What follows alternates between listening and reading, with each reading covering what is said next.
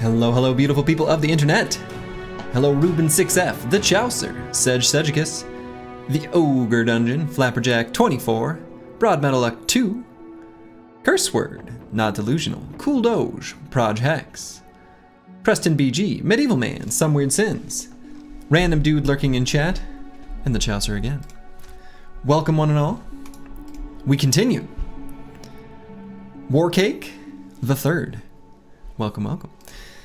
The run continues. The run. The one true run. The run of all runs. The ultimate run. Not to be confused with the runs that can happen when you have too much spicy food. So the team's doing well. We are over that critical hump. Level 7 is a big one. Level 7 is a real big one.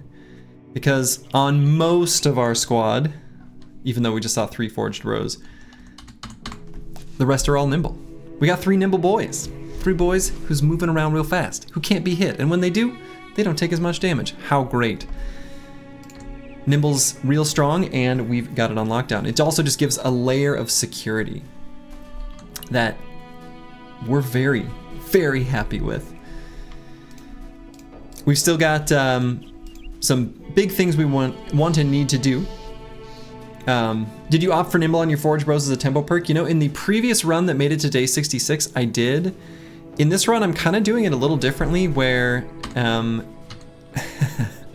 well, I'm not, so I think the plan will be, I'm not gonna have Nimble as a tempo perk. In this case, we were blessed. We have Sellsword's armor, so like, this is fine. This is endgame armor. Ish, I mean, right, it's good. We also got a Decayed Coat of Scales. Good enough, that's for sure. And then we've got like this light scale armor, which is like fine. Good enough. We don't talk about the light scale armor, but it'll work for now as long as we're reasonably careful with this brother. Cracked open a sparkling water. So yeah, things are good. Yeah, exactly. Light scale, we got a heater shield in the pocket, we got dodge. Yeah, like I said, we're just not going to position this brother in dangerous spots. He's for most of the enemies, especially the early game ones that we're going to be fighting, he actually might even be more durable than a Nimble brother, or at least like close, right? It's only against like enemies with big boy weapons that the Nimble boys are going to be way more durable than this guy. But it's fine. It still works. So let's take a minute before we progress. You know, we've hit level 7, we've hit that critical threshold. I think it's worth taking a moment to kind of look at each bro and sketch out how we want to finish them. Yeah, we're using medium armor, not by choice, but for now. So I'm gonna go through one by one, strip them down just to look at their stats and talk about what I think we should do with them long term. Bad with maps, it's gonna be a flail fatigue neutral. I don't think it'll be too complicated how we finish leveling this bro. We're gonna be getting Underdog, we're gonna get Headhunter, and probably Fortified Mind, probably still Quick Hands. We could grab Fearsome, we could grab Reach Advantage, we could grab, you know, a great many thing. This bro, he's not going to be too starved for perks, so we'll kind of choose what we think is best for him long term. No notes, nothing too fancy. You still don't use the mod for planning perks? Nah, I don't plan on it. I know it might make it easier as a viewer, but I don't want to... I feel like it'll be confusing to viewers if how frequently I plan out perks and then I'm like, nah, I'm not going to do that. So, yeah, no, I don't plan on using that mod still, so... I know. I understand it can make it easier from a viewer perspective, but I think inadvertently I'd make it more complicated by how often I would go against it. No Man 1220, this brother here, would I consider adrenaline on him? I don't think he'll have enough fatigue, because we're going to be wanting to give him a Mansplitter, or Berserk Chain. Not Mansplitter, Berserk Chain. I don't think he'll have quite enough fatigue once we get heavier armor, but we'll see. He's bright. He has what? How much did he have? 107? I don't know, maybe. 107 might be enough. I kind of forget how heavy some of this stuff is, like the sellsword's armor. Would it be viable with no quick hands? I think it's viable even with quick hands, right? I don't see a problem. Might get adrenaline. I think that's a reasonable option.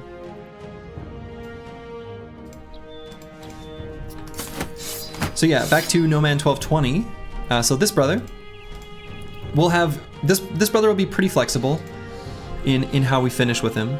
I think what we're gonna do for the next 3 perks are. Oh wait, how many? We've done 3, 4, 5, 6. Okay, yeah. So we have 4 more perks. Sorry. Probably do Colossus, Pathfinder, Rotation,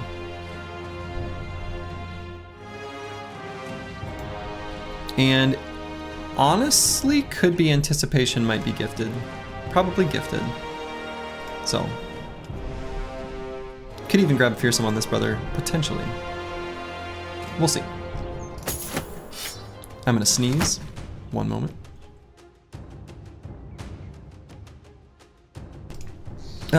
Yeah, Underdog might be a good choice as well. Yeah, I mean, Tank is like a little hand wavy here. Yeah, so he's got built-in taunt, basically, is the idea, but we're actually using the jabs, like they're not a joke. Yeah, Underdog could be a good choice too. So those are the things kind of up in the air. Master Maticus. This brother's probably gonna grab Lone Wolf soon, actually. Potentially. Is it a bro that would benefit from Indom? He could maybe do Indom. No Man could do Indom, yeah. I think he could totally do Indom. So then Master Maticus, his next perks are gonna be Lone Wolf, Indom, Recover for sure. And then the last perk, we'll see. We'll see. I guess it's gotta be Recover. So yeah, I guess that this build is basically just set. No choice. So it'll be Recover, Lone Wolf, Indom, Fortified Mind. You said Recover twice? Oh. See, I mean Recover, Fortified Mind, Lone Wolf, Indom. And that's gonna be how this bro finishes. I don't really think there's any other choices or things I would change. That's just how this bro's gonna be. No need for Colossus. He'll be fine. He's got 9. He's gonna be spamming Indom. You build a tank without Spielbrow? I think Steelbrow is a terrible perk on a tank. So yes. Yes, I certainly do. Alright, so this guy is gonna be a dodge, forge, fatigue, neutral. He's gonna need a ton of help with his melee skill. May end up making this guy a great sword user. So we went with Battleforged because of how high his defenses are. Relatively, right? It's not like this is where we're looking rough kind of thing. Hey, Aesthetic Gabe. Doing well. Hope you're doing well as well. So yeah, this bro is gonna be grabbing Underdog, Pathfinder, Fortified Mind, and then a Weapon Mastery. Probably just Sword Mastery. And that's gonna be what this bro just is and just does. Isn't Steelbrow quite good on nimble tanks with high HP? Also, no. I don't know. It's good on no tanks. If you're using Indom, why? I mean, so I think there is a huge misunderstanding around how the damage formula in Battle Brothers works.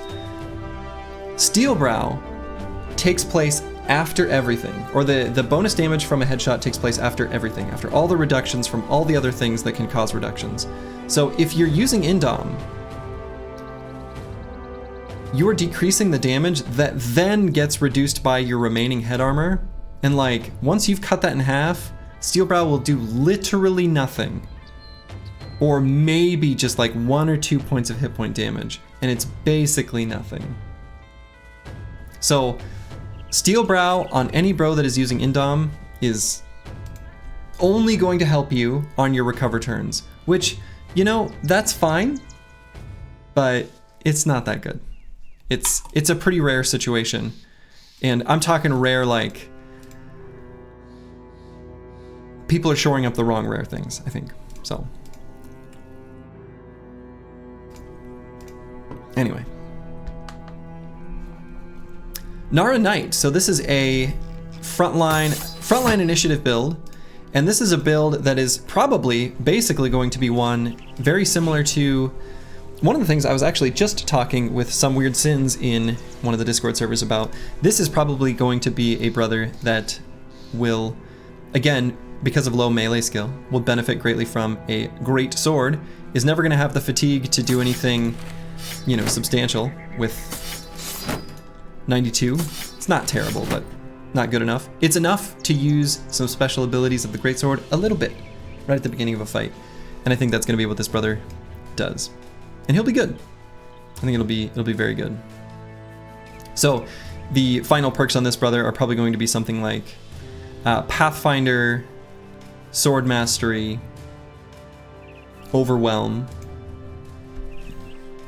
and last one's pretty flexible.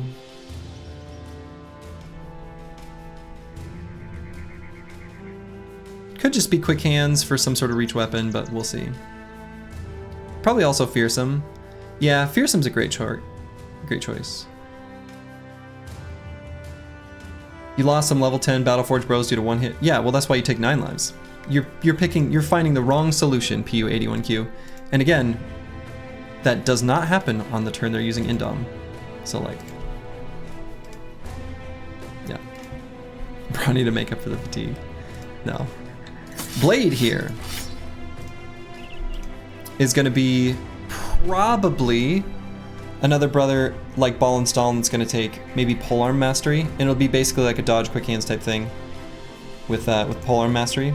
So this bro is gonna have, I guess, high enough fatigue for Zerg Frenzy, maybe not. This bro, I'm gonna withhold on making any sort of conclusions about right now. Probably he'll just end up doing like dodge, Polearm Mastery, rotation, fearsome. Something like that. Again, we're taking rotation on bros with the no loss criteria alongside not being able to get smoke bombs. So Lost Guardian. So this is a bro. This is a bro. Also going to be an initiative build. We've been leveling up his initiative. He's not going to get super fast. What if you get a concussion? Then you have a concussion and you wait for it to be fixed.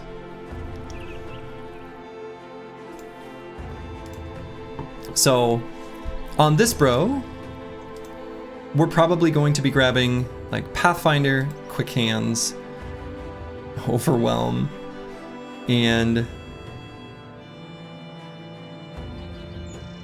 Fearsome? Probably those perks.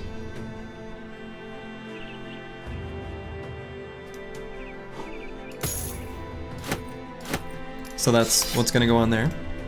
Preston BG, who right now, hold on. Oh, let's, past Slurgy was rude. So then here, this Banner Bro, I don't know that he's gonna get the range defense where I wanna put him in positions where I need to be an arrow magnet. I think we've already got that in No Man 1220, so we're totally good there. And so with this bro, our next 4 perks are probably going to be like Pathfinder, Gifted, Fortified Mind. That's for sure. Those 3 for sure. And honestly, last one might just be Fearsome, which is fine. You cleaned your apartment with Alleys of Ice and Haven on? It's so good. Dude, Platas, hell yeah. Hell yeah. You love to hear it. You love to hear it.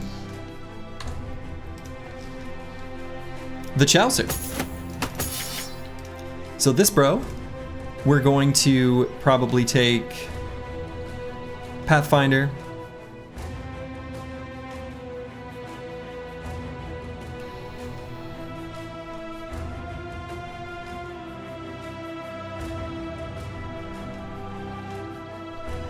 fearsome. Pink Unicorn Lover, thank you for the sub. I appreciate that. Now, no bullseye. No, no bags. Absolutely no bags. Absolutely no bags. Definitely no bags. Remember, we're not entering towns. We don't get consumables. So, Pathfinder, fearsome.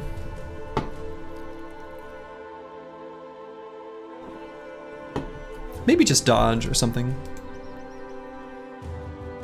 Maybe a rotation on this bro as well.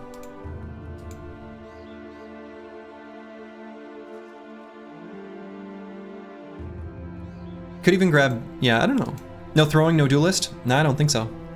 So one of the conclusions, so this map is, I had a sort of hypothesis, something I threw out there at the beginning of, I don't think it was this run, I think it was a previous one, but where I said, you know, something I've come to realize is that throwing weapons use so much ammo, and if you can't replenish ammo reliably, like just by buying it, because we can't enter towns, we're not going to get the value of throwing weapons because we can't use them. And so this is sort of in response to that. Yeah, it's just going to be a pure bow and 2-tile weapon because, again, it's ammo. And this map, I think we have found no arrow maker sheds. So builds are totally different for the constraints of this run, and this is a pretty good example of that. It's, I guess, old school bowman. Yeah, I mean, it really is. So, yeah, we are fighting enemies that bows are actually good against. Would hammer mastery for destroy armor with a polearm be viable? I mean, I think that would be okay. I think that would be okay. That would be pretty alright. We would be attacking with a reach weapon for the situations where we weren't using the bow. Ideally, right? So, I think hammer mastery would make sense, and then the two-handed hammer for when we're in melee is totally fine. Is that supposed to be updated old school bowman? I mean, I don't think so, because he really is a hybrid. He's more melee than ranged, actually. No, there's no boyer, and we'll never get a boyer. So yeah, I think a second weapon mastery. I actually kind of like that idea. So it'll probably be something like Pathfinder, second weapon mastery, fearsome, and maybe just gifted.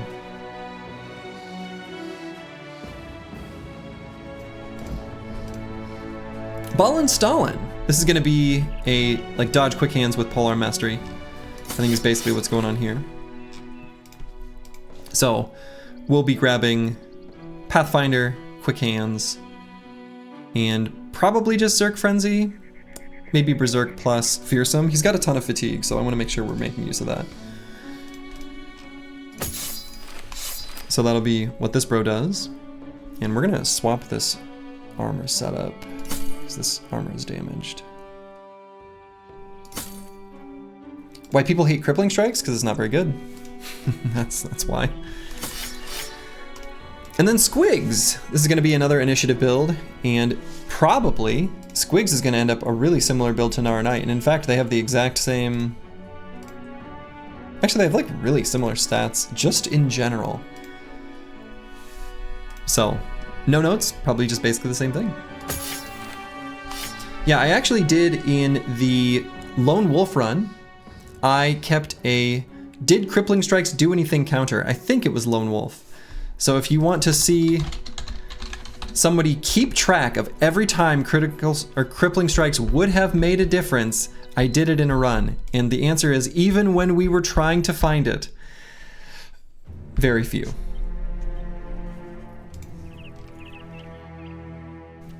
So unfortunately, the reality is that's just not very good, and that's the answer. So anyway, right now, current situation, we're saving up for 2,000 crowns. We're gonna get to our threshold for our banner. We're not too far from being able to get our second retinue slot. Now in the previous run, run 14, that made it pretty far, made it this far, we took the scavenger. That seed needed the scavenger. This seed doesn't. There are other options available to us. What will I choose at the time? Well, we'll figure out what we need at the time.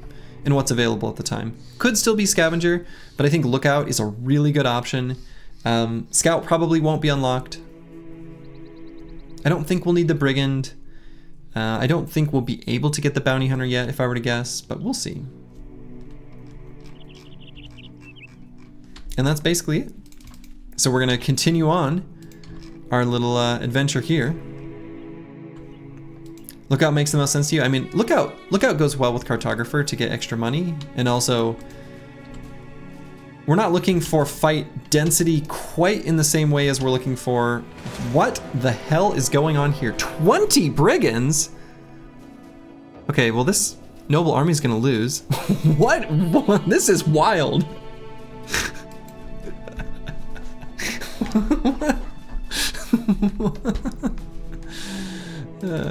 All right, so let's head over here. I think these 20 Briggies are gonna try to fight us, right? We can fight the 10 as well. Good lord. All right, we're gonna equip the kite shields.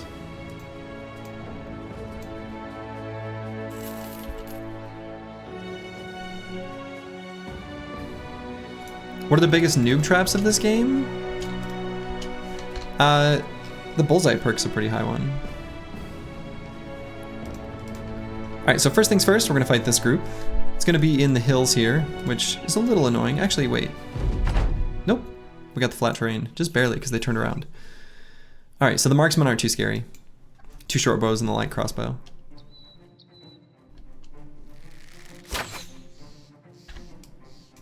Yeah, student on everyone, equipping heavy armor on everyone.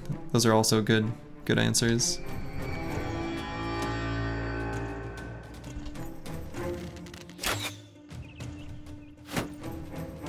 Yeah, I like Sin's answer. Student recover brawny, rotation meta. Yeah. Now in this run, again, as a reminder, we will be taking rotation, but that's because no loss / no smoke pots in combination change things. Yeah, too much attention on talent stars at the, you know, at the cost of not looking at raw stats. Yeah, 1 to 2 rotates on a team is actually pretty good, I think.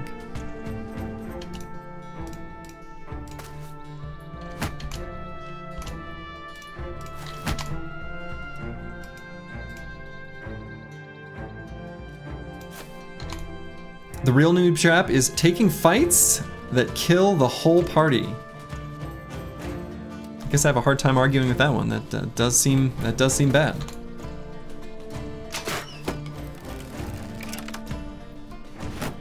Yeah, scouting for the perfect bro and avoiding or not acknowledging the power of tempo, I think is another good one.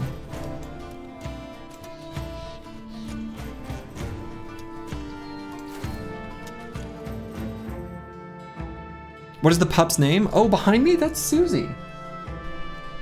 That's Susie. She's a good girl. She's fierce. She got groomed today.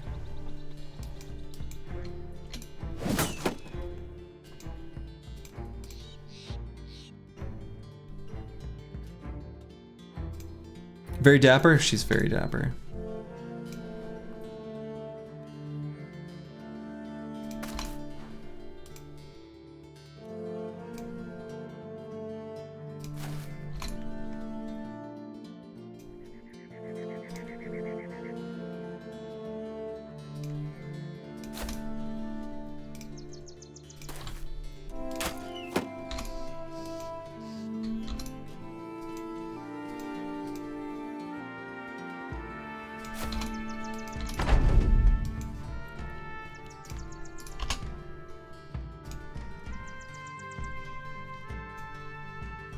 Alright, I'm gonna bring Nara Knight down here. Give that Brigand Raider a little stabby stabby.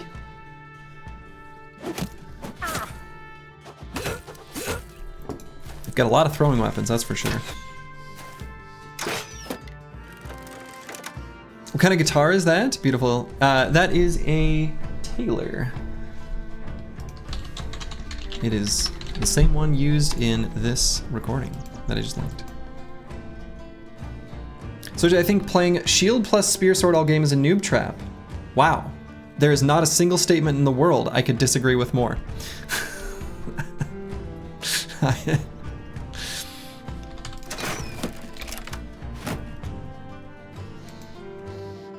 You managed to find the one thing that I think is the most incorrect thing that people say, and you said it. You managed to do it.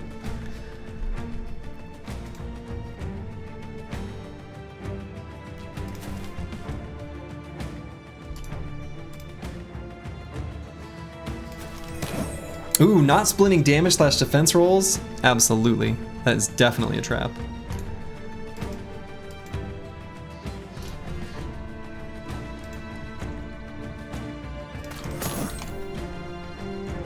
But I wouldn't really call that a trap. That's just like a mistake. That's just not realizing or understanding the game. So I don't think trap is quite the right word, even though it is a common thing new players do that is wrong. Same idea, but maybe different sort of motivation for the answer.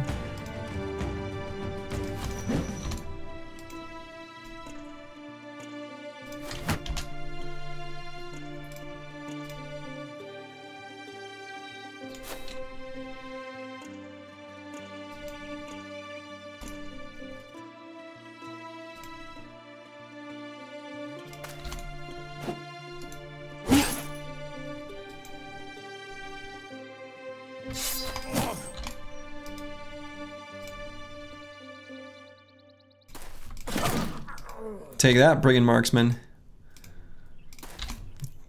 Who's the Briggy now?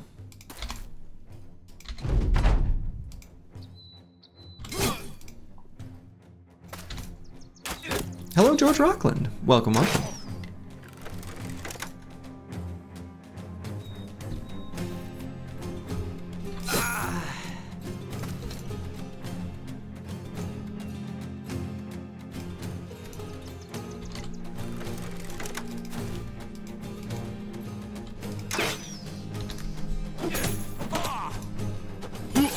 We're gonna need to back up Cola.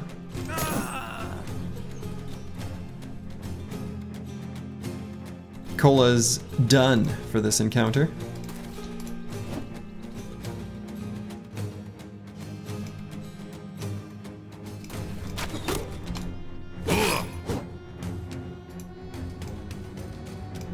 This fight has not been super efficient, actually. Took some damage.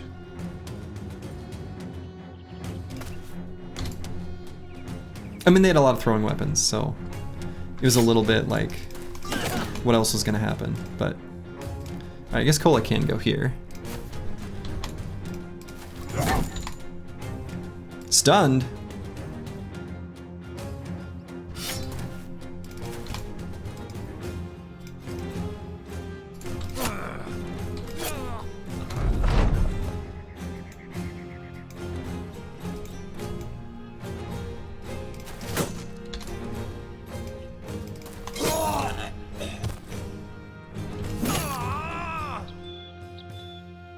And I guess I should have gotten in melee first. There. What situation do you take Berserk Killing Frenzy? On like damage bros that have lots of excess fatigue, and usually ones that aren't being hit that often, or have a really low fatigue attack. So a good example is just like a thrower, because they're not getting attacked in melee, typically, right? Or, you know, any bro that is expected to be a finisher, right?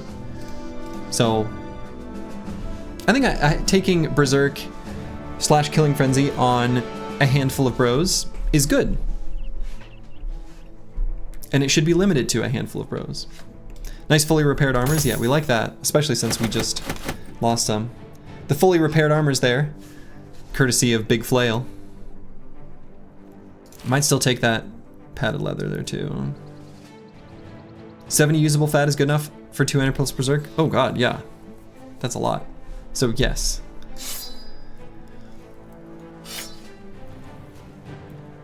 That is definitely enough.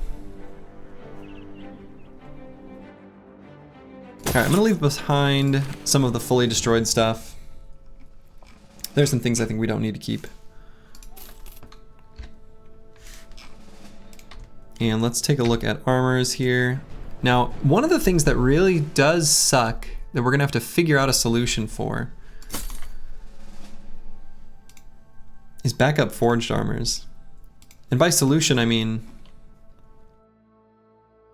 how do we not put ourselves in this situation? Yeah.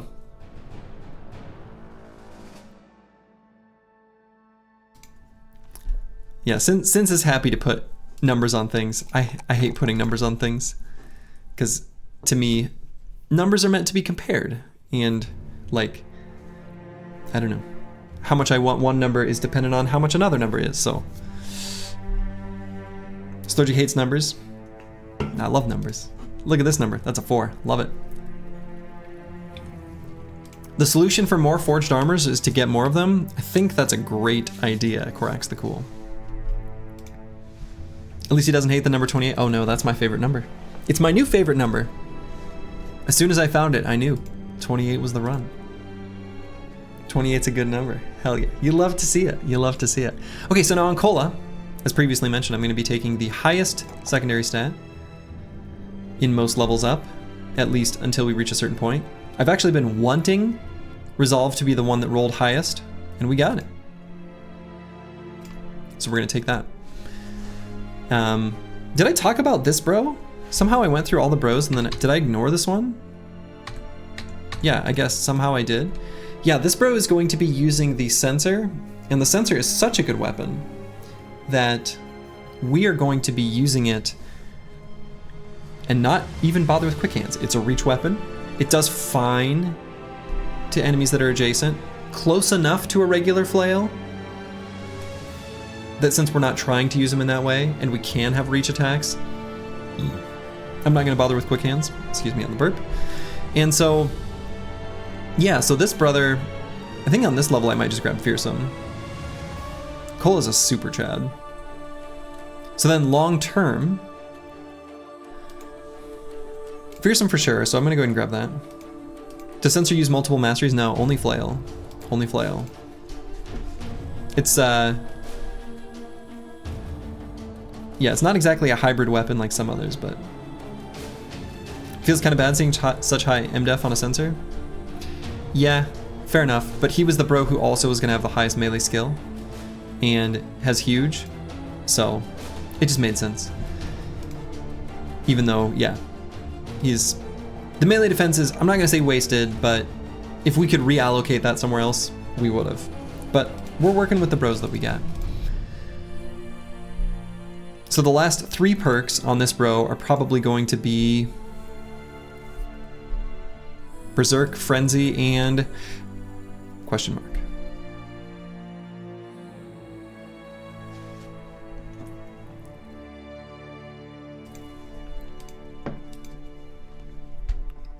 Probably, it actually might be Recover. I might choose the blue skip turn button, despite my hatred for it. I think it'll help in the really long, big fights that we're gonna be needing to do in this run for the legendary locations. So it actually might be Berserk plus Frenzy plus Recover.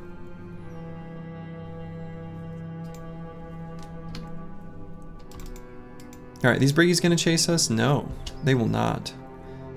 A few poachers, a few marksmen. I think we're okay with that now that we've got Nimble on everyone.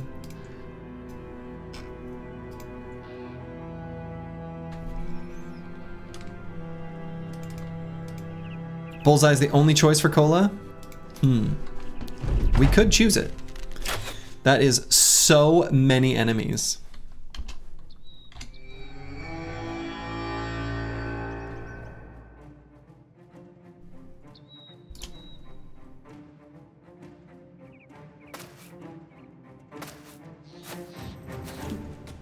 Wonderful. Come at me, bros. All right, we're gonna retreat to this like ultra giga unfair high ground. It's a lot, but I'm not too worried. It's a lot of chumps. is what it is. Boom. Grazed kidney. Yeah, we got the height advantage. Honestly, even if we didn't have it, like, this is fine. It really is. Oh, Jesus, Suze.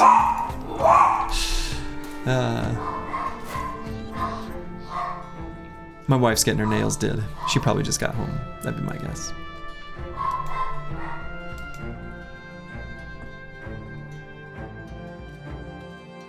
Probably leave Ball and Stone right where he is, actually.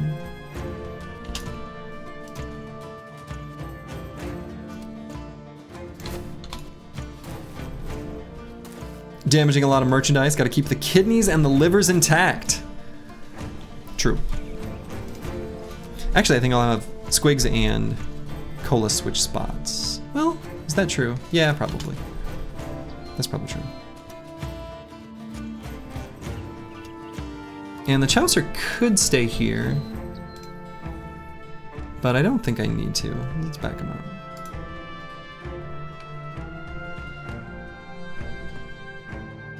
Let's shoot one of these marksmen that's a little more dangerous, like that guy. Okay, close enough.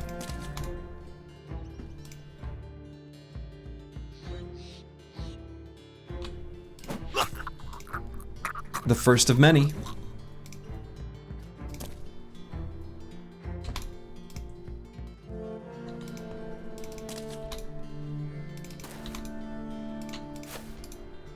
All right, so we have occupied our fully unethical high ground optimally. You love to see it. Come at me, bros. They're gonna go ahead and shoot their ammunition at our kite shield and not hit him.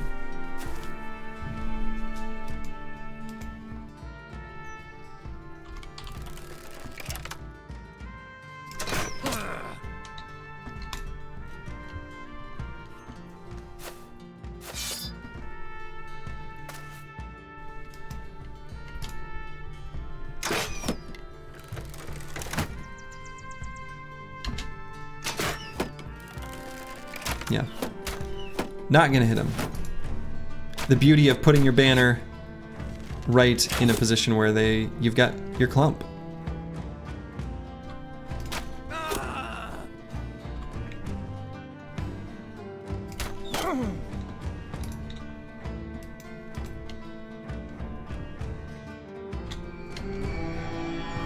Otherwise, we're just gonna sit here and wait.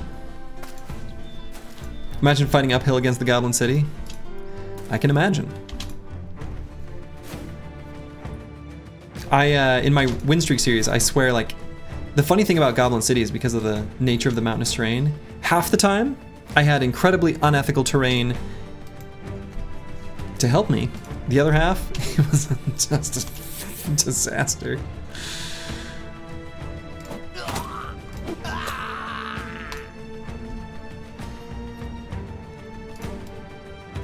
Do I like chess? I like chess. I'm not particularly good at it, but I enjoy it. I never like studied chess or anything, so my understanding of chess is pretty basic. But like, I play it sometimes when I'm on the toilet. I'll do little 3-minute timer matches where I do my like handful of openings that I know. Ever play Magic the Gathering? Yeah, I play Magic. Magic's a fun game.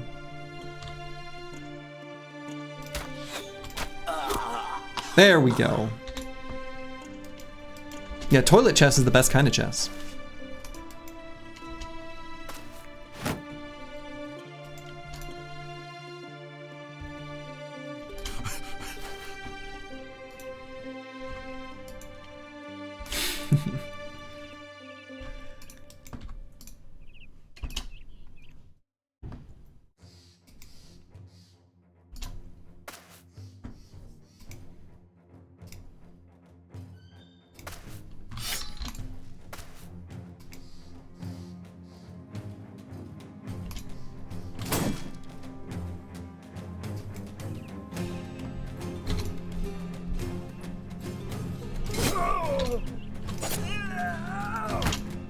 Okay, we continue to hold out on our hill.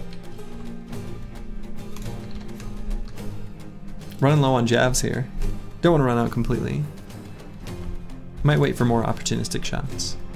We'll just hold.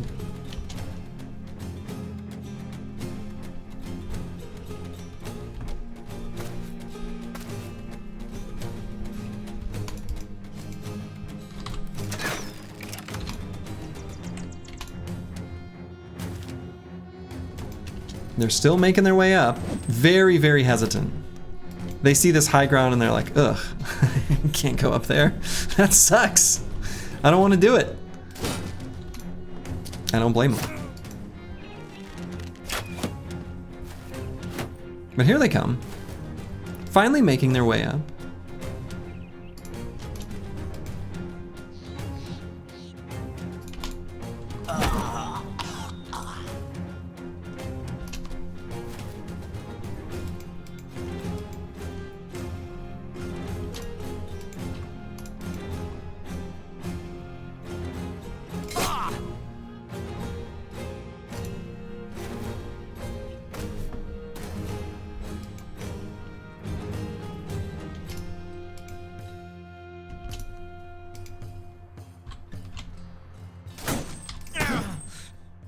Ooh, didn't quite one-shot that guy, which is too bad.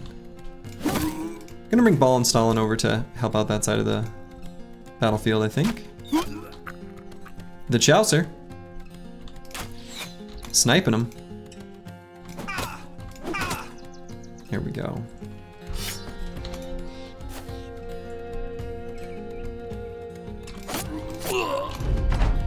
Alright, enough of them are fleeing that I want to make sure now, at this point, they just don't run away. So I want to let the ones move that are still going to move, while putting myself in a position to surround those that haven't yet, basically.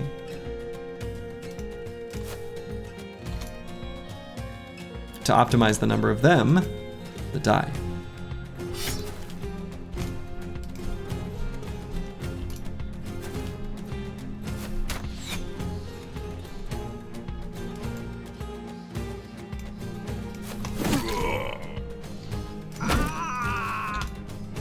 Dog will be so happy, so many targets to chase. Hell yeah. That's right.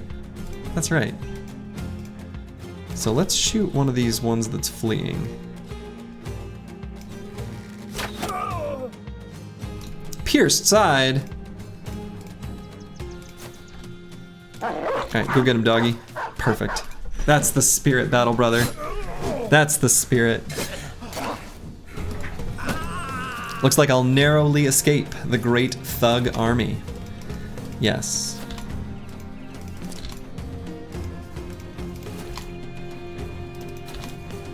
Run him down. So we do want to make sure this golden dog can't attack our dog. Oh right, hold on.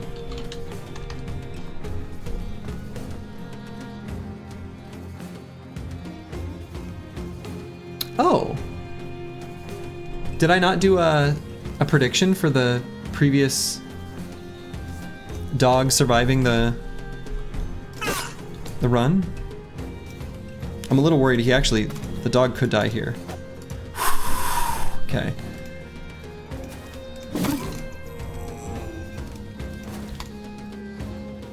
You did but didn't award it? Shoot. I'm annoyed that it doesn't make it look like I did.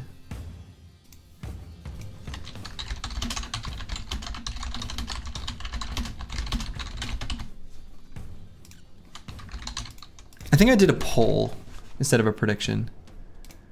I'll start up a prediction. It times out after 24 hours. Shoot. Anyway, I started a new one. Will Battle Brother survive this time? Sorry that I screwed it up last time. I'll try to remember at the end of the stream.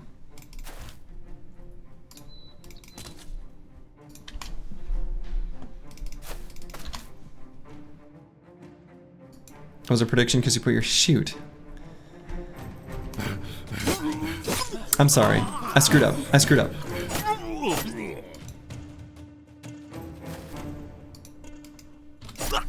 Well, I feel kind of bad. People made their prediction, and if they were right, they didn't get rewarded. But if they were wrong, I guess, I suppose they're not disappointed.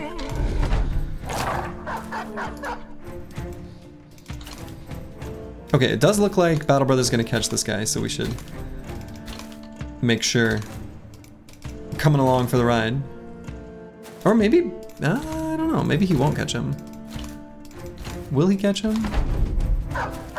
He will, just barely. Okay. Some of you were wrong with your predictions? He's gonna live against this wooden stick, but we'll still... There we go. Good boy. Good Battle Brother. Good Battle Brother. All right. There's nothing here that we really want. I'm gonna grab these nearly full quivers just to equip them, just to have them. The idea is we've got backup ammunition in case we find ourselves in a sticky situation where we run out in the future. Otherwise, this is all junk to us. So we're gonna leave it behind. So I am going to equip these quivers, like all of them. And we've got backups. It's like an extra ammo storage.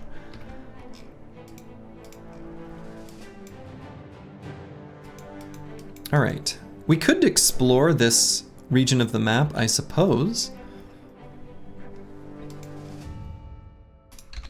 What's the hide key to cycle through the bros? A tab. I started integrating that into my fingers. It's been nice.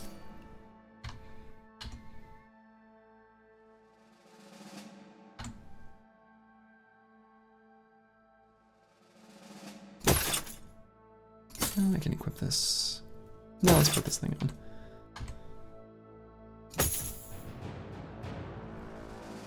So in an effort to save tools, arrow keys also cycle? Yeah, it looks like arrow keys also work. I've never used those.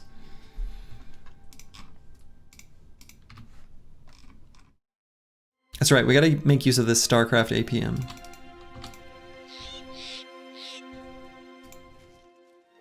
Old Brood War player, you know, doing his thing. All right, men, these are our colors now.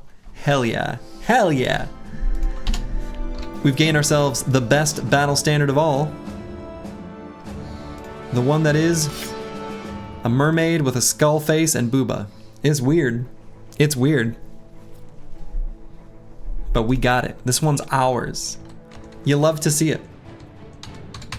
So we now have a nice broadcast aura of some extra resolve. At the moment, just 6, which isn't very good. But we'll be getting Fortified Mind. Next level on Preston BG, which will increase it, you know, to 7 or 8.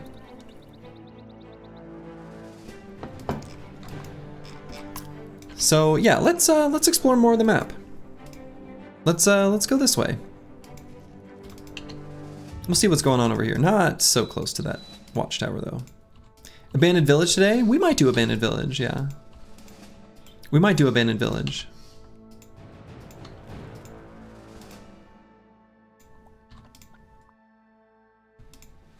Abandoned village is just right over here, after all.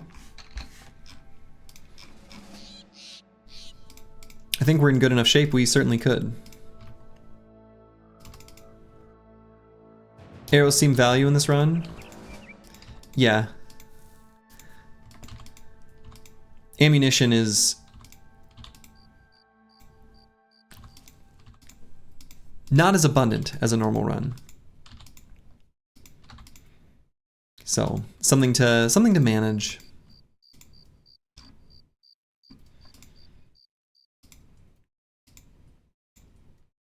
Now, legendary arrows still cost ammo.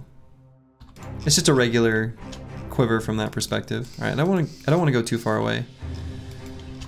I want to be able to swoop back to our favorite tool ridge at some point after we make this pass. Famed hunting, yeah. So far, we're seeing just a whole lot of nothing, though.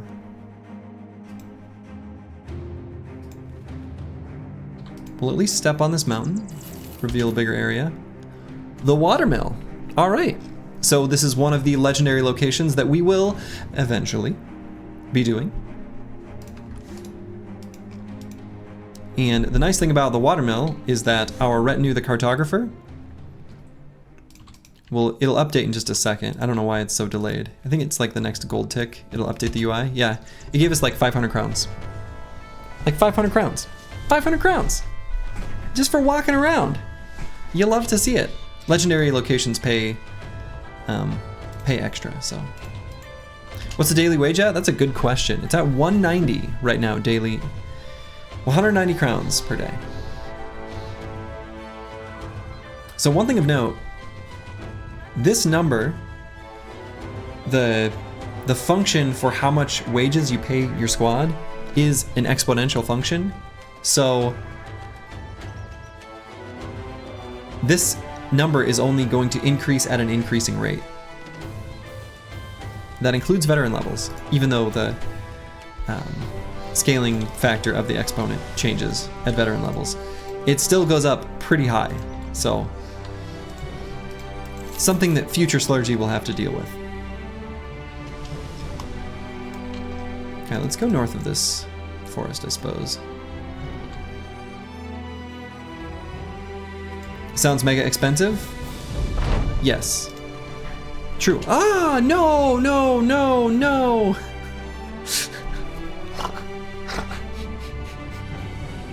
I was pressing the button to unpause, which is just 1 to move at 1x speed. I didn't even know there was a hotkey for that.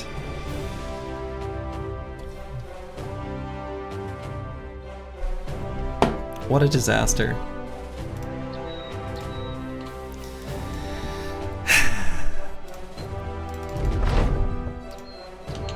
How much will the Kingsguard get in wages? I don't know. I don't know what his base wage is.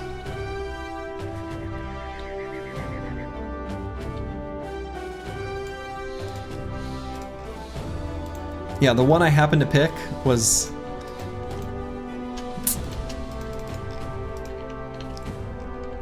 It was rude. The game was rude.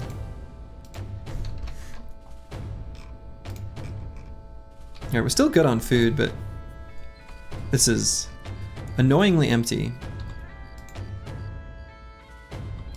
At least you can cancel it and you're not soft locked. True.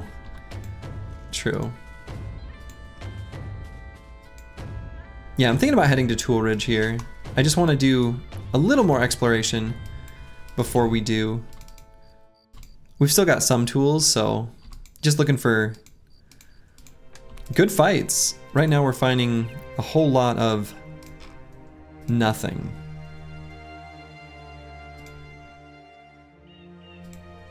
We don't really care about beasts. Not really looking to fight Ancient Dead right now. If we had more big chunky two-handers, we might. The flails are fine. We like maybe could take this, but I don't know.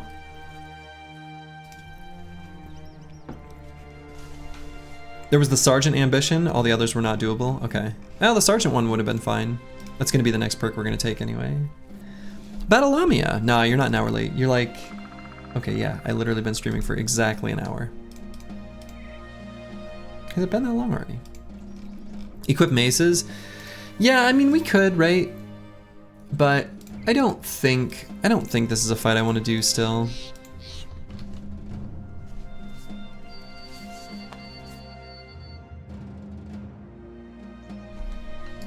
I don't know, it's not bad. It's not bad.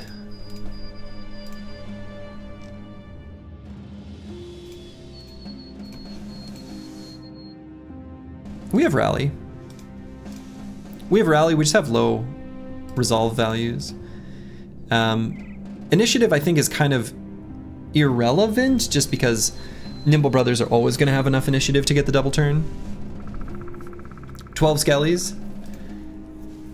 Yeah, 12 skellies. There will be no war scythes here. That's only found against the Ancient Honor Guard. So Sir, that will not be something that is available in this fight. Honestly, we're doing this, we would do this fight just for renown, cash, and that's basically it. So, would I want to do this fight? Honestly, we could. It would cost a decent amount in tools. Yeah, experience too. I mean, I think as long as we position Master Maticus further forward. Battleforged and even this setup is actually reasonably durable. I think this fight is okay, now that I kind of reflect on it a little bit more. Yeah, we will get future map gold, exactly. I think it's like okay. This fight is okay.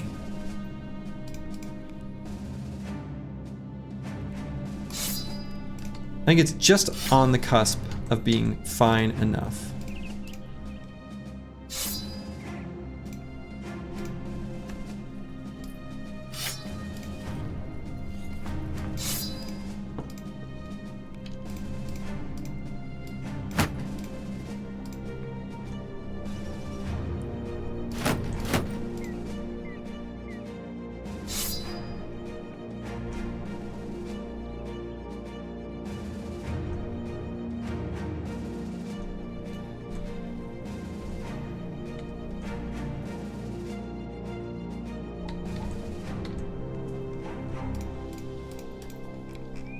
Okay, so we're gonna equip these throwing axes, including some extras.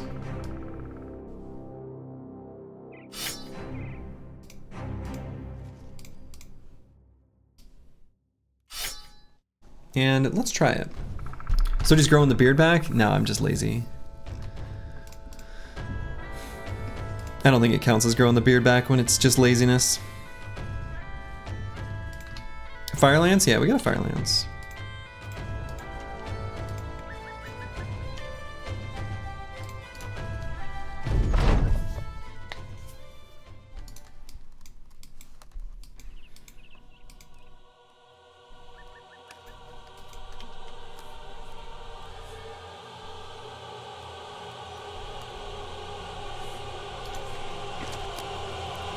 So we're going to make sure that Master Maticus and Bad with Maps are slightly in front of the others. We want to make sure that, depending on how they move, we make it so that when and slash if our initial attacks miss, that those are the brothers that are going to be their only valid targets. You don't like how this fight looks? I think it's okay.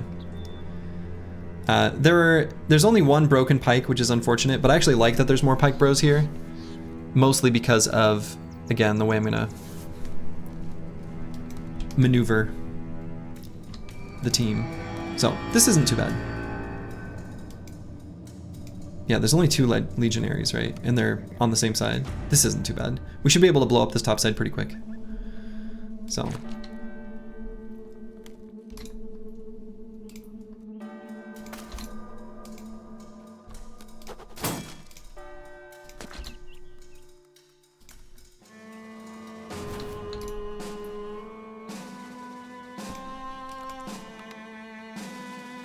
So we're gonna run Master Maticus down to like here kind of thing. We'll see some good whiffing. Yeah, we're gonna make it so that even if there's whiffing, it's fine, basically, is the idea.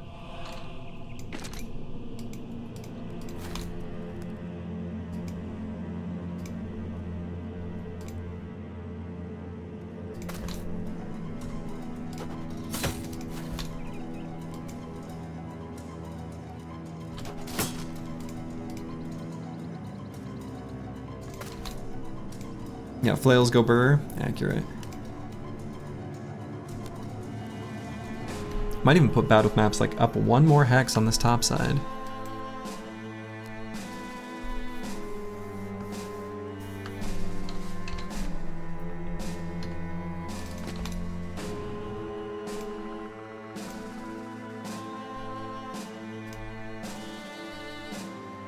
We'll go here with Master Maticus. And I am going to pre-rally just for the Chaucer.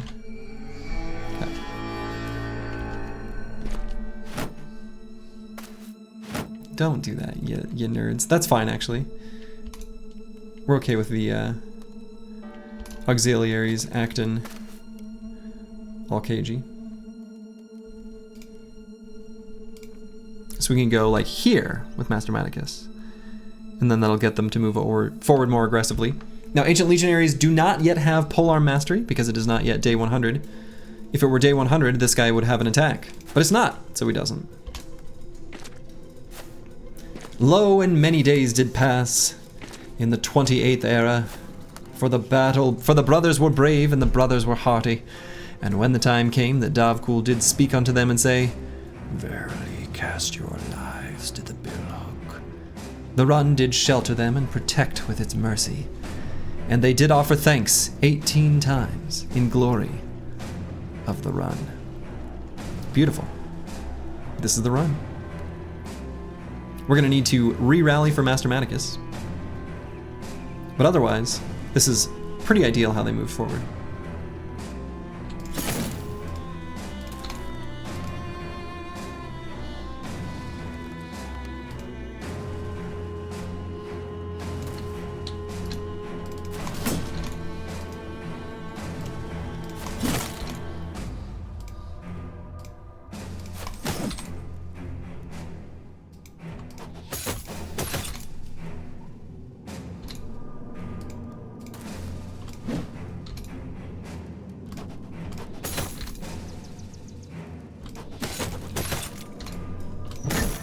Flails go burr.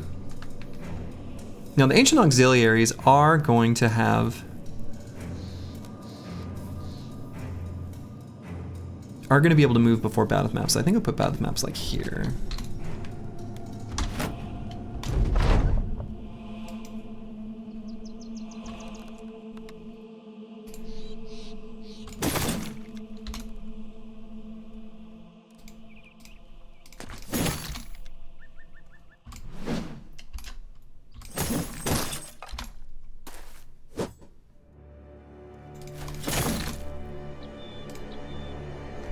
So this will make it so Ragged Edge 82 could be attacked by this guy. Do I care about that?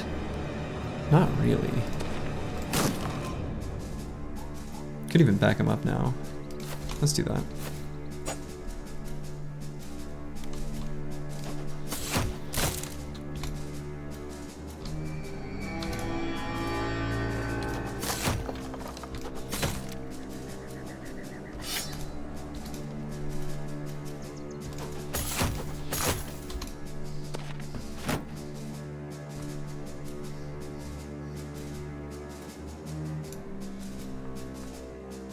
This guy's just got, what, the broken sword? It must be. I can't see it poking out. So let's attack this guy.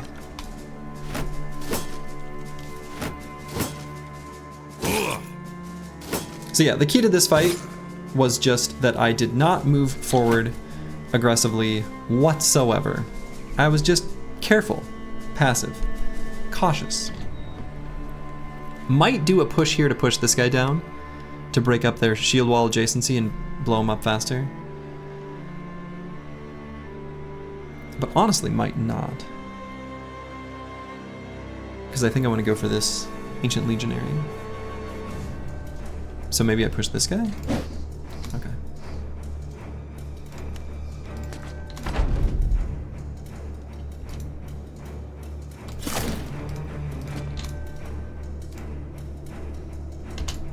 Wait here, we're gonna wait for them to go. That way they attack first.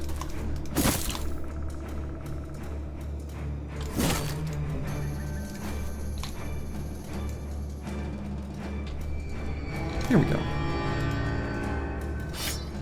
Hey, Plaguebird. Good evening, gamers. I don't know why, but I like that. I mean, I know why. It's because it's cool, but...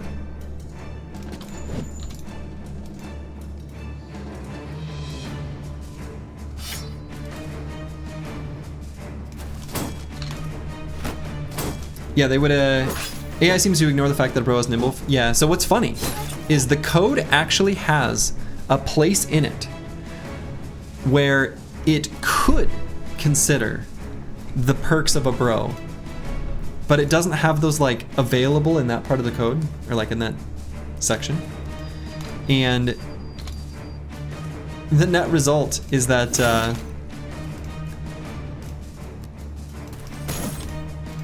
it completely ignores the fact that they have nimble, basically.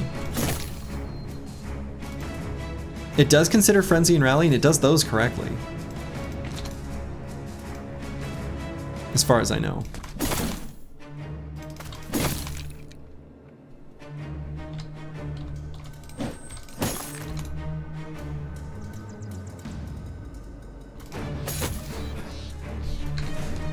Alright, what I'm gonna do too, we're saving ammo. We're dropping some stuff on the ground.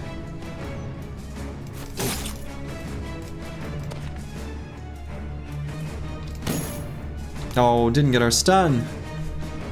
Disaster. Gonna do the same thing with these. We're just not gonna replenish those. There'll be more opportunities to get those kind of items. If you had a nickel for every time Slurgy had a fun fact for about anything you can think of, you'd be on Mars, and that's why we love Slurgy. I do love me a good fun fact.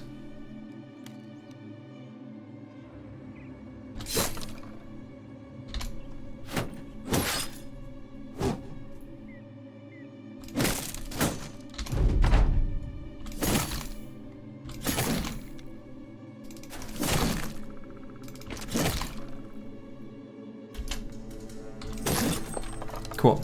That was actually very clean.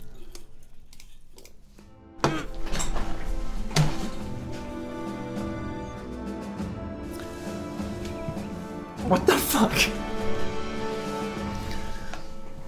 Okay. We'll eventually find some forged armors. Eventually I'll get some forged armors. What am I gonna do with needing backup armors? What am I gonna do to back up armor? What is this? 38 tools too? Alright. Wow. That's the other reason to do camps. Yeah, I had that streamer toggle on, the foot pedal. Alright. Okay. This is the run?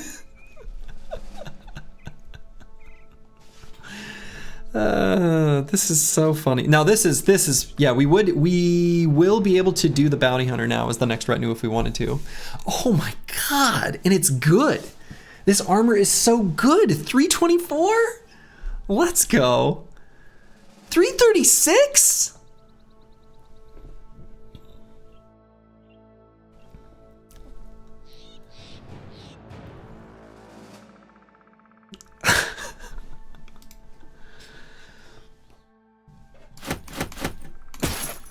Dude. Dude. Hello, Chilean Raider. Wow. This is crazy. And here you didn't want to fight the undead initial. Yeah, that's true. That's true, actually. Wow. You're gonna leave the axes? I think so. I'm just not even gonna bring them. Not even gonna bring them along. We'll find more. We don't need to spend the ammo, right? This is a ton of ammo. That's 30 ammo. We don't want to do that. We could maybe consider the ancient tower shields too. They're like a reasonable choice for fights where we know shields won't get broken, and there's a mix of like ranged and melee attacks. So like fights against mercs might not be a bad idea to have the tower shields. Wow.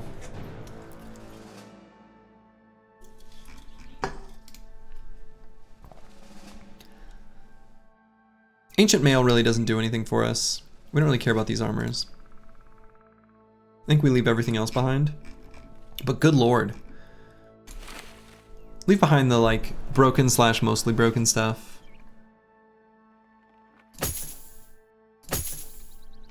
That's crazy. That's so good. That's so good. He's gonna lose this run to Jimmy the Hunter? Not now that we've got Nimble and 9 lives. Okay, so we got ourselves some upgrades, I guess. Wow. This is crazy.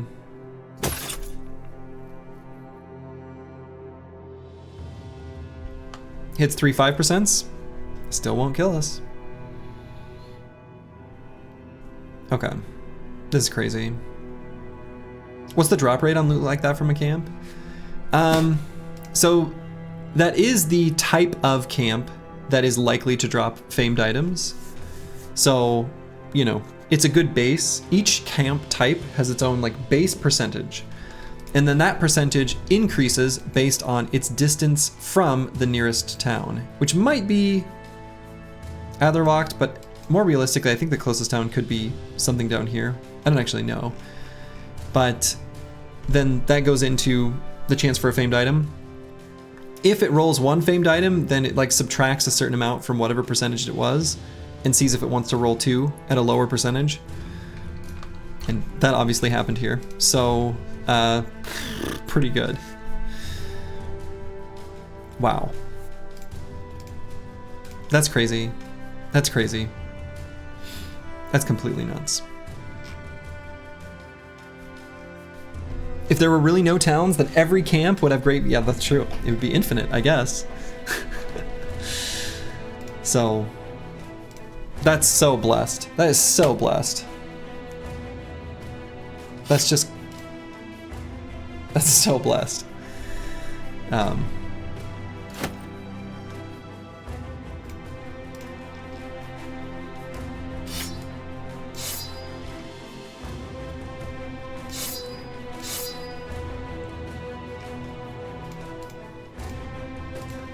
That's crazy.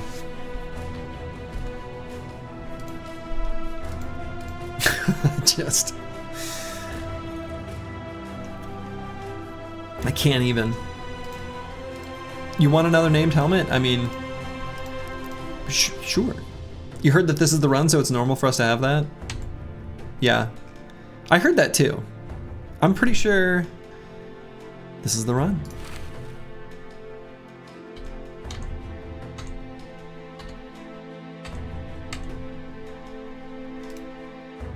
Crazy.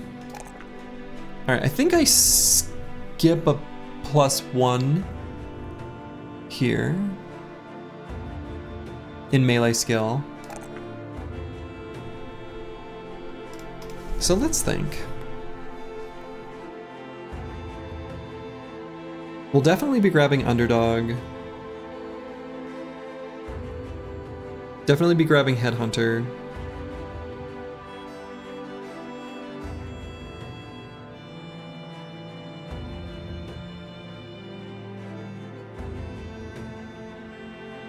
Probably Fort Mind. Quick Hands or Fort Mind? Adrenaline. Probably.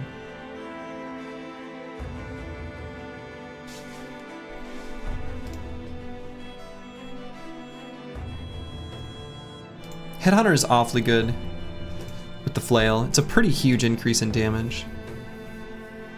And it's a huge increase in damage that you can target. Right? Like, you know you've got Headhunter primed and ready. Adrenaline and Headhunter both go burr. Yeah, they really do.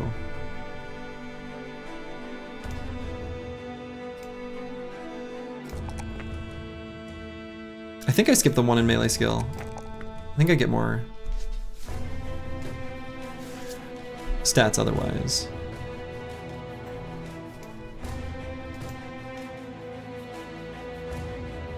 I think I will grow Headhunter. I like Headhunter. Splurgy hates Backstabber. No, Backstabber's pretty good too, actually. Backstabber would be a pretty decent choice for this brother. I don't hate Backstabber. I actually think that's a pretty decent suggestion as well.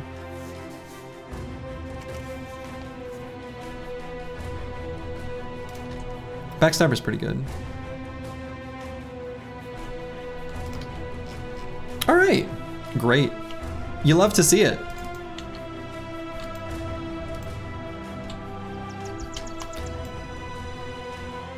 We got a bunch of tools from that too. That was tools positive. That was like really tools positive.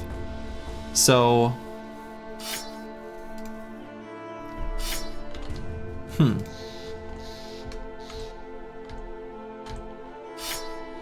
Given that it was tools positive, I think I might just keep wandering around. We don't have to go back to Tool Ridge.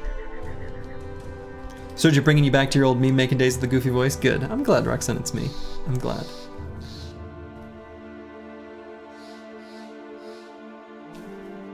You saw some simulation shenanigans on Reddit where they compared Headhunter to no Headhunter versus Orc Warriors with the two-handed flail. I'm shocked by that because they don't have... I'm positive that's incorrect, Pink Unicorn Lover. Someone did it wrong then, especially if it was on Reddit. Because the extra penetration from hitting in the head with a flail, two-handed flail, is so huge. And orcs don't have steel brow, so like, they did it wrong. Might have been correct before, yeah, maybe it was correct before the reworks. But regardless, in the way the game currently works, they are definitely incorrect. Okay, another legendary location has been found. Where's the golden goose? This is the run. Give me the golden goose. Here's the ancient temple. We will come back here eventually to get our holy water. Now, Choppy Cat nearly got me fooled into thinking we can get a bro from this location. If we could, honestly, I would take it. But it seems that is not actually the case. So, yeah, here's some more money, which is good because we are about to unlock our next retinue. You've been believing everything from Reddit? Uh-oh. Yeah, he never joins your roster, right?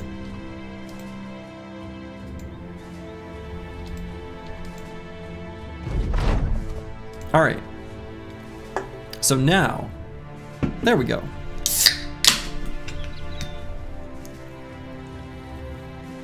Have at least one man with the Rally the Troops perk. It's right around the corner. Wait, we already have it. Just kidding. Lindworms? Nope.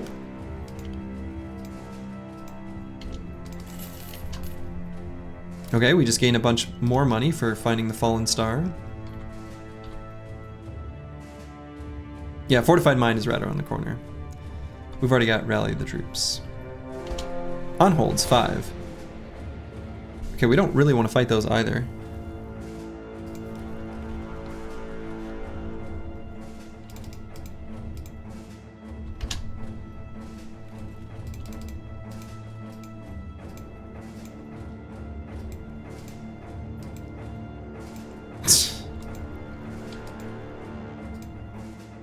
Beast Alley, yeah.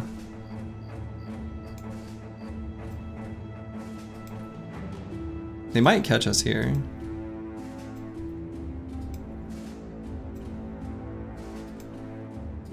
Very close. Very close. But not quite. Yikes.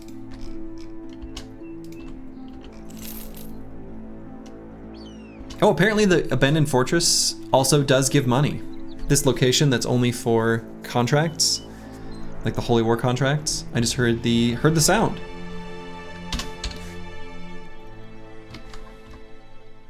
So when this ambition completes, we are going to have the ability to get another member of our retinue.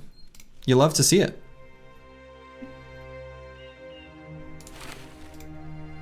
Thank God the code for movement speed reduction doesn't work? Yes. It is a very funny thing. Okay, so we have another retinue slot. We actually could get the bounty hunter. I think the lookout is probably the safest option. Bounty hunter is something we would like to add to our set of followers eventually. Not only for the huge amount of crowns for slaying champions. This is 300 750s, that's a lot. But also the additional fancy shinies that we get from it. Not scavenger for more tools? I don't think we're gonna need it in this run. I think we would much rather have the lookout because the lookout will help keep us safe when we're moving around the map. You always get scavenger second? Well, you shouldn't do that anyway. But regardless, this is not a normal run, so we shouldn't expect normal choices. I think lookout's gonna be a good idea. The main thing, honestly, that I want the lookout for is when we're moving around the map, since we are in this no-loss situation and we have an enemy from every single faction, lookout's a good choice. So we're gonna do this. What was the Brigand again? So the Brigand makes us see the position of some caravans at all times. I think it's all caravans at all times. But it's a reasonable choice. Like, I think it's okay. But I think the lookout is just the safest, given our no loss condition. Is the caravans within a large radius? I see. Okay. I'm just gonna do the lookout. Pink Unicorn Lover, one moment. Share that link again. I just gave you VIP. People who aren't VIPs can't share links, and that's only to prevent bot spam. I guess I could make it so that subscribers can also share links. Ooh, no, I shouldn't do that either. There still could be like a bot that comes in, subscribes, and then links a virus or something. Anyway.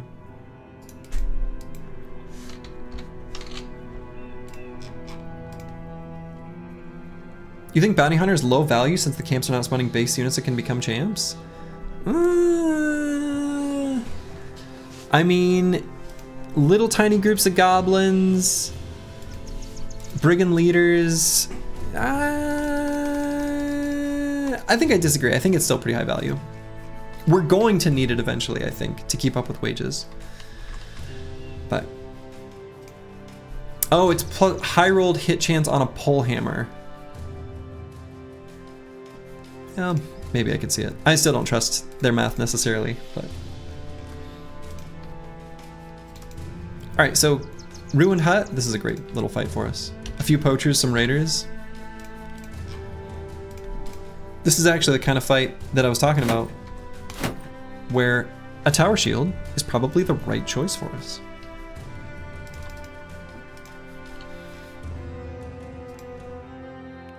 So we're gonna do that.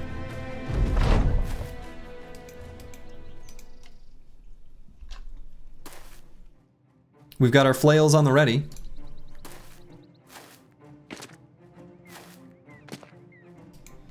All right, so we're going to scoot and shoot, and one of the reasons I'm going to scoot and shoot is I want to get these boys with the flails closer to these boys who are wearing, like, I don't know, rags on their head.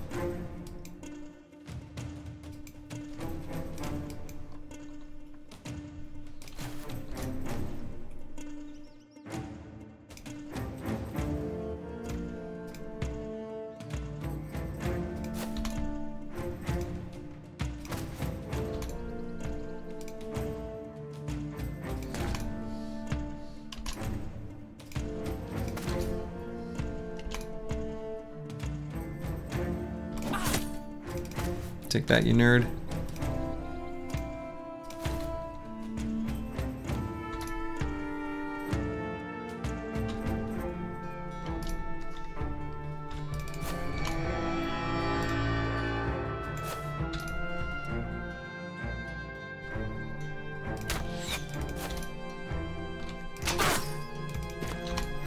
Excellent.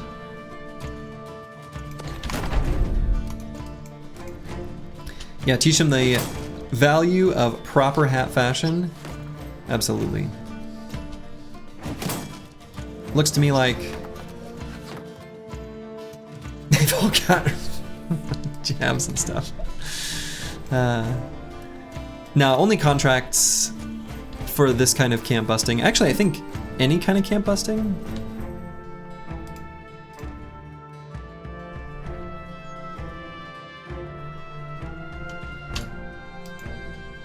So, no bros will come from this.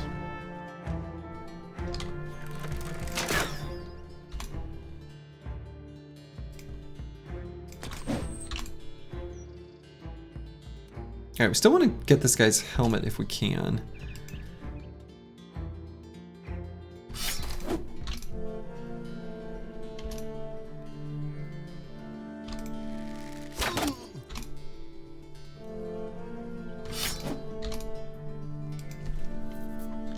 It's a little weird to do it in the middle of the fight, but...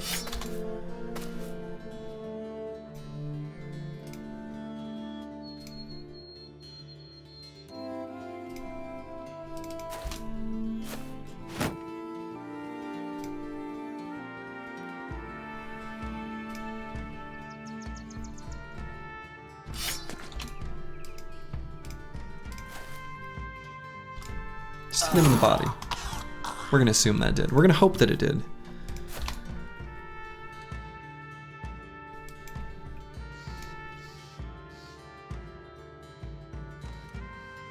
So let's go here just to... Actually, how do we want the ranged AI to do it? Here? I guess we kind of don't care because they're slingers.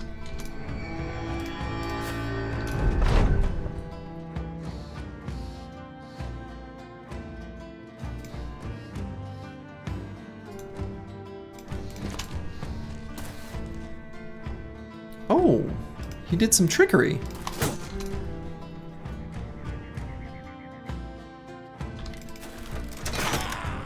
No, don't hurt that armor. Don't hurt that armor.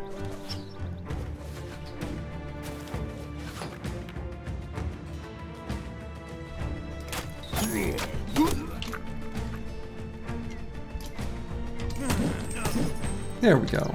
There we go. Riposte. Try again, nerd.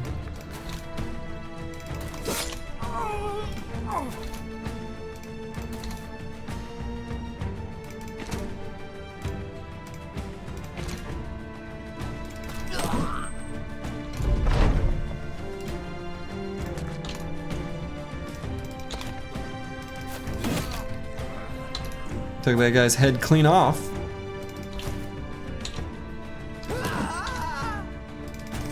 Here we go. Very nice. So, some good experience there. And we got a couple armors. We did want those quite badly. Some more jabs. I'll grab them. We might need to start being mindful of how we're ending the fight with our throwers' javelins. Might want to drop them on the ground before the fight ends, so we don't incidentally replenish them. Making use of the ammo that we find a little bit more efficiently. Other things we might want to leave behind, I guess this like broken kite shield, or heater shield, sorry. Completely broken armor, never gonna repair that. Honestly, thinking about leaving these leathers behind as well. We'll leave them for now, just in case we need them. So let's continue up to this road, and we're gonna ride this road up to Moose Ridge, I think. We can still go look for more tools. We want to get more food as well. Let's see what these footprints are.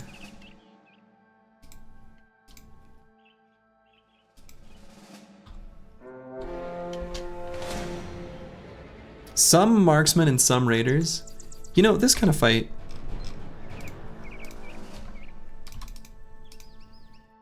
as long as they don't hit us, we'll be just fine. So I'm gonna switch to kite shields. Money's looking a little rough. A little bit, yeah. We did just hire a retinue. Oh my.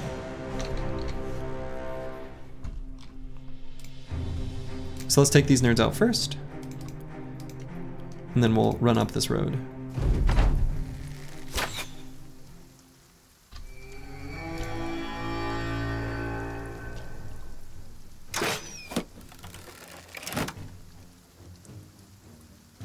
Noble armies for reliable source of greatswords.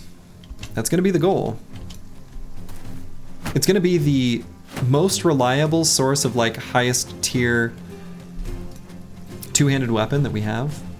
I think Chosen I don't feel too good fighting against without Spear Bros, not for a while. Thinking about fighting Chosen with a squad like this does make me nervous. I don't think, and there's not really like much reason to. And you know, we're not gonna be able to buy or hire things. Fallen Heroes, yeah, that's how we got this flail. So Fallen Heroes could give us great axes and things like that. So, two-handed flails and great swords seem great for this. Yeah, I agree. They're good weapons. Like, they have a weirdly bad reputation. A bad reputation that like just straight up doesn't make sense to me. It's like we judge every weapon's efficiency based on how well it can fight orc warriors. Why? We don't need to do that.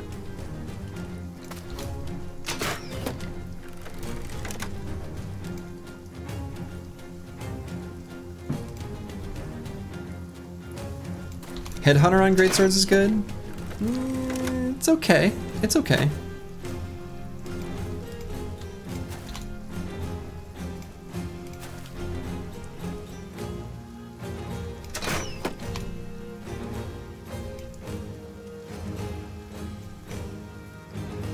Slowed, didn't you know that fighting orc warriors is the only thing that matters? I know now.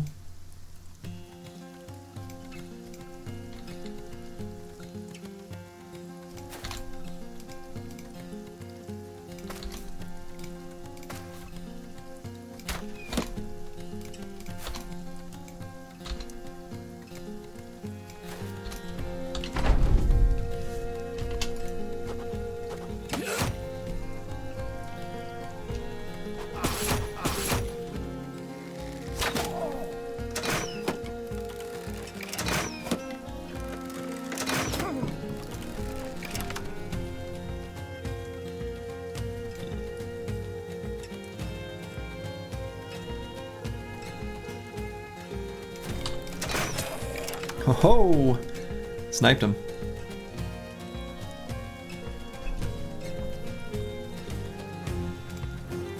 All right, we're gonna bring Ball install in here. Then we're gonna pull the others around for their flail attacks.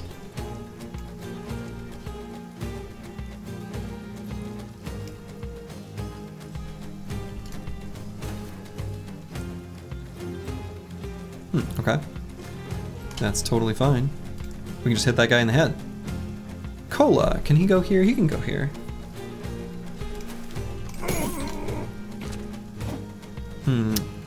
Now I don't like him there as much.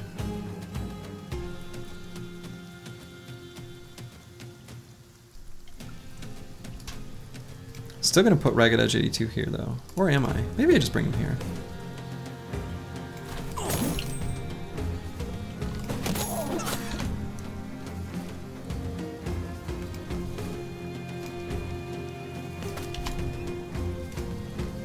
Who has the bestest boy? Master Maticus does.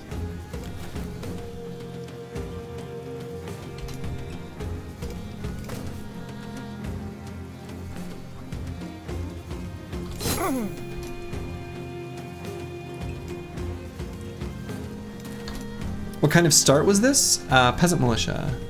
Melon Man.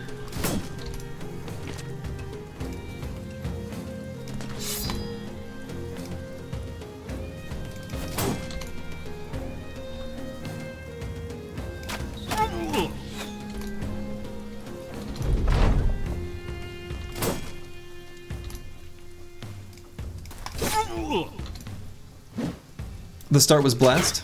Well, the start was also blessed. This is true.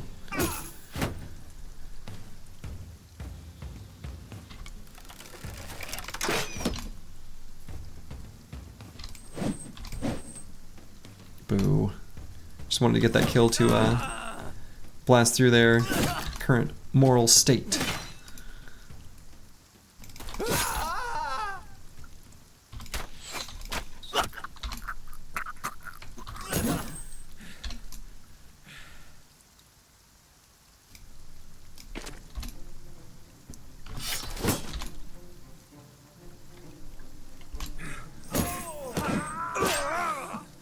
Excellent.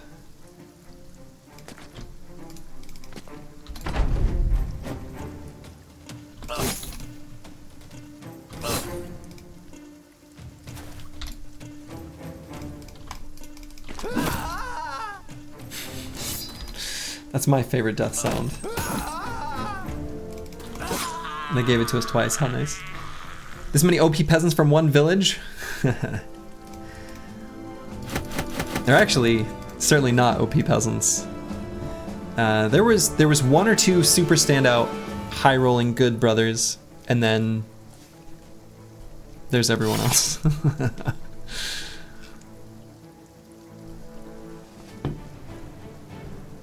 Alright, so I am going to grab these 2 bundles of throwing axes, I think. Want to make sure we have a few more of those available. Could maybe grab this 64% worn mail shirt. I don't think I need it though. 9 out of 10 bolts. Yeah, maybe could have. I think we're okay on extra quivers and bolt quivers now though. We've got like a few extras of each. Yeah, I mean, I probably should have grabbed it, Battle Lamia. I probably should have. Alright, Nara Knight.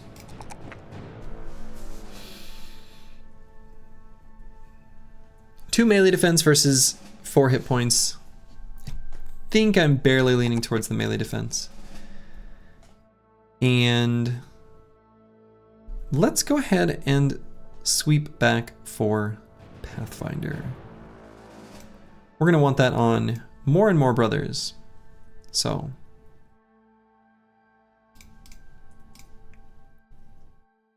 Blade. Got us the Squigs 1. Now I did mention maybe making Blade something similar to Ball and Stalin, grabbing Polearm Mastery. I do think we still could. I like a couple Polearm Mastery bros. The flexibility of moving 2 hexes and attacking is pretty nice. So if I did do that, I'd swap that weapon over. We're not gonna have quite as much spare fatigue as Ball and Stalin.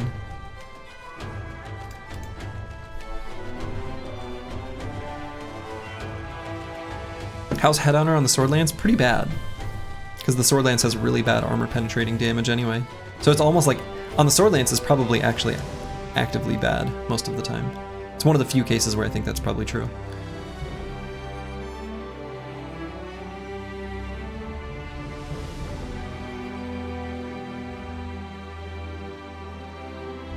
And you spread out damage, right? You can get a stack of Headhunter and then not control where you use it. So yeah, I'd say it's pretty bad. The benefit of Headhunter really is you get the stack of Headhunter, and then the next time you use a skill, you can choose an enemy who either like doesn't have a helmet on, or you know doesn't have steel brow, or has their head armor damaged, or whatever. And a Sword Lance doesn't get that same luxury when it's doing it with Reap. And again, the armor penetration is so much lower that you might not want to hit them in the head. Probably don't want to.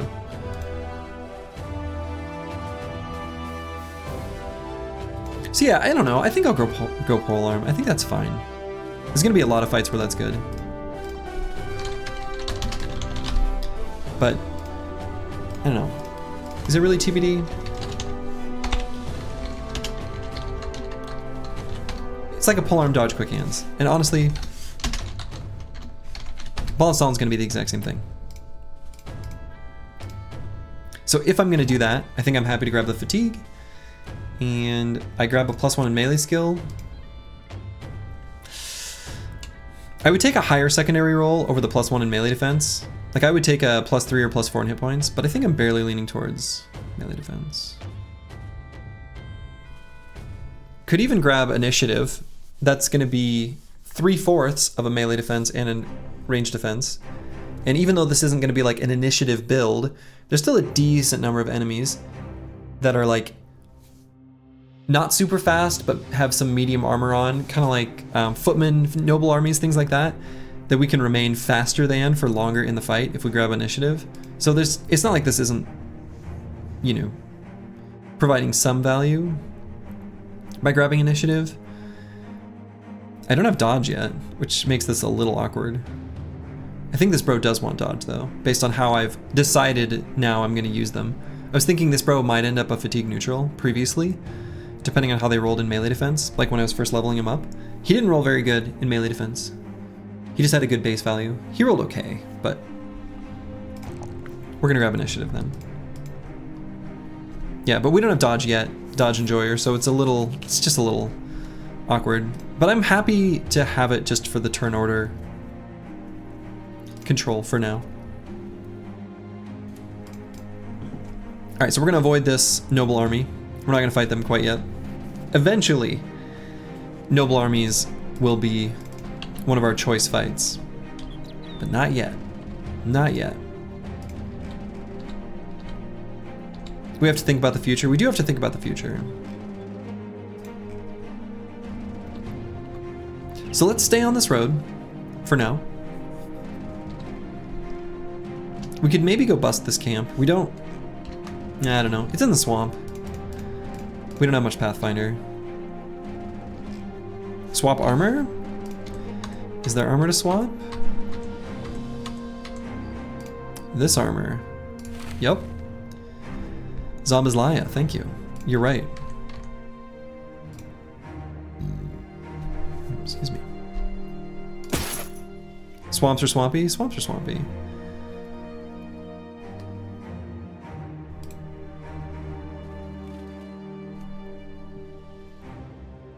Well, why don't we just put this on him?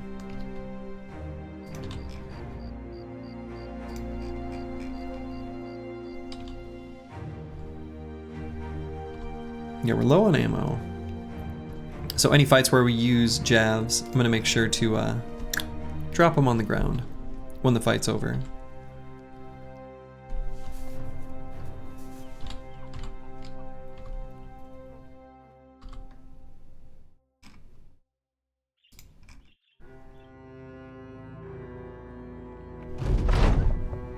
All right. Wow. These suck. Yeah, we can't do any of these. I mean, we could eventually get 16 men, but obviously not for a really long time. So I'm gonna choose one and cancel the ambition. We're just gonna wait for the next one. Could maybe do this necro camp.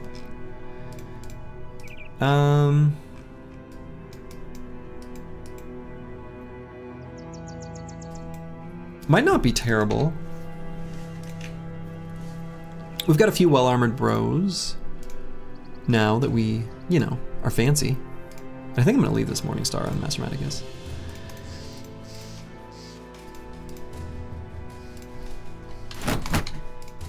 Yeah, I think this is an okay fight. I don't think I need this pocket shield anymore on Ragged Edge 82.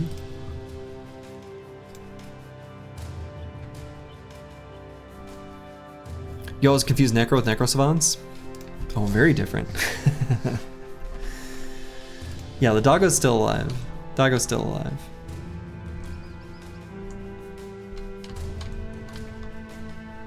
Yeah, let's go see what's here.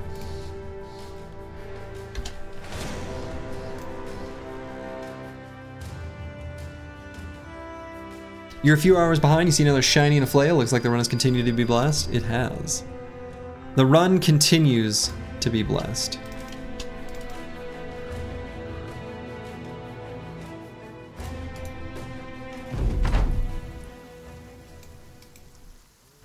Okay. Were there things before us in the turn order there? There were. So there's gonna be some ghosts. We do have a banner, and he's got his Sergeant Sash. He doesn't have Fort Mind yet. Our resolve is kind of low, like overall on the team. So something to keep in mind. Our resolve is lower than I'm used to in one of these runs. If we decided we wanted to run, we would have to do it now because not everyone has Pathfinder and we're fighting in the forest. Now these zombies also don't have Pathfinder. So like, they move real slow.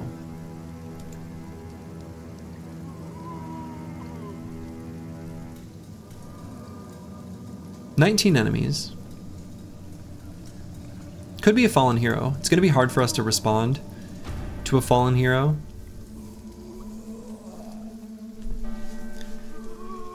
Can a Necro be here? A Necro will be here. There's 100% a Necro.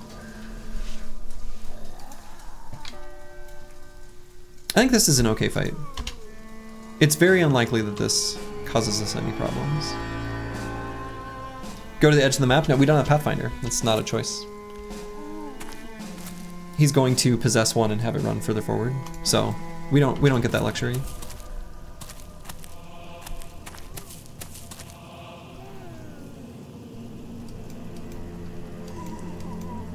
Yeah, we don't really even get one turn to see and decide.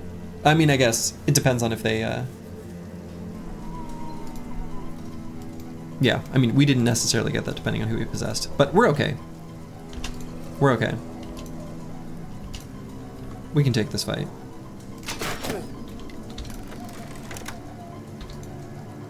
So far what we see looks fine, but we don't see much. Might set up so that Cola and Ragged Edge 82 are fighting in some nice little terrain here.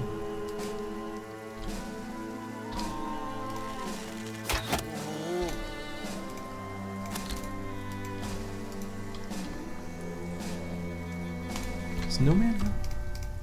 No, no path yet.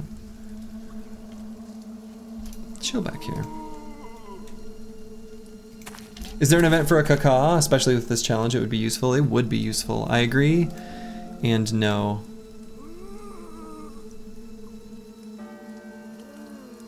I don't think so.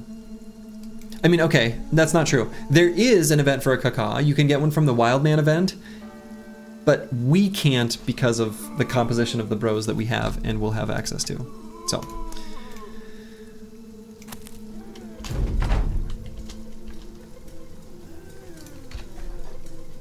Alright, so I'm guessing that's 3 Geists and 1 Necro is what we're looking at. So 3 Geists, 1 Necro, and then 15 zombies. It's quite a bit.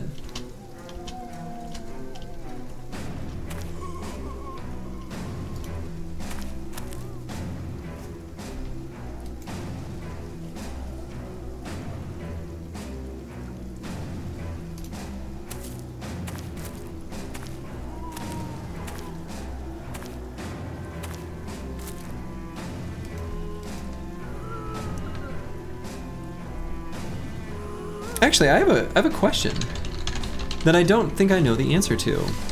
So a zombie, let's see, hold on. Let me look this up real quick. Yeah, so they have 6 AP.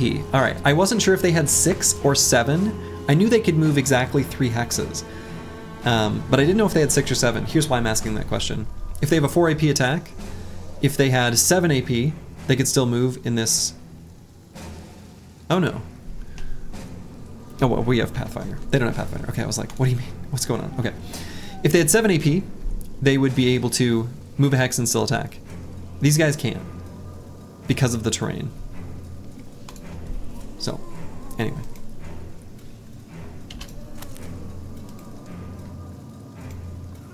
Alright, we have to keep in mind that Squigs is afraid right now, so he's going to be extra spooked by ghosts.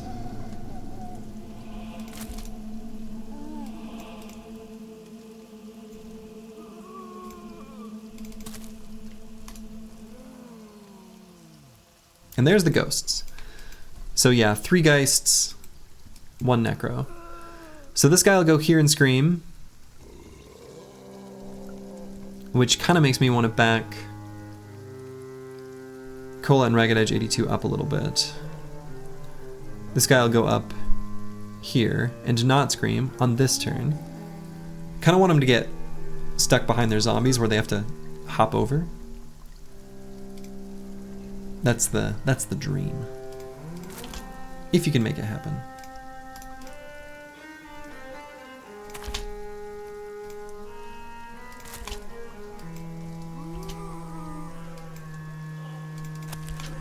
Yeah, afraid will go away. It's just a temporary like status effect.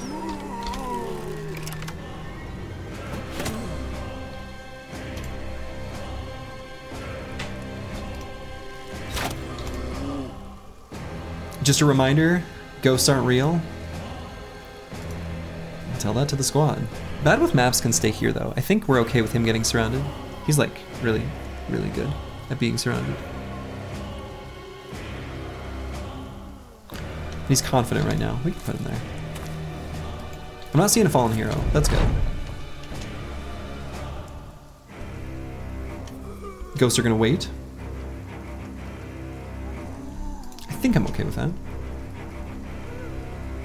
Don't normally do these fights in this kind of terrain.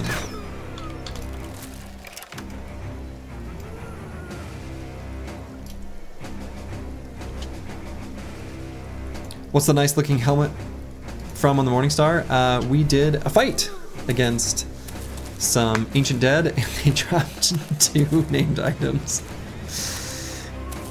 which is pretty nice.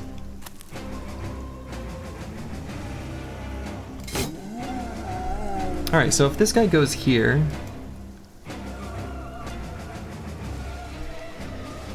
all right, so this guy still go here, here, here. So actually, I think I do want to back up 1 more hex again on the bottom row.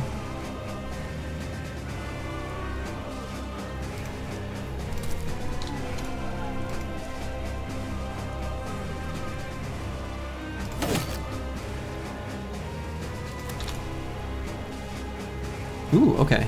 Ooh. Okay. So it is 4 Geists, no Necro. I wondered, I thought maybe, you know, he just possessed another bodyguard, but now that I think about it.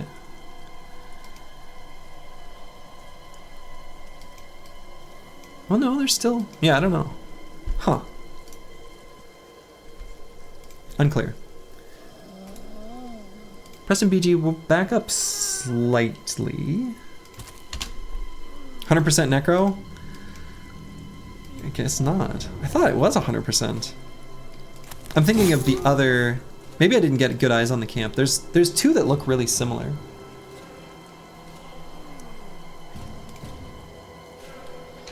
Let's see. Good path there? No.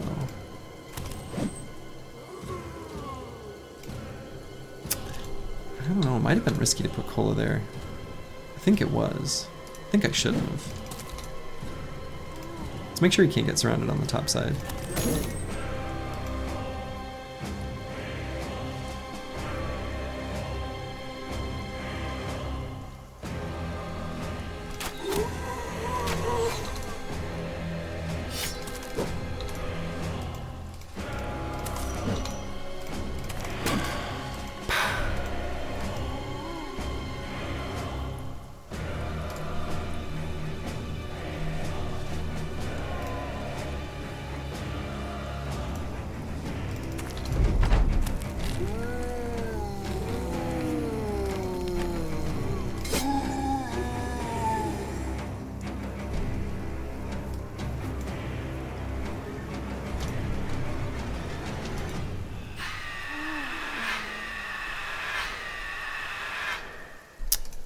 Yeah, that's what I didn't want to have happen there, huh? I should not have moved forward down there. Alright, so we'll get Preston BG down there. Ball Stalin as well. Squigs isn't a good choice. I did not do this fight right.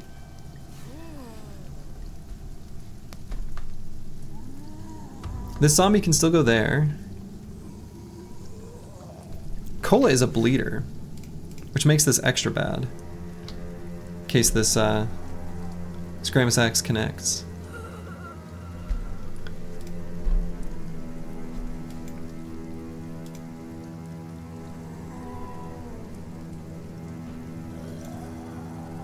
Let's wait with Preston BG. We're not going to be able to get in range to rally them anyway. Because we got 4 tiles of distance. We could get there just to get Ragged Edge 82. Maybe that's good enough.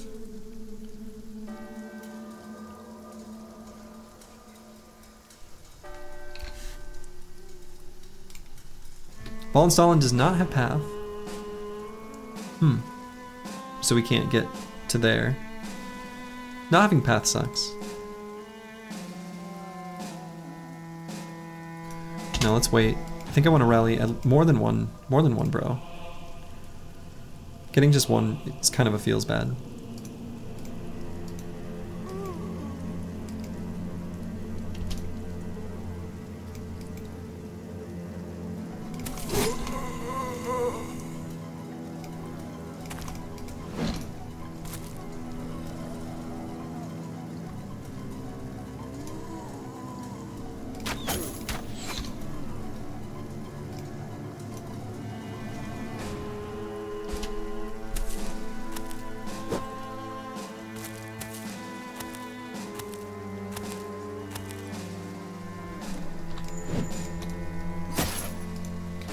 One rally's nice this turn because you can still rally 2 next turn. Yeah. Alright. We're gonna need Battle Brother to help us out here. Good boy, Battle Brother. Boy, moving Squigs in range of this scream seems like a bad idea. But he needs to come down and be a hero, even if he is afraid.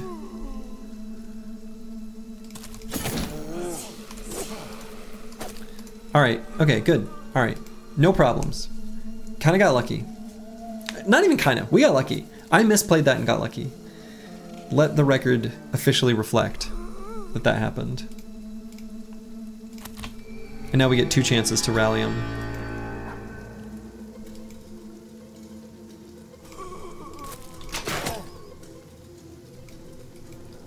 This is the run.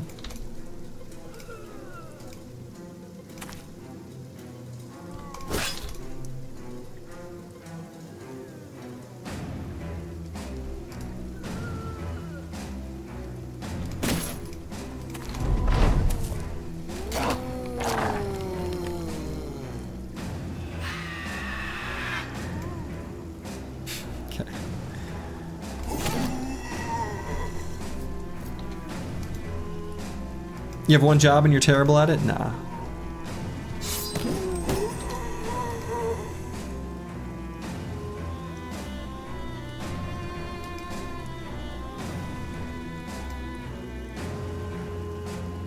At least you didn't break? Exactly.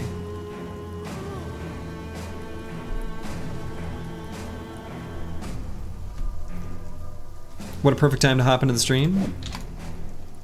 Perfect timing.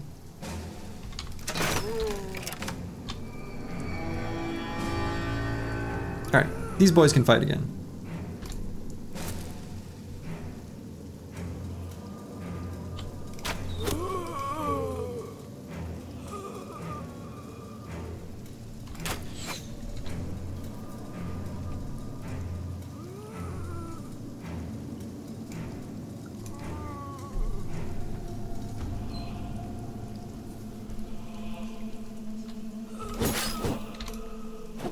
Save dog?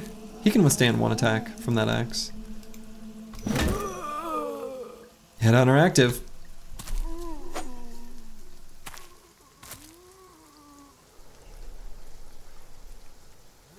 Alright. That is an accuracy weapon, so Squigs could get chonked here.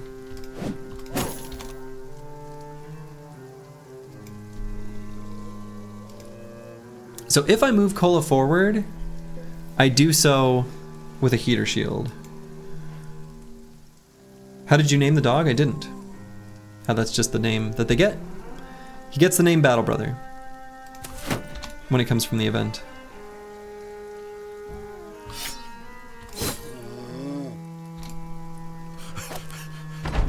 Squigs runs away. What was the hit chance there? I'm curious. When he's fleeing.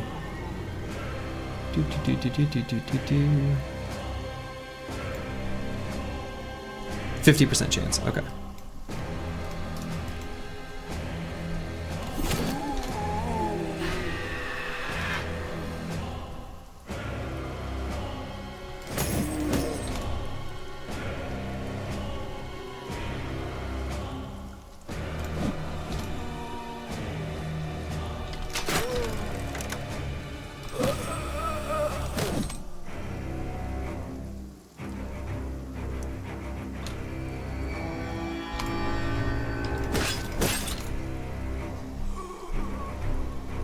Master Maticus can try to flee and still take a beating and be okay.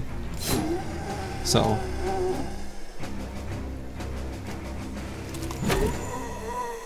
Ka-chonk.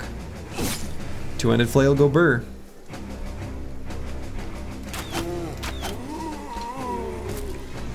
The Chaucer taking out that dangerous boy.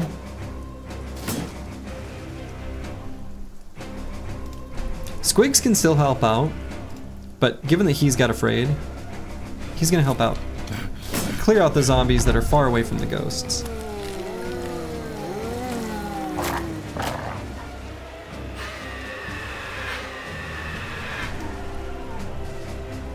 Alright, now I don't like where Ball and Stalin is.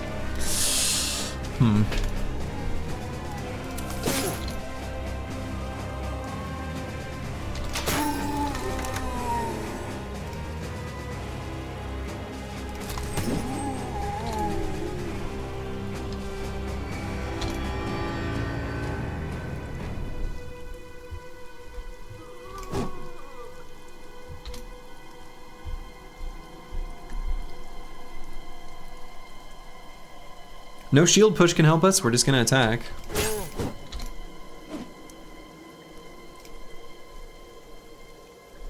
Kind of a stupid attack for Bad with Maps to go there. I think we want to put him like down here. Either here or there. Let's go all the way here.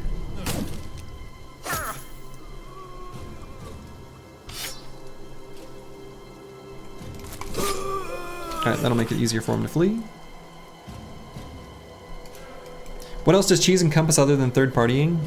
So you can infinitely sit and fight zombies, letting them resurrect from a necromancer over and over and over and over and over and over again, and gain just the tiniest amount of extra bonus experience, and gain, technically, an infinite amount of XP from one fight. Wow. Does the horn do blocked by line of sight / terrain?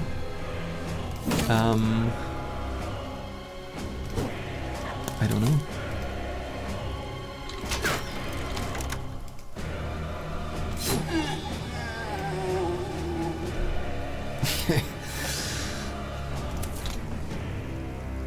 Don't have enough fatigue to blow our horn this turn, so we're gonna pass the turn.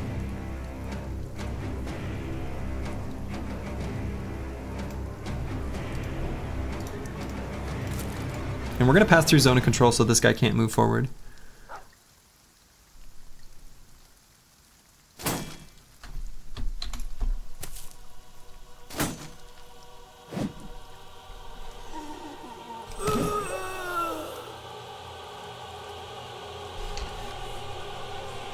We've got Polar Mastery, so look at that, 2-for-1 special. Maybe should have attacked that one. I guess it's fine, either way.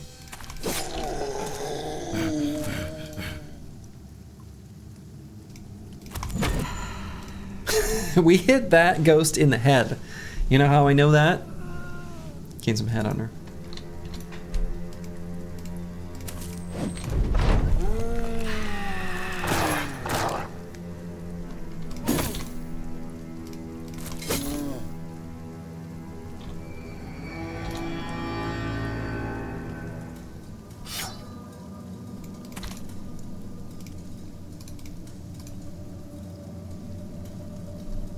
Shopvac would take out the ghost nicely? Probably true.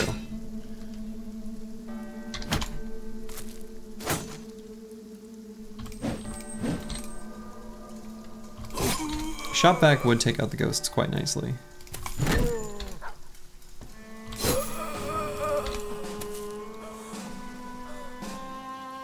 Master Matic is glad you decided to rejoin us.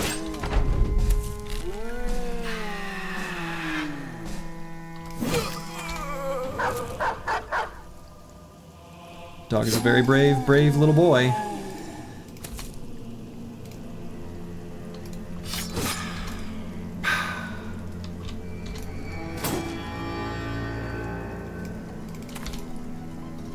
So in the end, this fight went fine. But like,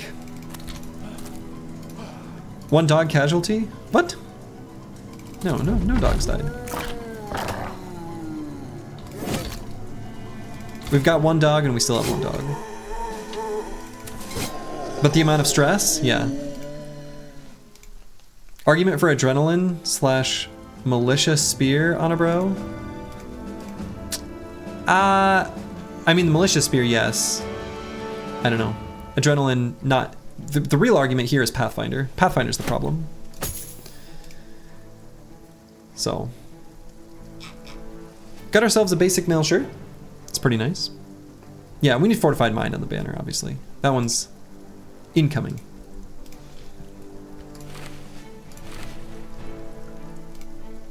In fact, Ah, oh, he's so close. He's so close. And Pathfinder on the banner, yeah. We need Pathfinder on a lot of bros. In fact, this is looking like a pretty good level to take Pathfinder on, like, basically everyone. I mean, I don't know. Maybe not, but we'll see. The Chaucer. Nice level up here.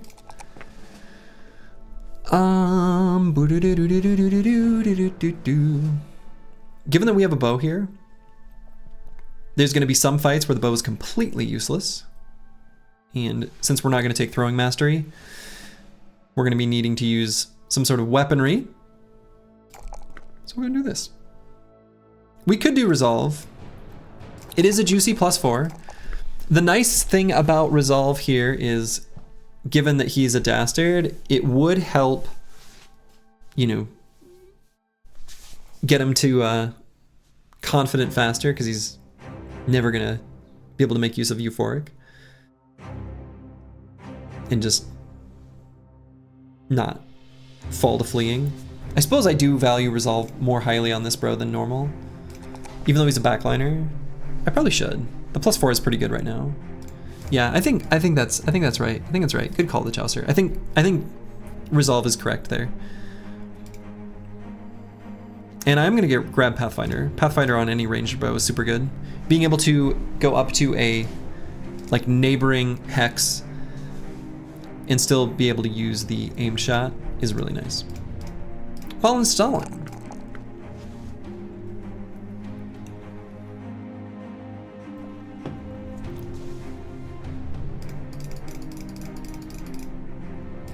Screw it. Let's pump the hit points. And this brother, I'm gonna grab Pathfinder as well. Okay, so we're gonna swap this guy's armor. Any other weapons or armor swaps we wanna make?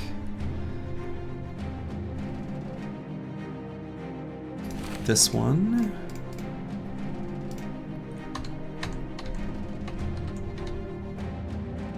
Okay, so actually what I might do here is go with the basic mail shirt, swap to that.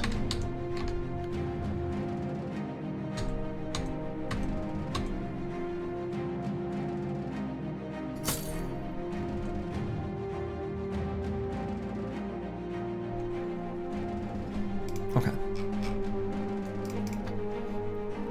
So let's fight this little fight against some ghosts and stuff just to get our rally, or our fortified mind on our banner.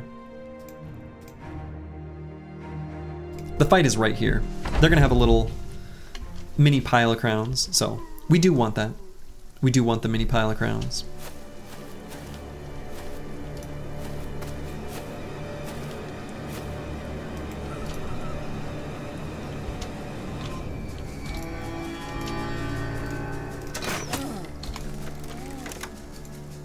No more ammo? Yeah, so we're just going to swap to other quivers and stuff. Is there an armor cap for a thrower to wake interest in enemy? What do you mean by armor cap? So enemies do consider the amount of damage they believe they can do to you as a part of their calculation for who to target. So one interesting thing about that is it does not take nimble into account, even though the code makes it look like it should. I was talking about this earlier. A side effect of that is that, generally speaking, if an enemy can target both a nimble and a forged brother, basically they're always going to choose the nimble brother because they believe they can do more damage to them. They're probably right in this case, but the side effect then is, as long as this thrower is nimble, he's basically got walking, you know, taunt, just rolling all the time. I mean, you could make a nimble tank under normal circumstances anyway, Vuyak, and that's totally legit. Actually, they're quite good.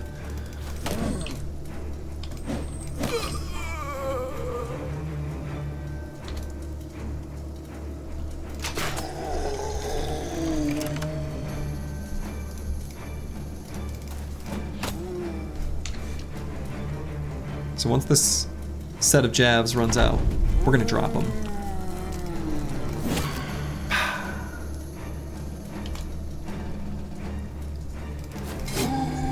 Do they consider the armor and HP too, or just the potential damage? They consider both armor and HP damage. They might do it like proportionally, like value one more highly than the other or something. I don't recall. Zombie in the bush.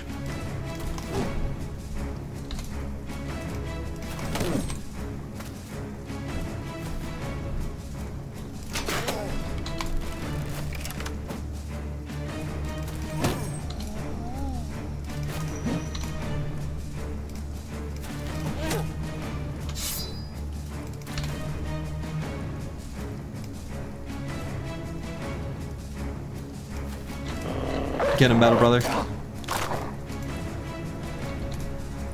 Do they consider Battle Forge? Is it like with Nimble? Yeah, it's like with Nimble. They don't consider it at all. What are the devs doing? Another game or something? I know, right?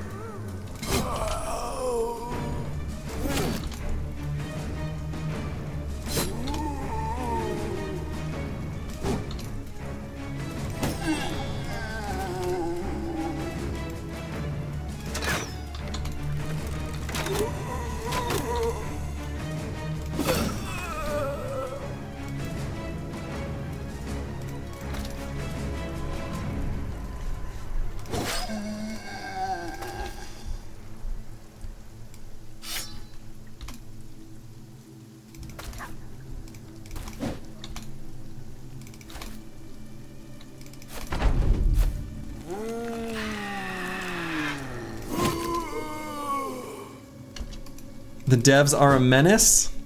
See what you've done here. I see it and I like it.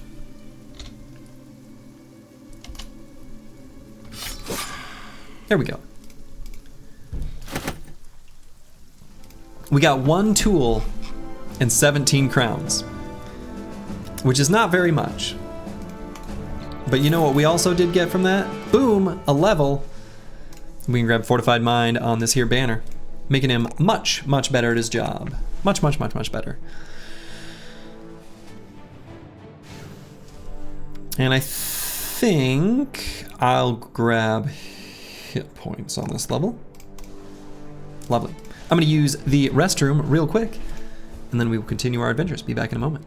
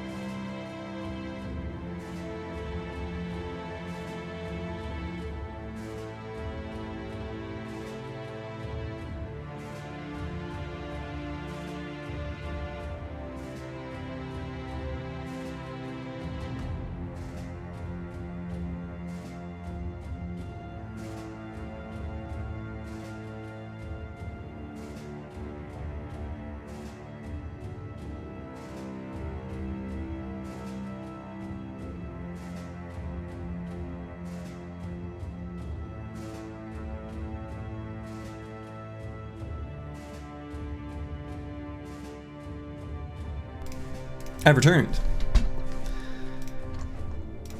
Alright, so let's get No Man 1220 fresh set of jabs. And see if there's any other things I want to adjust or move or anything like that. I don't think so. I think I checked that before I went to the bathroom, right? Yeah, okay. I think we're good. So let's return to this road and let's raid some caravans. We are strong enough to raid supply caravans now too, as long as they're not too well defended. And that can be a source of ammunition for us.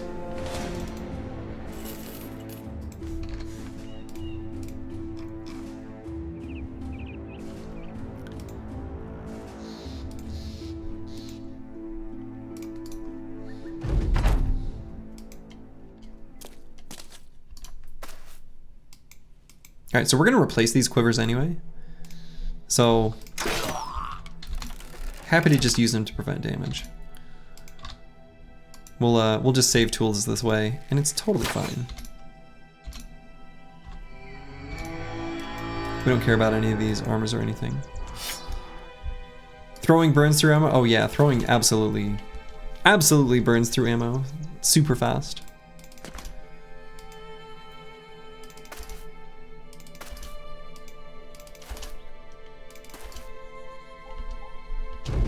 Throwing weapons use a lot of ammo. Your ammo per turn for a thrower, when you're really min-maxing for that stat specifically, you can get it done. Yeah, we never got any heavy rusty jabs from barbarians, no.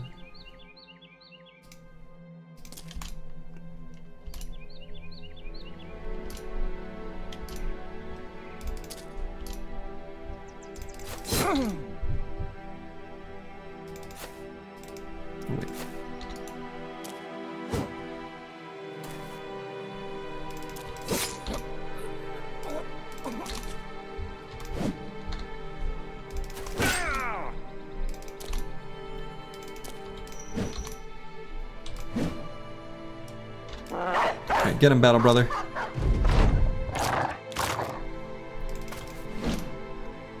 Battle Brother, we gotta work on your tooth aim. Does the moving back and forth do anything to trigger the AI? No, that was just me being dumb. I moved forward and then I looked at the guy with the sword and I was like, oh wait, I'm moving in range of him. I should back up. So then I did.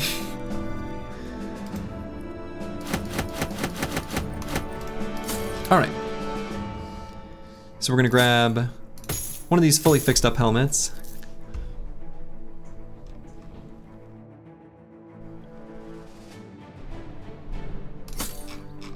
We'll leave behind a few more things. Seems all right. And so, should have dropped the quiver and quivers at the end. We just sort of ate up those ammo bits. Oh well, whatever. Armor attachment, yeah, we're saving it. These are super valuable, like super valuable. They're very rare for us. And I'm saving this for at least a more efficient nimble piece. I would do a just Southern mail shirt and that would be fine. Okay. Master Maticus. We're gonna keep leveling up the exact same way. Resolve seems to only want to roll a +3, which is sad.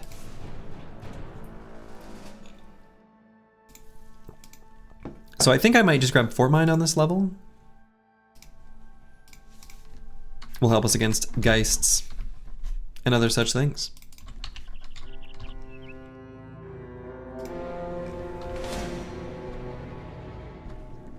We got some hapless peasants here. We're still gonna beat them up. We're still lunch money takers. It's what we do. We can't help it. Every little tiny bit of...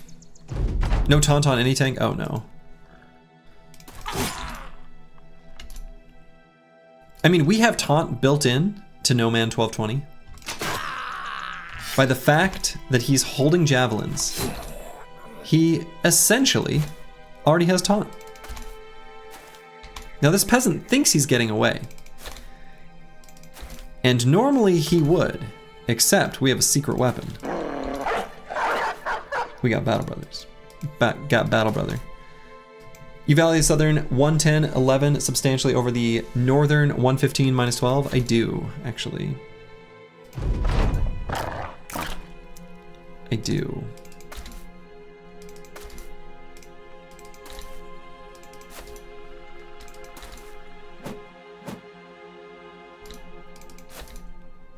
I value it enough that I think it's a armor that will likely be a forever armor.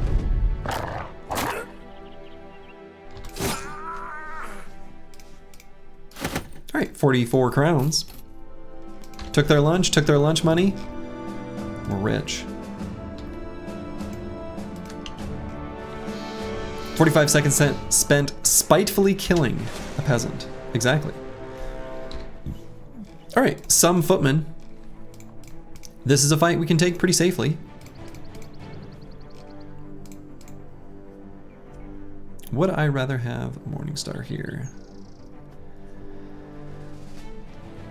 No. Probably still the Flame. Will AI still value the thrower more than other bows at the verge of death? They both are going to impact the score. I think that's going to depend on the specific enemy quite highly. So.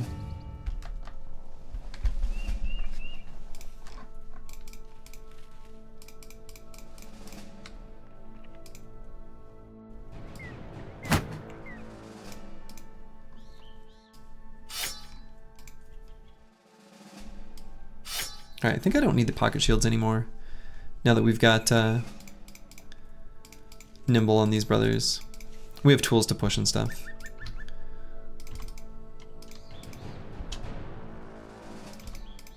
Alright. Let's see what's in this caravan cart. Let's see what they've got.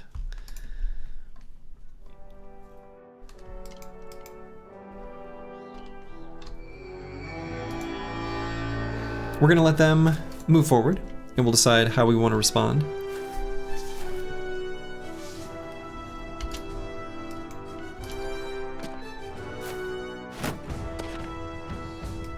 I think it's pretty straightforward. We're just going to back up 2 hexes.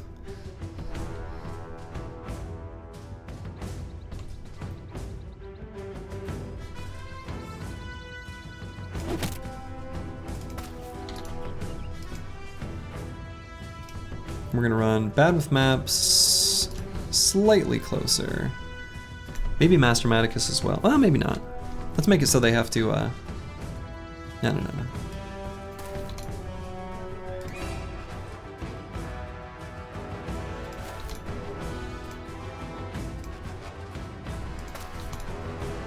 Middle guy has a nice mustache. Yeah, he does. This like Snidely Whiplash kind of thing going on. It's very nice. I agree.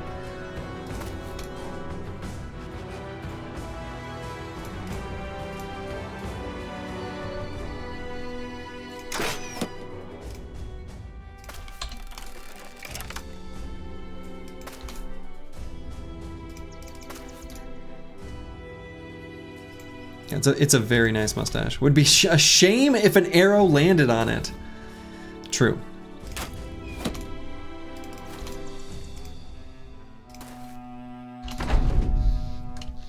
Alright, so we just position the squad such that they can keep doing this move forward 2 hexes and shield wall thing if they want, but then they get, you know, we eventually tire them out. We just scoot and shoot forever. But we're not going to need to. So we've got an opportunity right now to already bonk on a boy.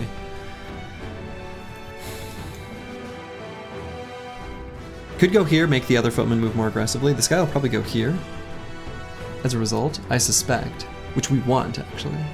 So why don't I do that?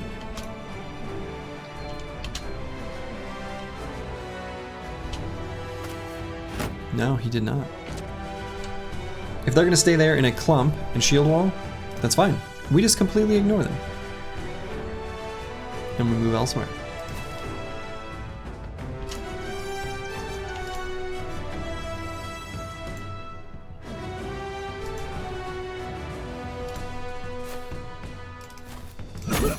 Bonk. Didn't hit him in the head. We were hoping we would. That's okay.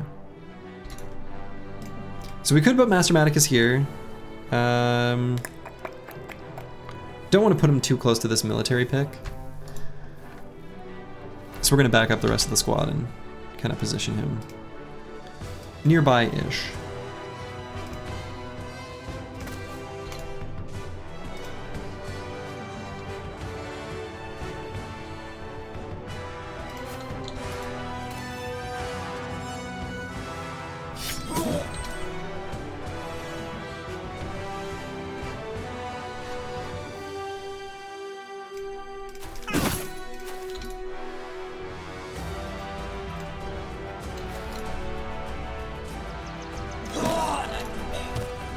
One footman down.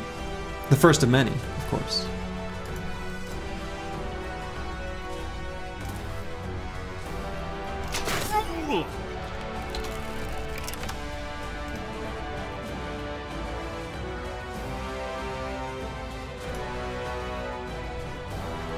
Now we'll leave Preston BG here. And No Man 1220, I guess, is just gonna throw these jabs. Yeah, that's pretty good. Pretty good. Got a fast adaptation stack, so let's do a tame shot.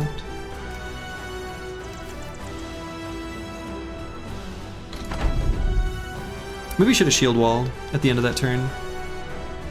Just so the military pick can't hit us. He might still just move forward and shield wall.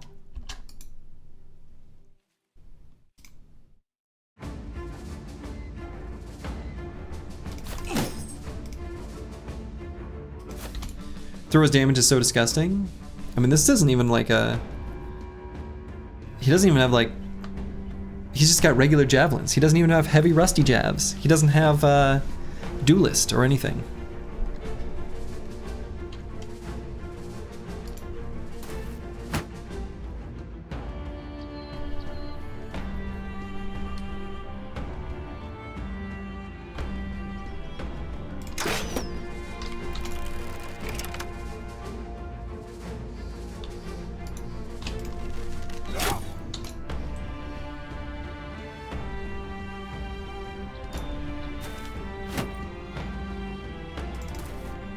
Alright, we'll go here and wait.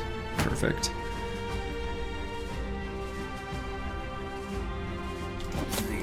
Duelist affects throwers too? Yes. Sure does. Sure does. It's pretty strong, as you might imagine. Alright, thinking about shield walling and moving forward, the other option would be shield push, then go here. I guess I'm putting him in range of the... I want to take out the military pick. That's like the weapon I want to destroy the most. Yeah, we'll put Master Maticus here. And we can throw down Battle Brother. Just tire this guy out.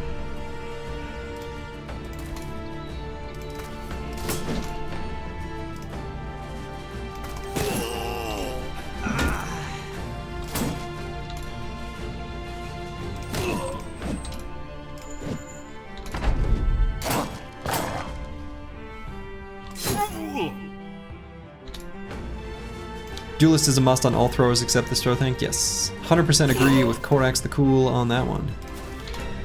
It is a must on any normal throw build. This hipster throwing build is kind of its own thing.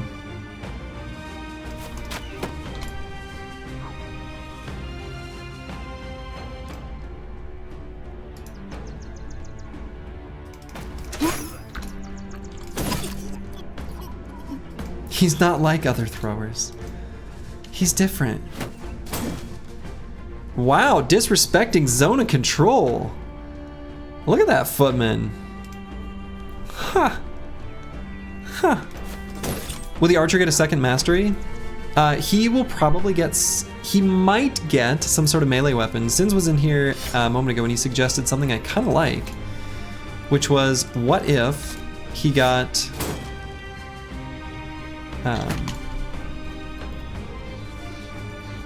like hammer mastery for a pole hammer?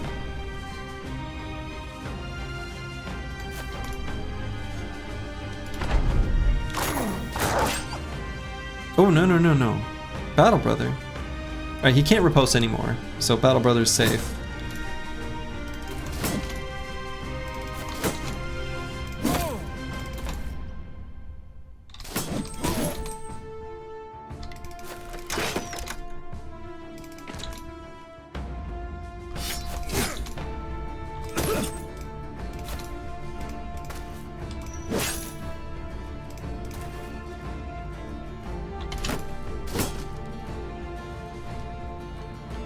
Yeah, let's let Battle Brother get his revenge. Ho ho ho, Battle Brother got him there. So hold up, I'm gonna do something here. We're gonna repel him. Now why am I doing this? You'll see, one moment.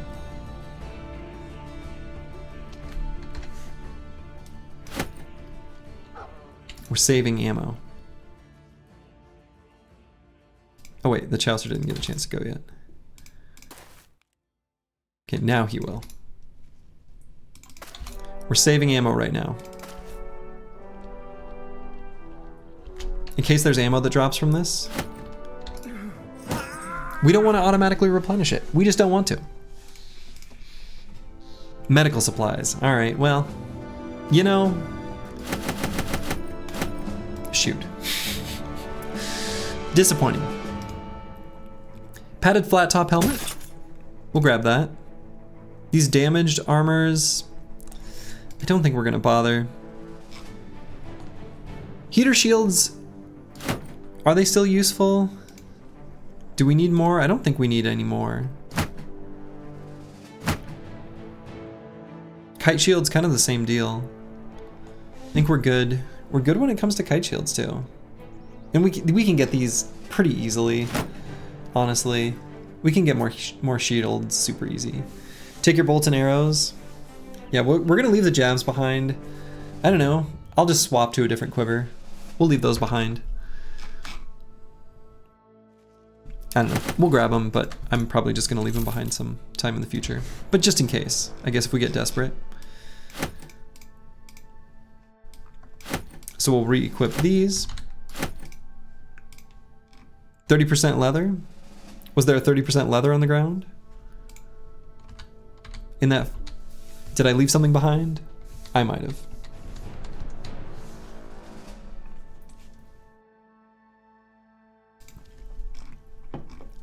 We'll throw a fresh stack of jabs here on No Man 1220. In your stash.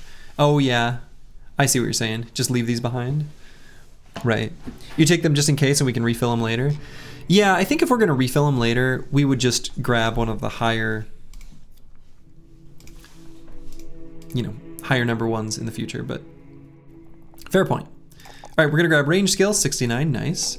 Melee defense, and you know, this bro could probably use more resolve. Resolve and range defense. Do I take a +3? I don't know that I do.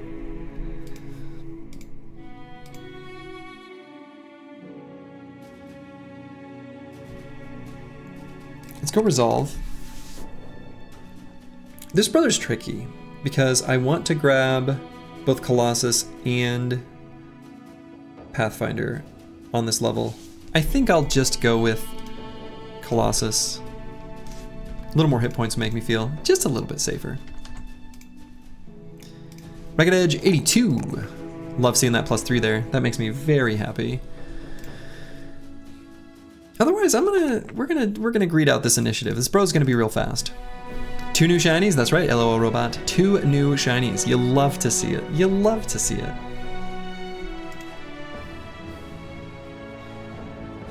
And let's grab Path. We want more Path. It's time to be grabbing Pathfinder. I'm gonna get it on everyone at some point here soon.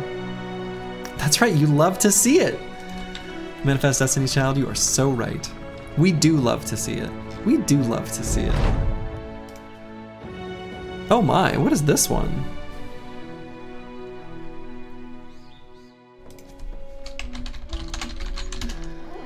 Huh.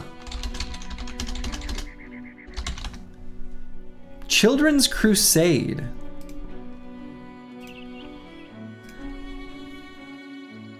Okay, so we have our blue option here. where we have a brother who can gain some resolve. That seems great. No free sword. Oh, I mean, yeah. No, we're gonna go with permanent stats. Haha. Our Sensor Bro gains 1's resolve. That's pretty good because his resolve is actually still pretty low. Only 41. Wish we had a Hedge Knight to threaten those kids. Man, you guys are harsh. You guys are harsh.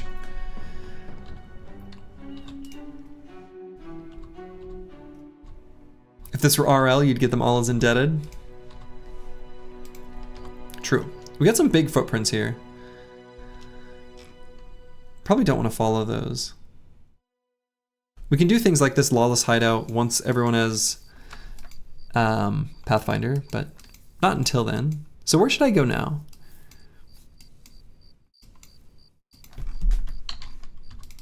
I don't know. We've got Lookout, so once it becomes...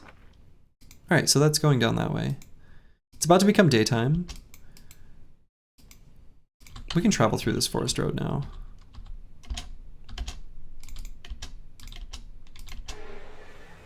Ooh, some mercs. Lovely. You love to see it. We're gonna fight these mercs. Ooh, thunder outside right when I said that. That was spooky. So mercs are an example. You know, I said there were some fights where tower shields are actually kind of just right.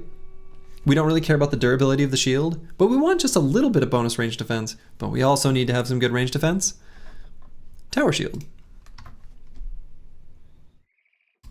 So let's do this fight. Are they going to chase me? If so, no. Okay. I really think this will be a lot more efficient if we fight them on open ground. So let's chase them out. Peasants! Get out of here, peasants.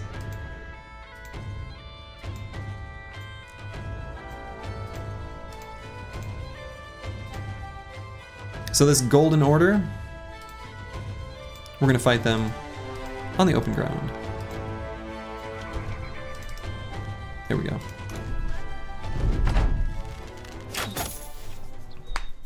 Alright, so just a hunting bow there. Otherwise, this guy's armor would be pretty good. This guy's armor would be pretty good. We can even do this by headshots. He's got kind of stupid head armor. So we don't need to use daggers, we can just use the old flails. Otherwise, yeah, we'll just kill them all the old-fashioned way. Yeah, the billhook would be nice too. And the net if we can get it. So, Ballin' Stallin, thank you for the sub. Yeah, so the Philly Fiddler is unfortunately a bro that we would need to have a in the code they call it now, a non enemy town. So we're not going to be able to grind for that, but we can grind for the Kingsguard. I was actually kind of thinking about doing that. We can farm for the Kingsguard.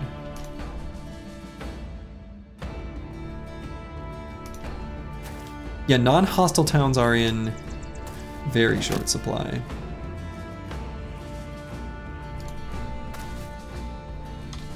There is a long road, which is nice.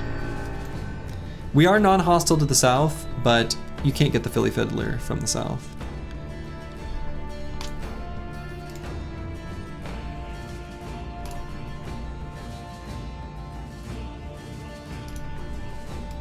Otherwise, that'd be great.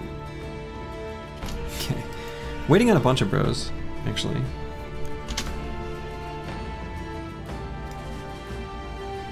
So No Man's got his neon sign up.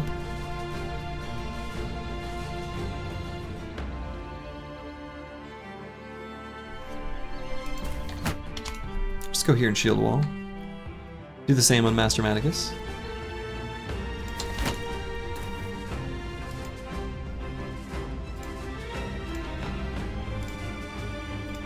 Bring Squigs over to like over yonder way. Relations will reset eventually. I mean, eventually. It takes 120 days, so it takes quite a while. No, we don't need him to reset if we want the Kingsguard. Kingsguard we can just get.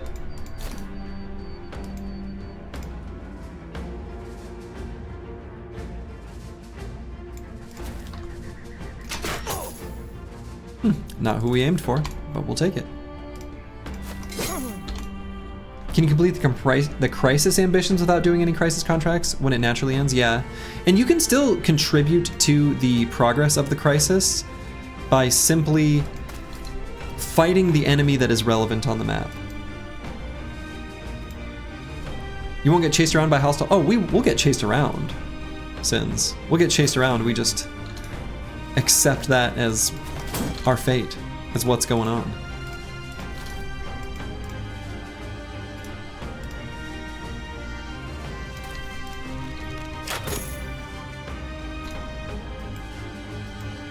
Events can't trigger when there's a hostile party nearby? What?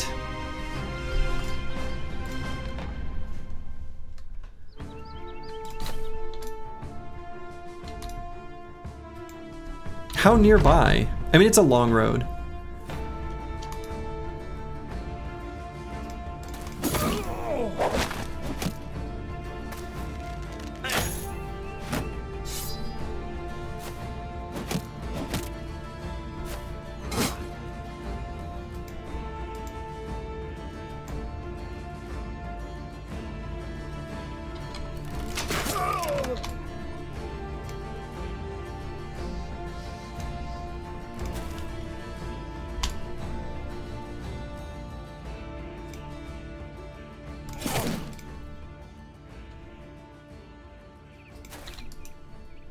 Time to herd some unholds and use them as bouncers. Alright, so we're gonna hit this guy direct in the head. This merc here.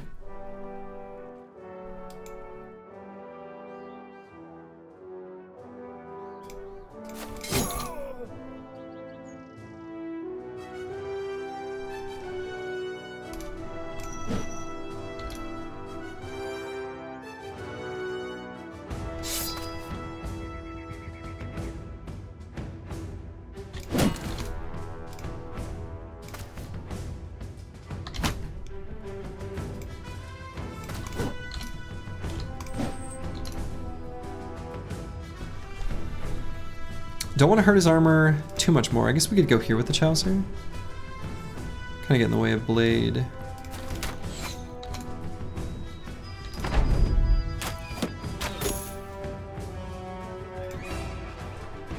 And I can move Squigs here.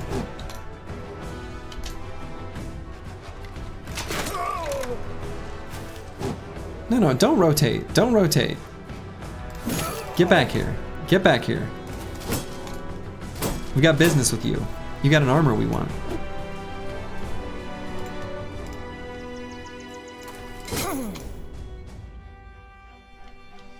I suppose I don't have much way to damage him without just hitting him. Okay, there we go.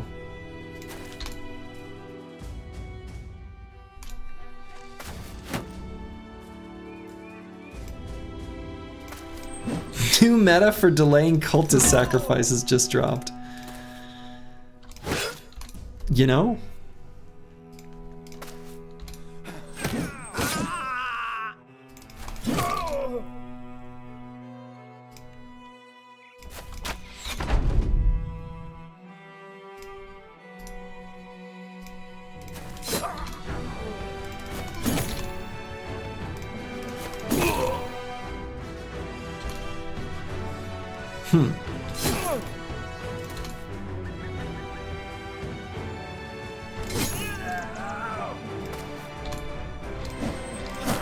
There we go.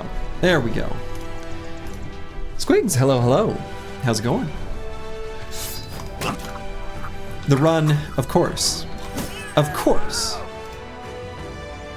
continues on.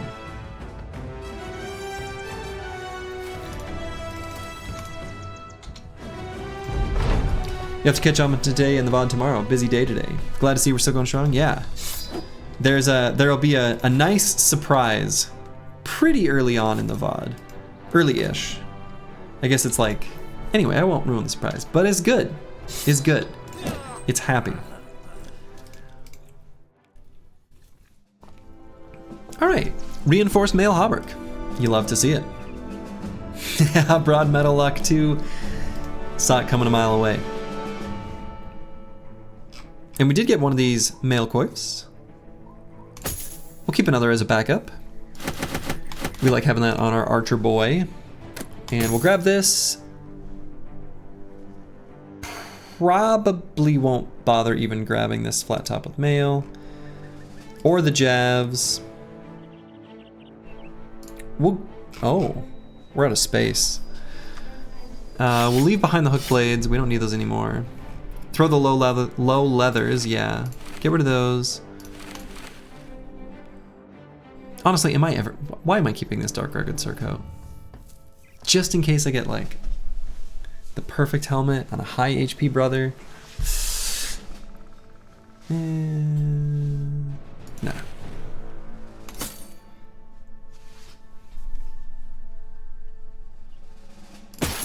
Any damaged helmet. Black goes with everything, black goes with everything. Damaged boar spears, I don't care. We have more flails than we need, actually. Got more knives than we need. Got more pikes than we need. Alright, that's good enough. Leather tunic is better anyway. Now we're talking. That's the Slurgy special. Alright. Squigs. Nice level up here. Up to 69. Nice. Melee skill.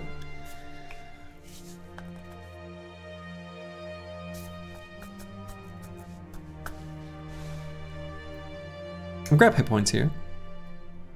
65 is a little low.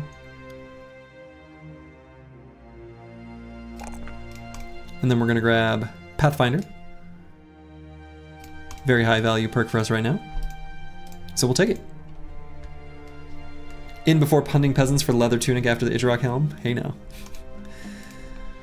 That resolve, yeah. Well, he's currently got this afraid trait. It'll go away. It'll go away. But yeah, we still want to pump up his resolve. But if we need to do it with veteran levels later on, then we just will.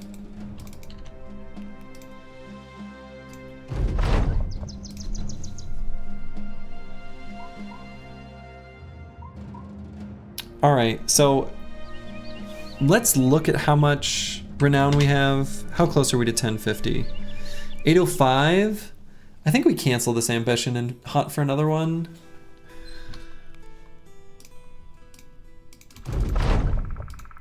Would I consider giving him Fort Mind? No. He's not going to be positioned such that his resolve will be super important in a lot of fights.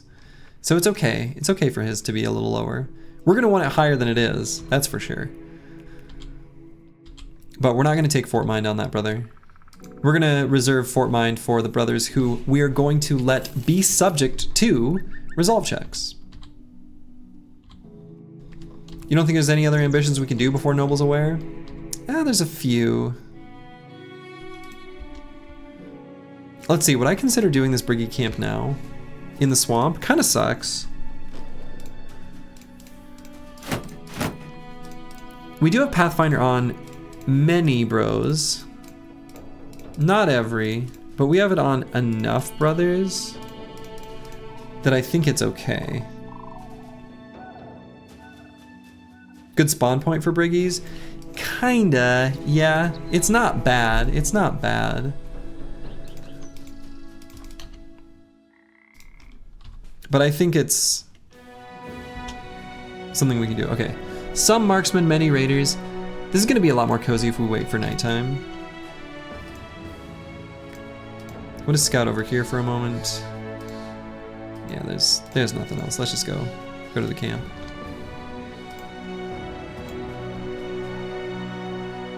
We'll wait for nighttime, and then we strike.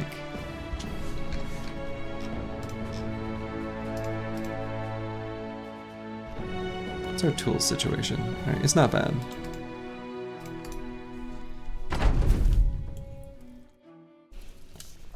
And the terrain sucks.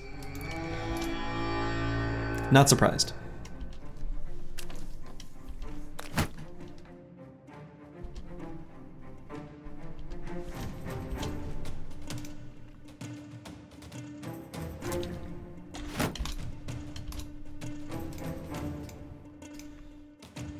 Can move Master Maticus all the way to some muddy earth. I think we just do that.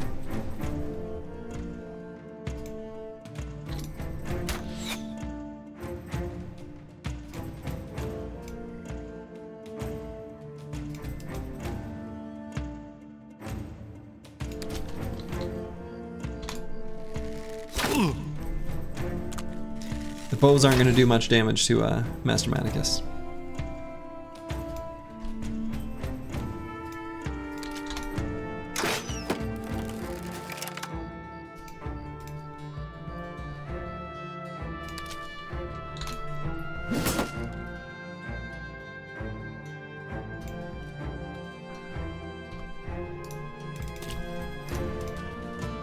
Do I even want to move the next hex up? I guess.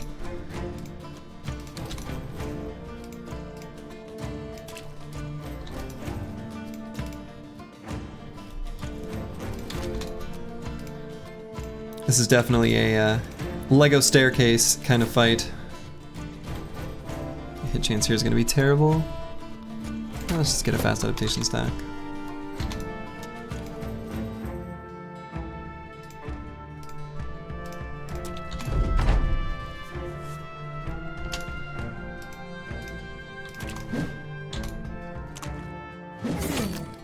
Oof, throwing spear. Alright, wooden mallet there. Legit, low key, it looks dumb, it's a good weapon. Lego staircase, yeah, a staircase. Where on every single stair there's just a bunch of Legos. That's kind of what we're climbing up right now.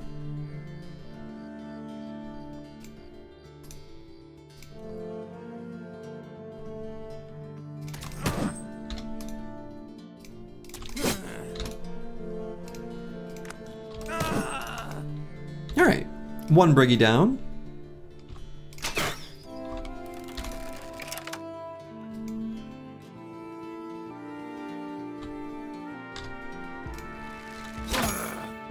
Ooh, the Chaucer shot this guy in the head.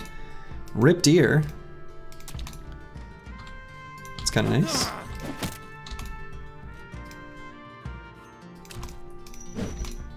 Yeah, what a shot indeed. So now Squigs is going to be faster than him to get 2 attacks. He'll get one at the end of this round and one at the start of the next round. There's another guy there. Did anyone else see him move there? I didn't. All right, we're gonna have to help them out.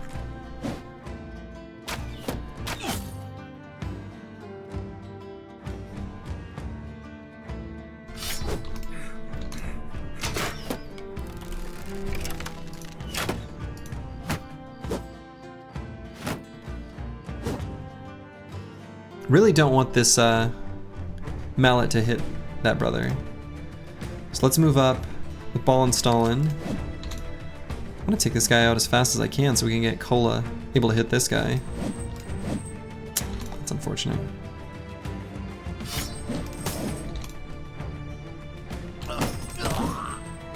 Alright, got that guy fleeing at least. Fearsome, doing fearsome stuff.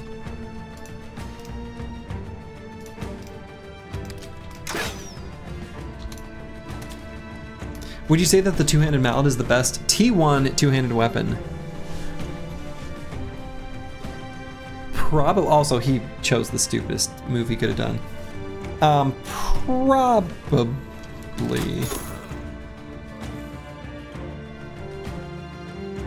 Chaucer about to clutch, and he did.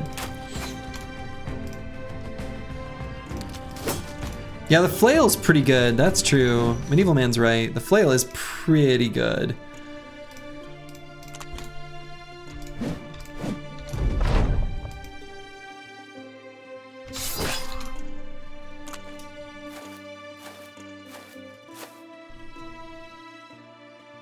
That Briggy's dancing.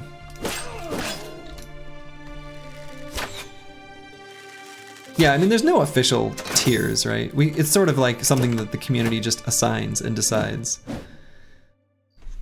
Paid actor Briggy, yeah. He was paid to dance. We ordered entertainment for the squad. Also, hello, time for miracle. Yeah, we're We paid him to dance and he danced. Warbrand isn't bad. I mean, Warbrand isn't bad, but also it's the only one of its kind, so. All right, we'll do an aim shot here.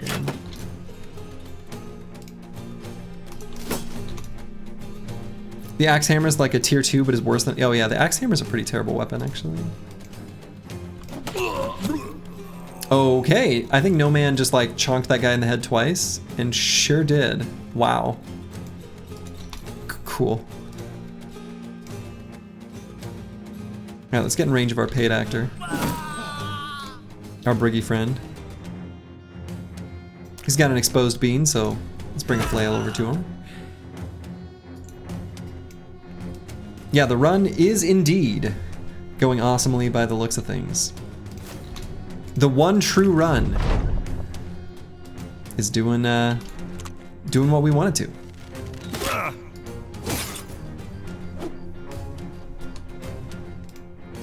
As it was always meant to, as it was always destined to, as we knew it would. But still, here we are, proving that this is the run.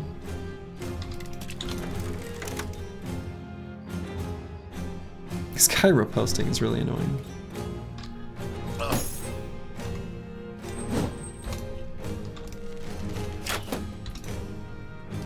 The guy with the two-handed flare looks like he's the antagonist of a horror movie set in the Crusades. That's really specific, Falsers. Is there a specific movie reference that I don't know about?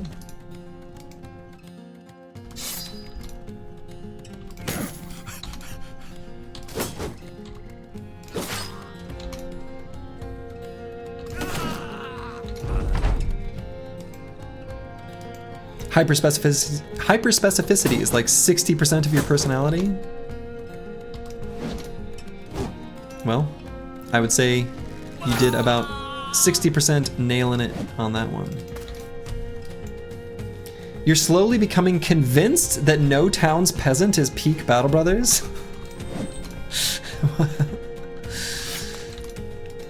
And why is that? This is fun. I actually will say this challenge is... I'm really enjoying it.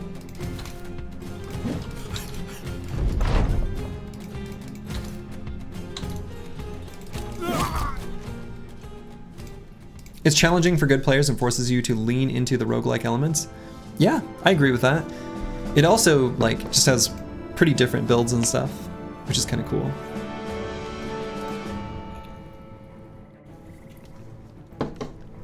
That's true, without the bailouts of eventually getting good gear / brothers. True. Alright, we're gonna grab these quivers. Anything else I wanna grab? I'll grab this worn mail shirt. Probably leave the rest behind. I don't think we care about the rest of this. Love that loot screen, oh yeah. Pile of tools, pile of ammo, pile of crowns. You love to see it. Oh, the two-handed mallet, what am I talking about? I was just talking about how good this thing was, and then I almost left it behind.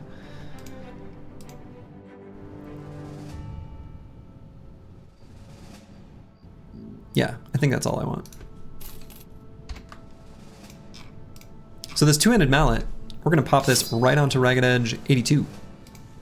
It's gonna be the perfect interim weapon for this brother.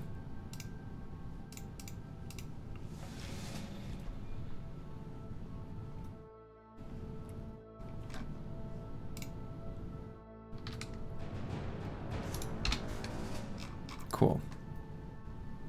Devious Mink, thank you for the raid. Hope you had a good stream. Were you playing Battle Brothers or some other game? Can paint be allied to armor? Applied? Yeah, we can. Oh no, so it only is applied to helmets. There's also a shield one that can put our like logo on him, which is pretty cool. Dark Messiah of Might and Magic. Oh man, you know I never played that one. I played like all the Might and Magic games as a kid, and a lot of the Heroes of Might and Magic games, as many people did. But I never played Dark Messiah of Might and Magic. I think I watched someone play it when I was in college.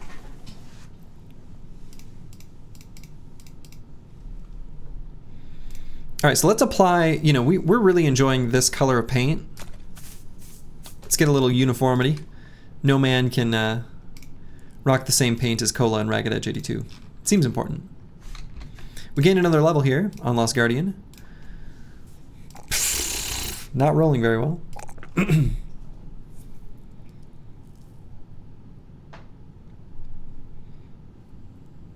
Let's see.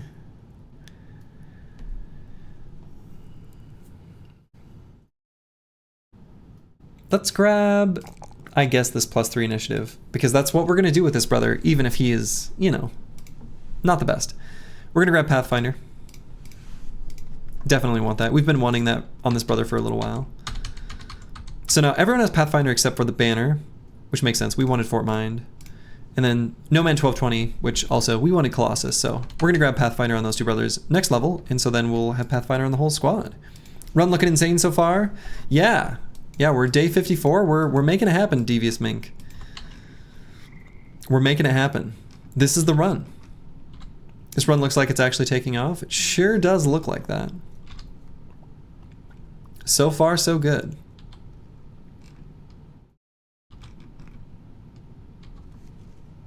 That's right, this is the run. So what we're hoping is to get a couple tool caravans here while we're on this road and in this little section of the map. On track to match and pass 14? Sure are.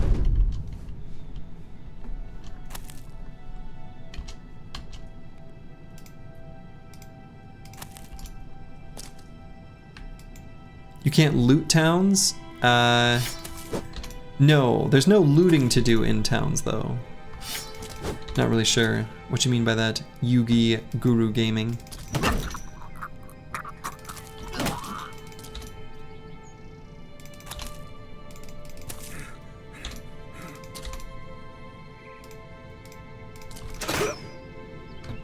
Do you always make bros with this fatigue, or is it only for this type of run? What do you mean by this type of fatigue? There are definitely differences in this run compared to a normal run. Wasting ammo on peasants? No. So, the crossbow starts out with a bolt that's free. You get one free shot from a crossbow or a handgun, and as long as you don't reload, it's free. So just don't press the reload button.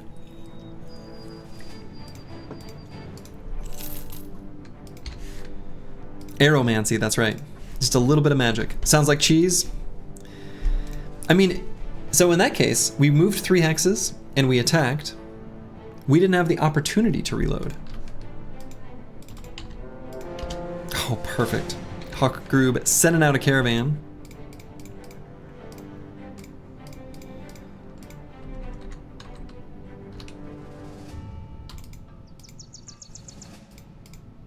Yeah, those bolts are what makes the holes in the cheese. That's right, that's right. Easy peasy, thank you for the raid. Welcome raiders. Hawk Tula, that's right. That's right.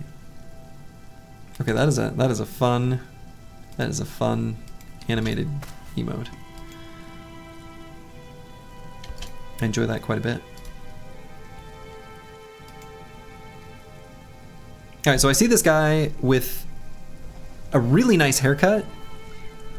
I understand why he wants to show off his nice haircut, but like, you know.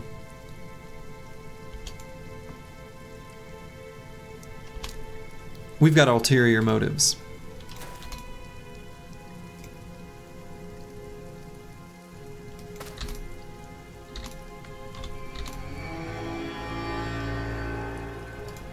Apples and Fruits, thank you for the Prime sub. The longer this run goes, the more convinced you've become that you consulted a witch before the start of the run, and she told you that run 28 was the run. I knew you through the last 27 runs because they didn't matter. They never mattered. All they were stepping stones on the path to glory. Apples and Fruits, you are spot on with your analysis. I did, in fact, consult a witch. She did, in fact, tell me that this was the run. And here we are.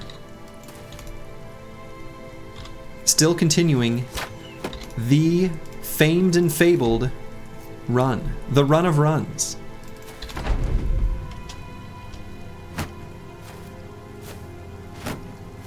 But I am glad that you noticed.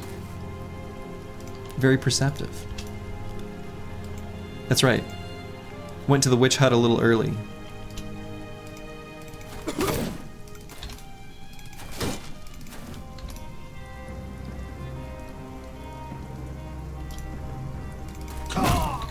Yeah, we had to sacrifice run 14. The witch informed me that she would be spawning a noble army. And that I just had to pretend to try my best to run away, and she'd take care of the rest.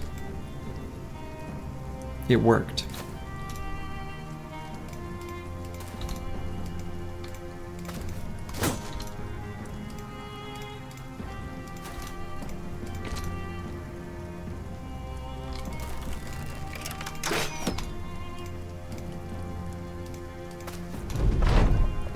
Run 14 was going too well and had to camp next to a hostile citadel. Yeah. Obvious throw is obvious.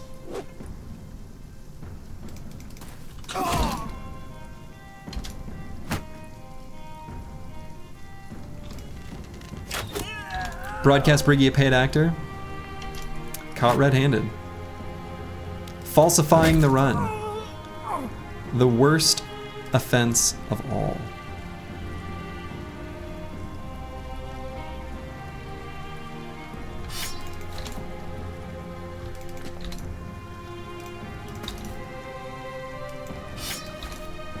Alright, we do want this guy's armor. Get back here with that beautiful head of hair.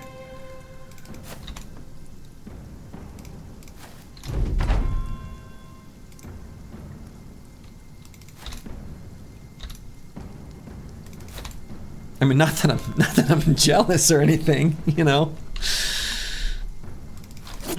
Definitely not that. Got it.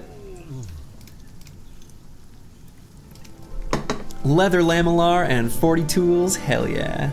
Hell yeah. Hell yeah.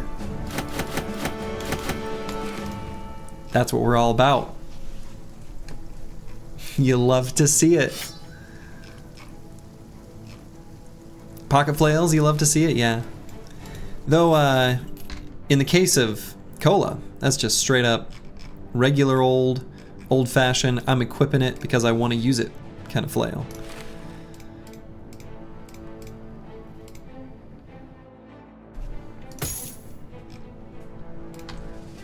Seeing it precedes to love. That's right. That's right.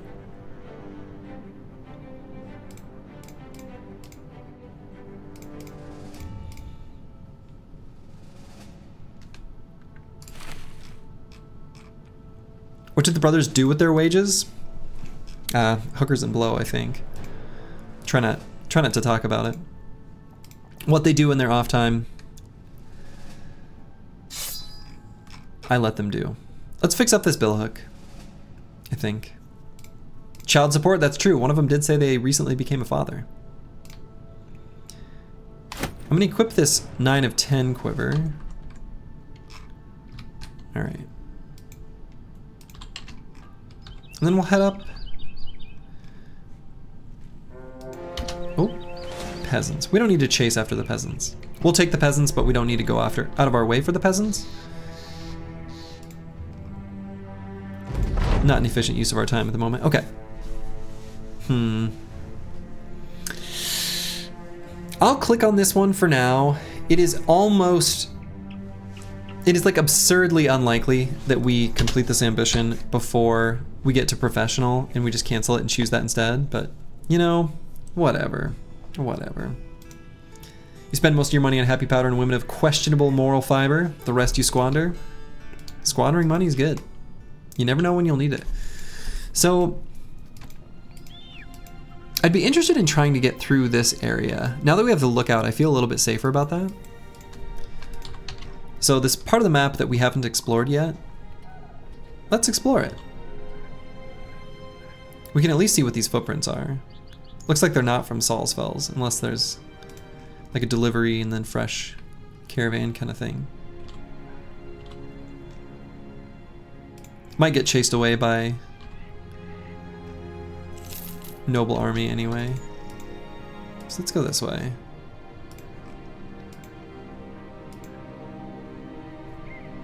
Shingle humps, yeah. Shingle humps. Right next to the moonlit peaks.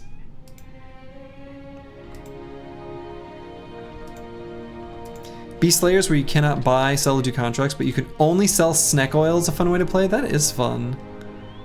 Actually, I think that's a really cute way of playing the game. That's like a light version of this challenge. Still hard. How comfy are you for Abandoned Village? Pretty comfy, actually. Ooh, mercs. I want to fight the mercs, but I want to make sure there's no noble army. So let's... Yeah, let's chase him out here. Starting with 3 brothers, you wonder how light it is. Well, yeah, that's true. Alright, excellent. Let's fight these mercs. So we've equipped the tower shields. And then I am going to use the restroom again, because I am now 2 sparkling waters in. I'll be back in a minute.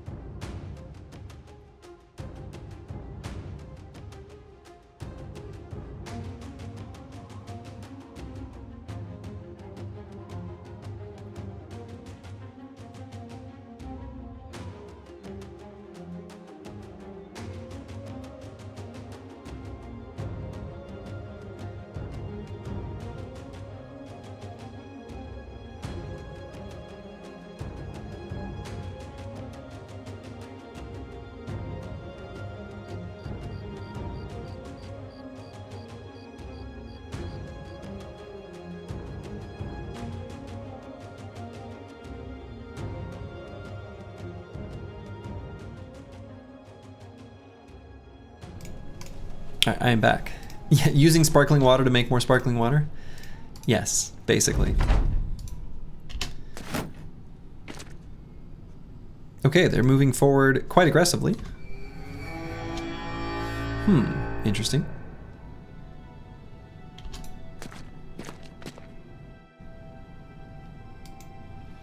They must not have a ranged boy.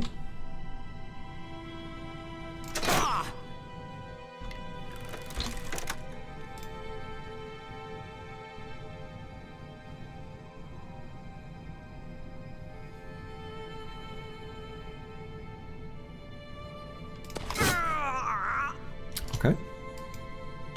Good start.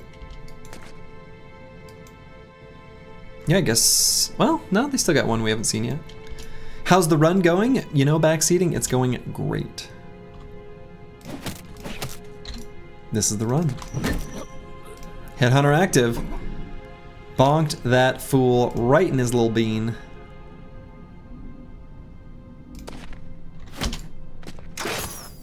Aha. So there is a ranged merc, he just had a crossbow.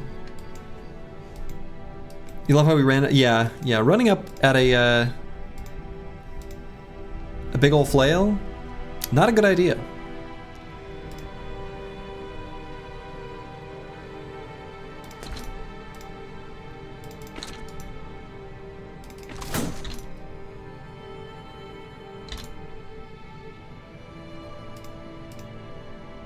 Oh, whoops. I did not mean to put Preston BG there.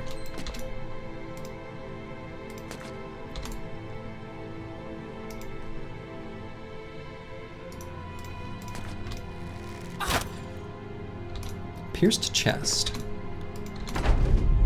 Seems like that would hurt.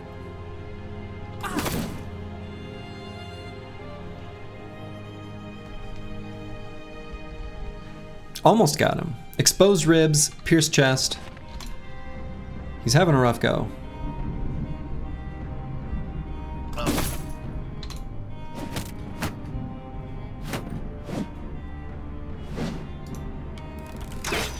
Alright, these mercs can't hit shit.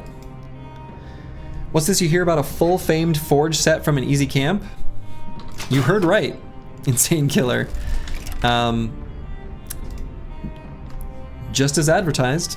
That's exactly what happened. Also, I should have moved in melee there before I attacked him. I have polearm mastery there. That's an oops.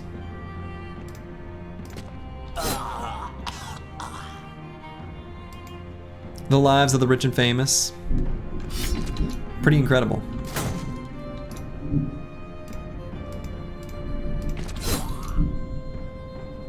And there is thunder and lightning outside. Can you actually hear that through the stream? You can hear it? Okay. It's pretty ominous.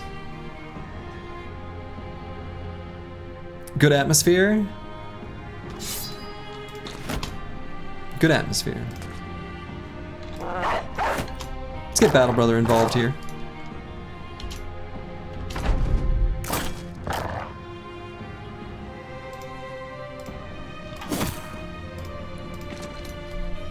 Dry and clear in Ohio.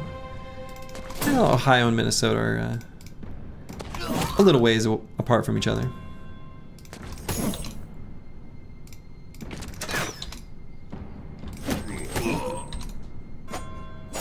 You have a 40-degree drop overnight? Yeah, we have a pretty big drop too. I didn't see the specific number, but it's not small.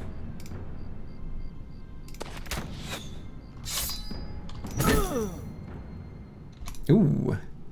Let's get this guy's armor. No, Battle Brother. Battle Brother, Battle Brother.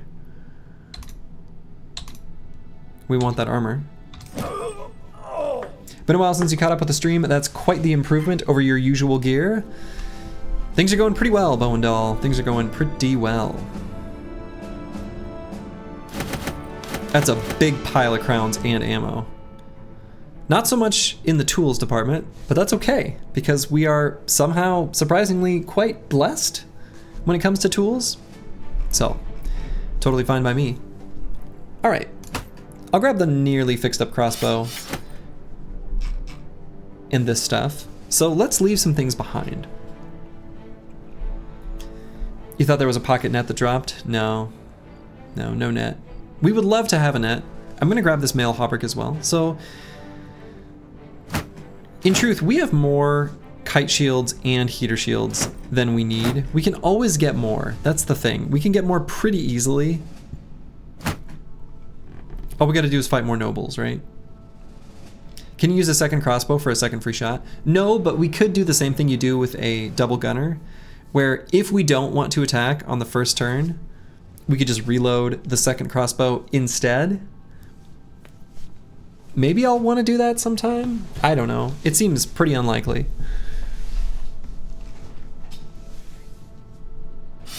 All right, I don't think I'm gonna need or want to use these boar spears anymore. I'll keep a couple in case there's like a particularly juicy little nacho fight or something. I don't know why I have this dark cowl. I don't want that. The decayed closed flat top with mail that's damaged. Not gonna bother with that. Any helmets below 80, be gone. Damaged armors, especially ones that suck, be gone. Quivers that are low, be gone. Not the sack helmet. There will be more. There will be more.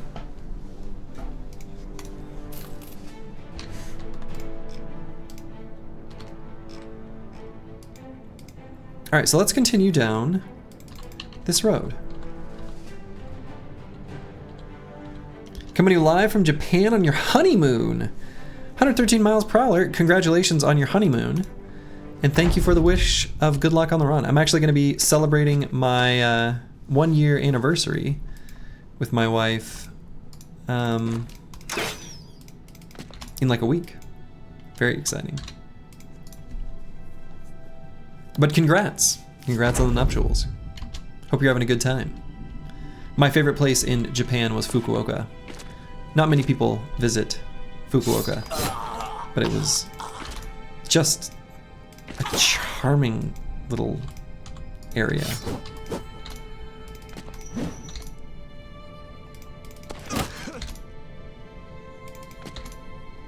Still on run 28, there is hope. Oh yeah. You liked Okinawa? Yeah, Okinawa is like the island, right?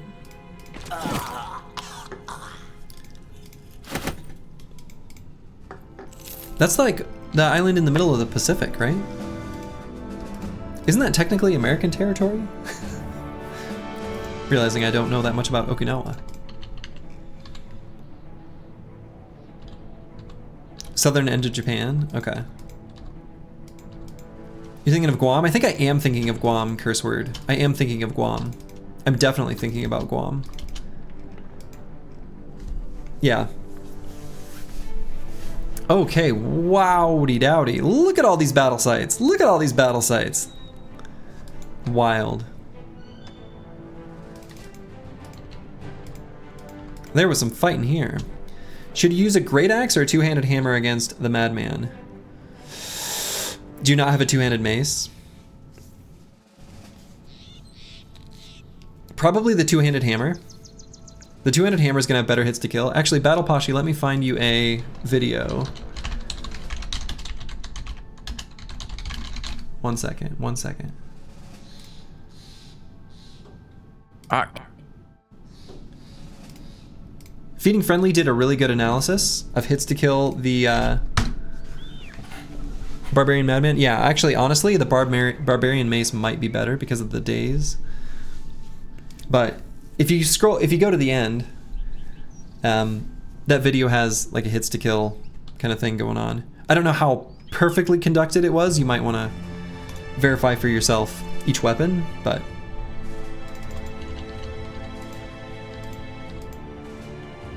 yeah, the two-handed hammer is probably going to be better than the great axe, but anyway, good luck. I will say that. Scary fight.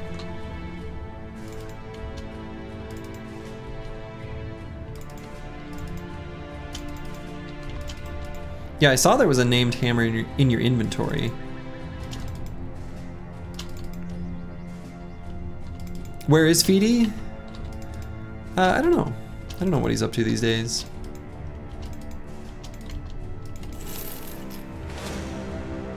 Alright, so we discovered mossy gravestones and a new town. Just goat pens, not much here. The footprint's going this way, into some swamp. Do I really want to go into some swamp? I don't think so.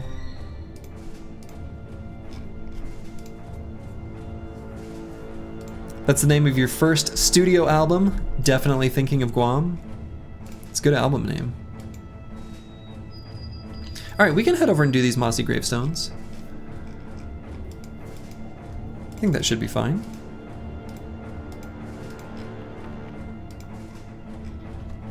Sea camp, bust camp. Have we been south yet? Not really. No, the furthest south we've been is just skirting around here. And we actually did that just earlier this stream. We'll go there eventually.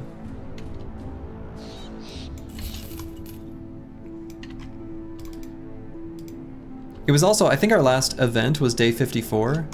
We could potentially go to this little stretch of road for the next event at day 57 or 58 and just see if we can get the Kingsguard. We'll just try. If you believe, you can achieve, you can make it happen.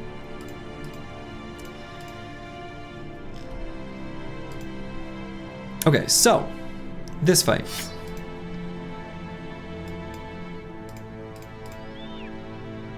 Let's do...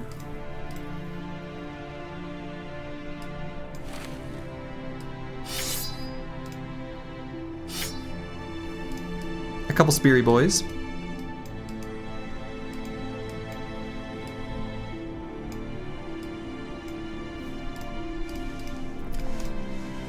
Because anything we could fight here, spears will be good against. Yeah, that's true. I went south, discovered 2 legendary locations, got 1,000 gold, and then got chased out of the south by some big lizards and a bunch of unholds. That is in fact exactly what happened. Yeah, it was something.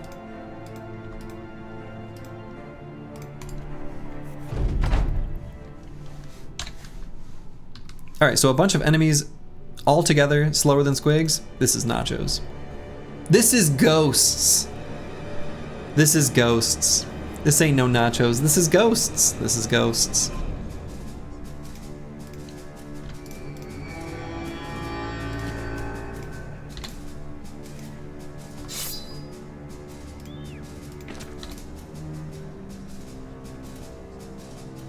What's the danger level here? Oh, like 0.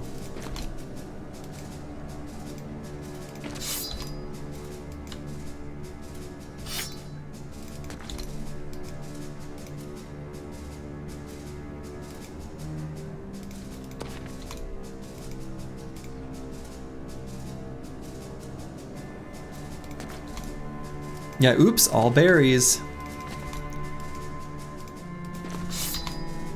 Wait, wasn't that actually a Captain Crunch flavor? I think it was. I think that's a real thing they released. It is? Okay, good. Alright, so we're gonna move forward, get full surrounds, etc. We've done this before.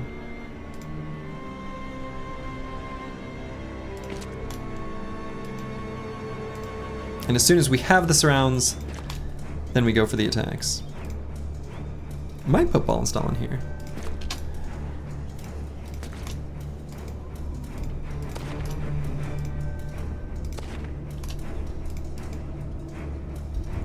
But if there's places we know we're not going to get better surrounds, we'll take the attacks a little sooner. So actually I might attack here before I move.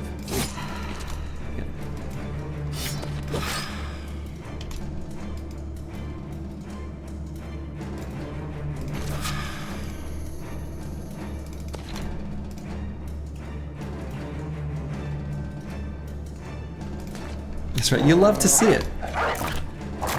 Get him, Battle Brother.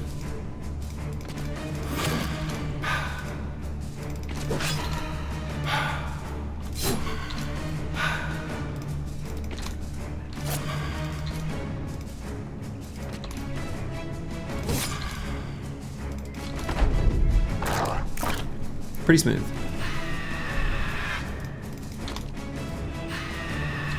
Again, the key there is just, well, do it the way I did it.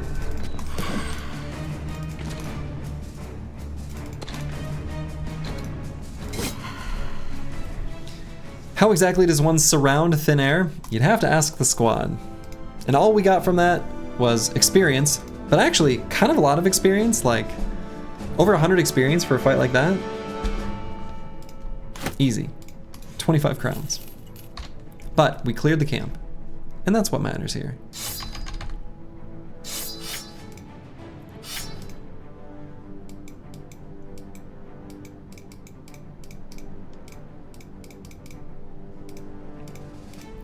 What's my favorite enemy sound in Battle Brothers? Enemy sound. Ooh, I mean the ghost is pretty good. I think it is just the ghost when it dies. One of my favorite sounds though is definitely the impact of the two-handed mace. It's visceral. It's beautiful. The two-handed flail is also really good. It's got like a ka-chonk. Ooh, goblins fleeing? Damn, that's also really good. That is also really good. Yeah, dude, Sins, I love that emote set. It's very good. It's very good.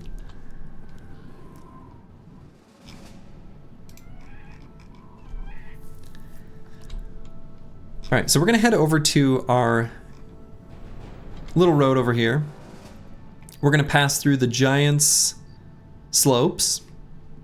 The only emote you need. And there's going to be another event. Either day 57 or 58.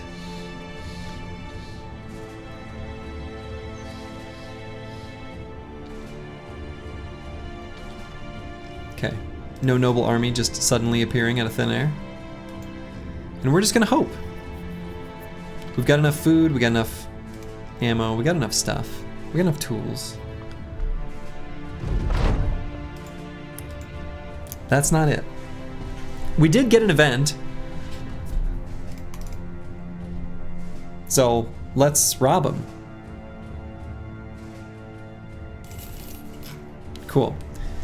Our house Goswin relations are lowered. We don't care.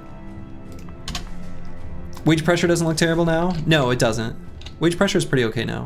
Now that we've got cartographer and lookout, for sure, for sure. All right, well that's kind of a disappointing event to proc. I guess we'll go back to where we were. We didn't take the bounty hunter? No, I felt like the lookout would just be safer. Alright, let's get some lunch from these peasants. Get some food for the road. Event counter, this time it'll go well. We could start counting that.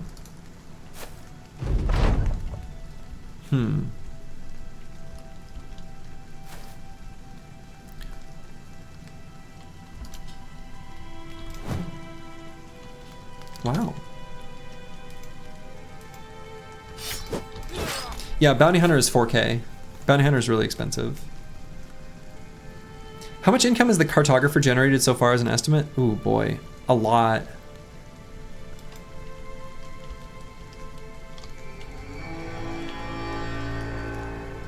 At least, yeah, at least 3K.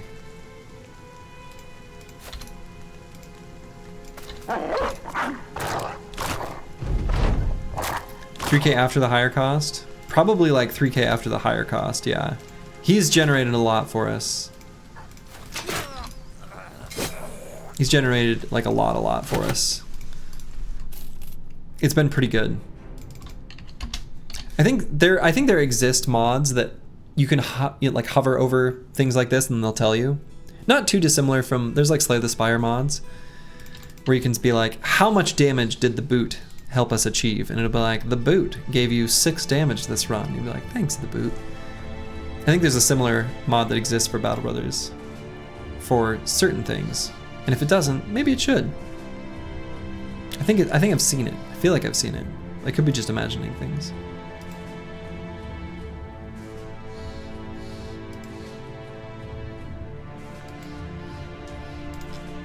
Alright, so let's explore the north a little bit. We could fight some barbarians. We could get some... okay, thralls? Sure. Another good fight for the tower shield.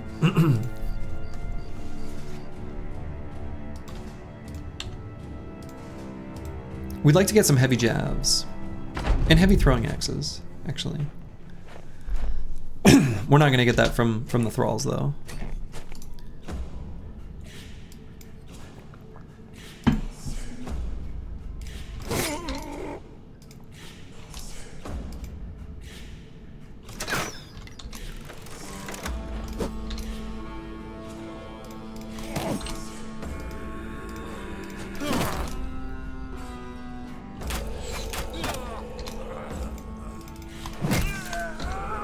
Yeah, just little experience bags. That is exactly what they are. Tasty little clumps of experience.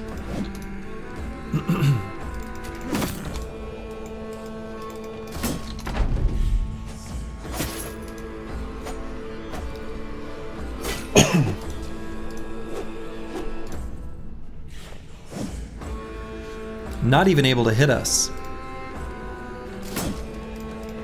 The shame they must feel. Nope. Alright, that guy hit us.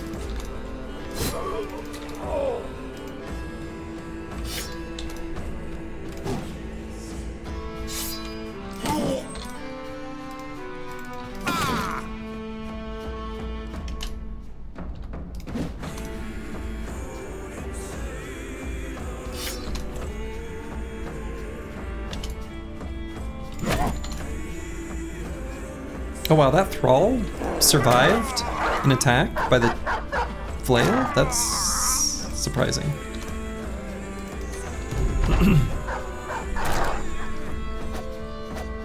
Hopefully no the Raiders were away event.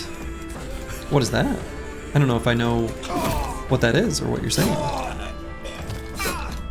Whatever it is, I'm sure we don't want it.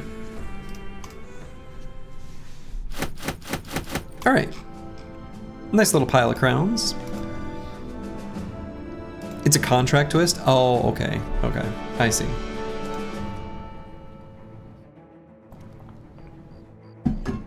They're the Olive Garden breadsticks? Oh man. That's right. These are just here to whet our appetite. I don't know that we're going to be fighting many, if any, Chosen, though. I don't feel very comfortable fighting Chosen without my Spear Boys. If there's like onesie twosie, I'd be pretty happy to. Just on the off chance that we can get one of their big ol' axes, but not any more than just a couple.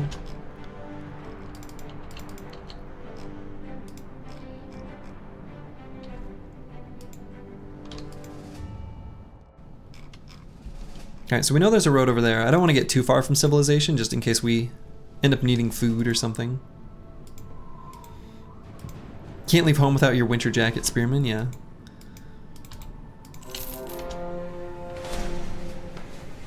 Oh my. Wow. Dude, that camp is loaded. Lots of ancient legionaries, some ancient honor guards, an ancient priest, and a necro savant. Hell no. Thoughts on madman slaying? Oh, not for a long time. Not for a while. I don't know who we're gonna have do it. But it'll be a little while yet. Have we found the ship yet? No. But maybe it's right here. Maybe it's just right around the corner.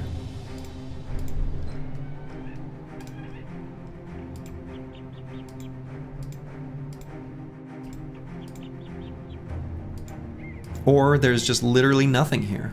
That could also be true. Test the waters? Nah, that's too spooky. That's too spooky. Yeah, 60% of black monolith? Yeah, basically.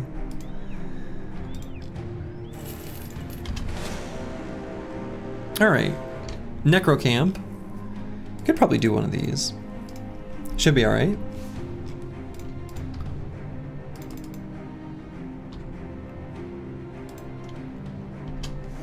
The dead won't find sleep here. Yeah, let's go wake him up.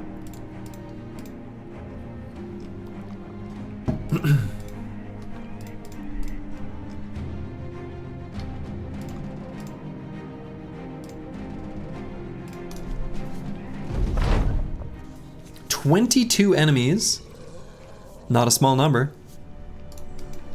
Squigs is still afraid. So 3 enemies, slower than Squigs, but faster than our banner. I think that means it has to be 3 ghosts. I think that's what that means. We need more ammo? Yeah, we need more ammo. So we should, oh no, there's the necro. So 3 ghosts, 1 necro. Should be okay. This is bad? No, this is fine.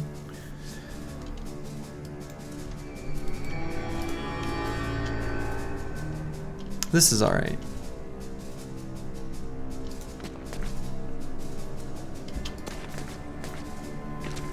I'm only seeing the lower tier zombies here, so.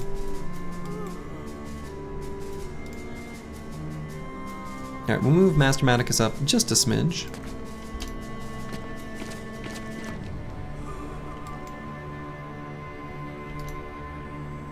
So there's our little ghosty friends.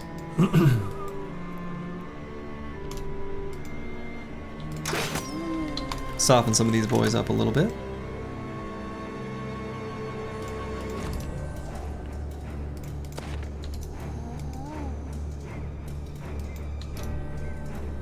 Look at those axes. The axe is a cursed weapon, it's true.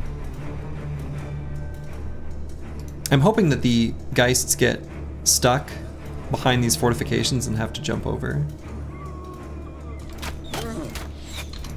So by moving up just a little bit here, I'm hoping that messes with them. We'll see. Do you know if there's some sort of achievable perk like Hate of Undead if a bro kills a lot of them?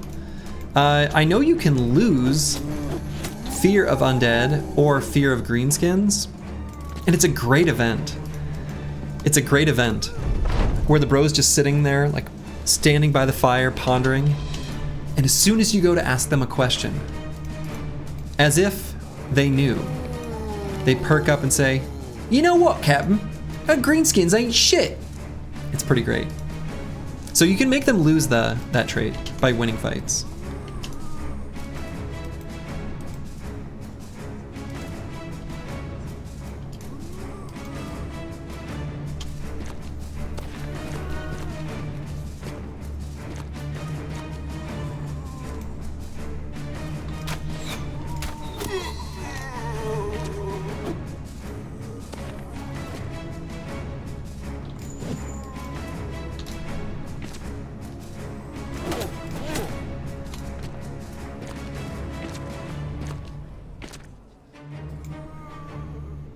Alright, where are these little ghosts? That's the real question. There they are. There's our little blueberry friends.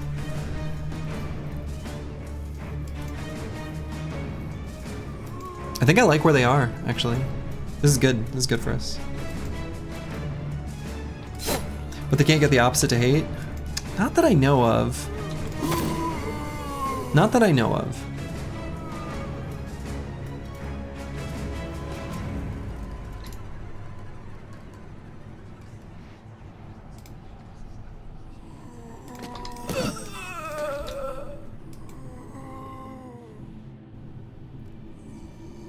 We're just gonna keep Ragged Edge 82 right here.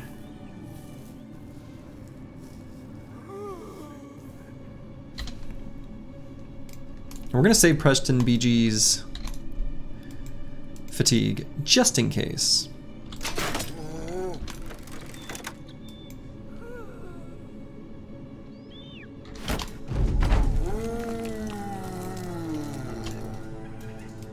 Bros can gain either hate or fear by losing other bros. Yeah, I think then maybe that's right. Maybe that's right. It sounds familiar anyway.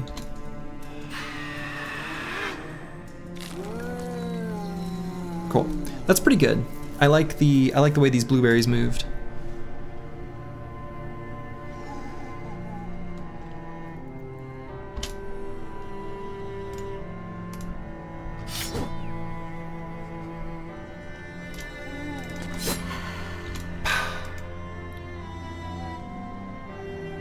Anonymous can give you fear of beasts. Oh yeah. That's right. They can. That is a thing.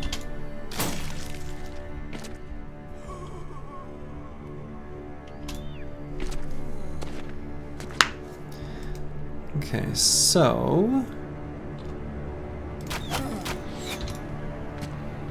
I'm trying to think of what the best way to get to these other two little cute blueberries is.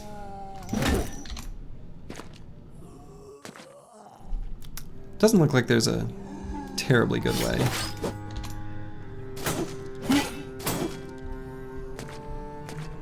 But where they're screaming right now isn't too impactful. Master Maticus is our one bro with like, yeah, tons of resolve, so should be okay. As long as Squigs doesn't get shouted at. He's sensitive.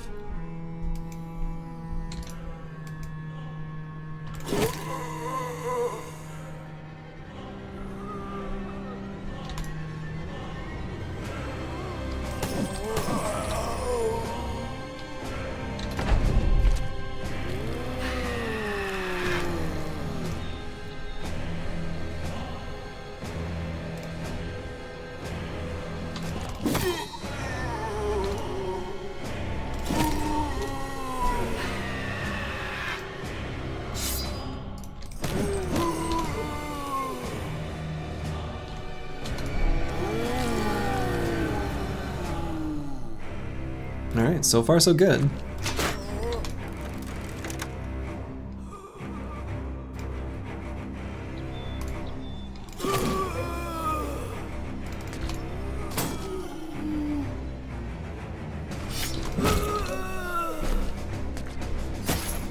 Just give the undead a ka-chonk one by one. Headhunter active.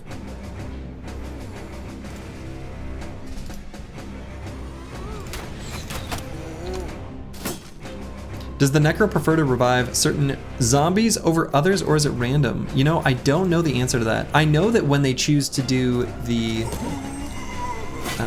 possess, that they've got like a whole decision tree around that,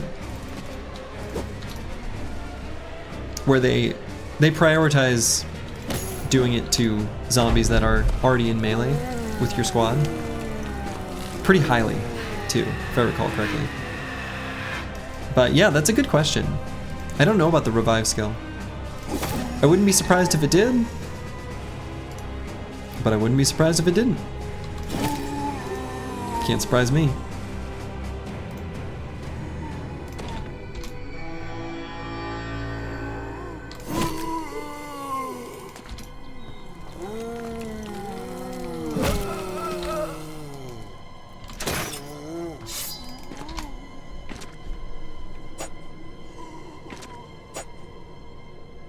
Wiki says you can only gain or lose fear of something and you can't gain, lose hate.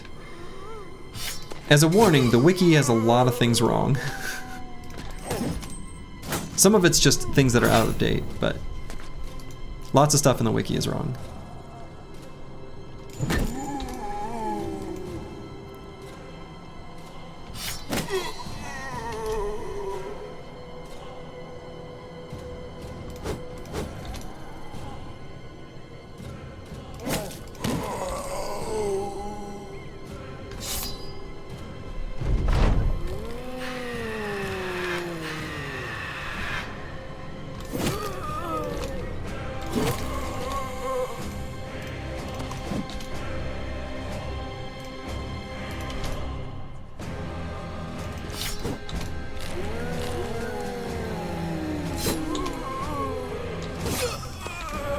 The Necro's fleeing, so his bodyguards are going to move forward.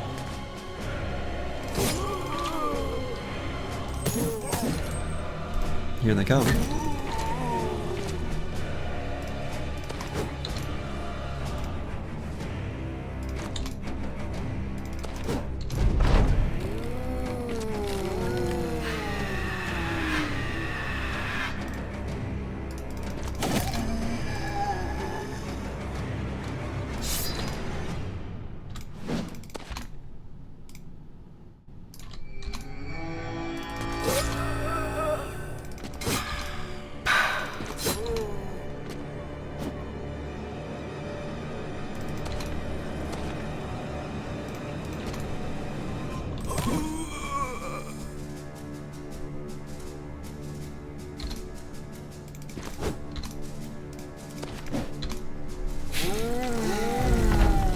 The little blueberry still hanging around.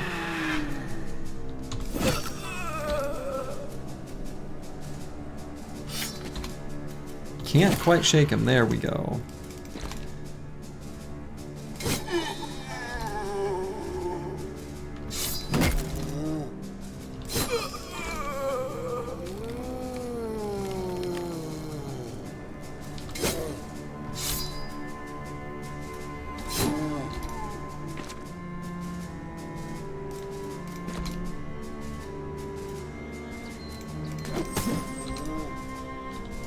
I didn't even see this guy there.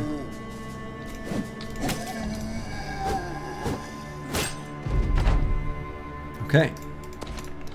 Little short sword not doing very much damage.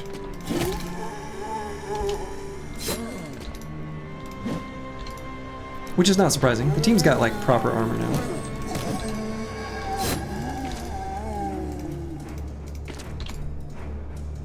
What you gonna do now, Necro? Your kind are evil, and your grip on us weakens. Seems the Necro will revive both armored and normal zombies, even in the same term. But aren't the armored ones stronger stat-wise? I don't know. Are they stronger? They've got the same melee defense. Are their stats stronger? We can replace our old Dark Rugged Surcoat with a new one. We're gonna leave behind the valuable furs and the signet ring. Better HP? Okay, better HP. Yeah, in the code they're the zombie yeoman. Like Y-O-E-M-A-N. They definitely prefer rezzing the zombies near weak or ranged brothers. Okay, that makes sense. Probably the same general logic as their preference to possess in those same circumstances. Sadness, no. Yeah, no fancy shinies. That's okay. All right, Cola with a hell of a level up here. A beautiful one. Let's grab fatigue here. We're gonna want this brother to have gobs and gobs of fatigue. And this brother, we're gonna grab Berserk. Hence the gobs and gobs of fatigue. The sensor is a crazy good weapon, and we're gonna put it to crazy good use. Eventually. For a while, he's just gonna use some other flail.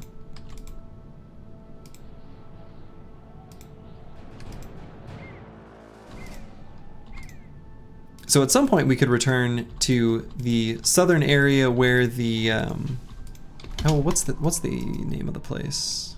Where is it? Abandoned Village, yeah. We could do the Abandoned Village at some point soon. Get our fancy quiver. All right, let's see what's here. Trading Caravan.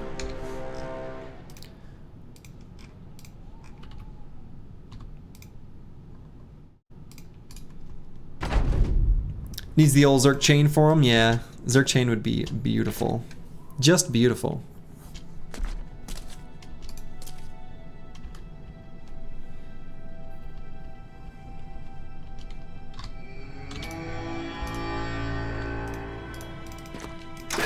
Drink. Would be cool to find a legendary three-headed flail. It would.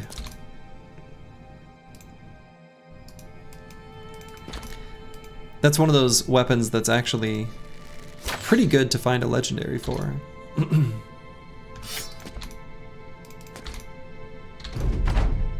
Named item, I should say. But yeah. We'd be happy with that.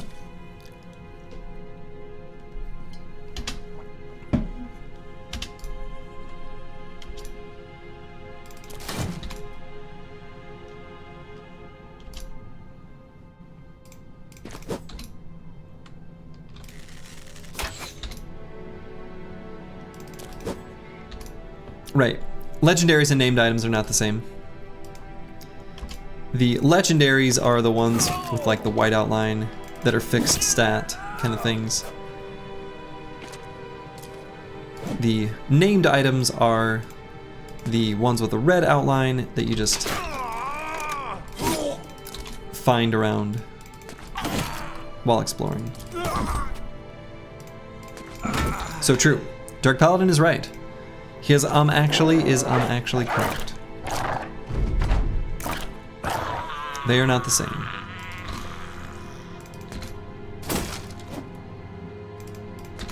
It's made all the more confusing because sometimes myself and others refer to the named items as famed items, which is... What is a named item you wouldn't build around? I mean, the Spedum could happen. The Spedum could happen. Could and has happened.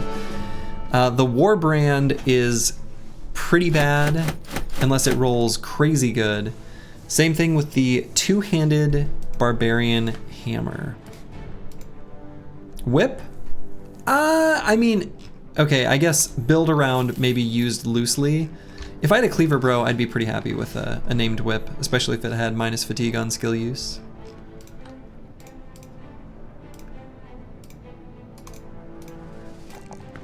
Alright, bad with maps. Flail fatigue neutral. These two are obvious. So now I suppose I decide between resolve and melee skill. Why not the barb two-handed skullhammer? Because it's just pretty bad. I mean, that's honestly, it just doesn't have good base damage. If it rolls really well, it can be good, but it's just not very good unless it does. What does neutral mean? It means that he will have exactly enough fatigue to do all the things he needs to do in a turn. So he's fatigue neutral. He will move and attack. He'll move for 3, he'll attack for 12, and then he'll always regenerate 15 because brothers regenerate 15 per turn. So that's what the neutral means in fatigue neutral.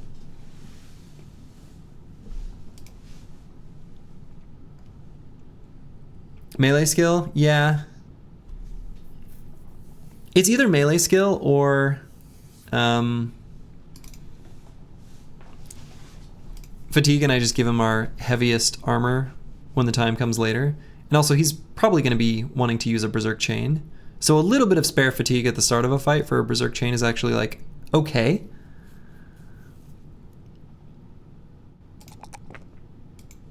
It's a little bit higher fatigue than we need, but I think it's okay. Melee skill, I think wouldn't have been wrong. It would have been an okay choice as well. So I'm going to take underdog, I think, on this brother.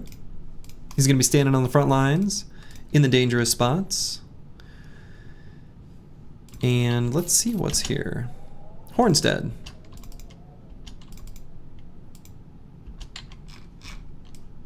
Okay.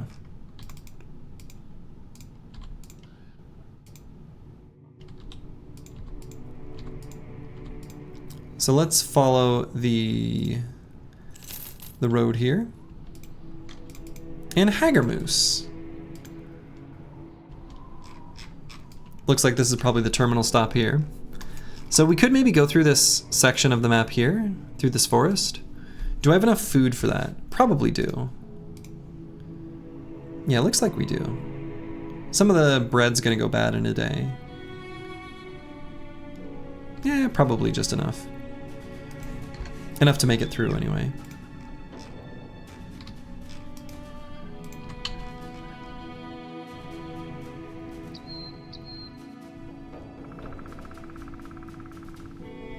Got some big old footprints here.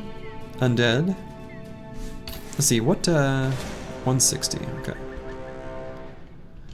Ancient graveyard.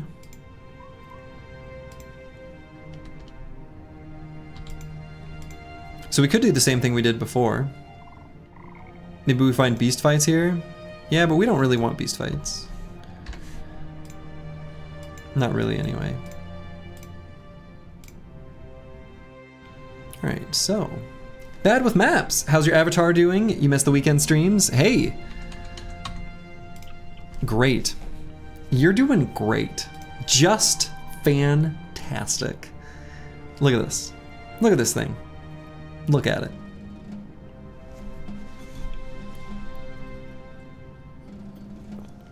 That is well crafted.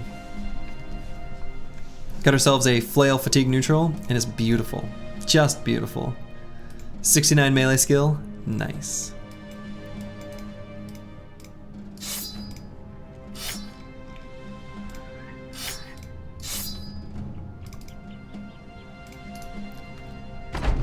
Who has the most kills so far? Ooh. Will it say on the screen? 73, 93 on Cola. 94 on Blade. Blade has 94 kills. Just spent 45 minutes talking to your girlfriend's 5-year-old boy. Good lord, he can talk. Yeah. 5-year-olds are good at that.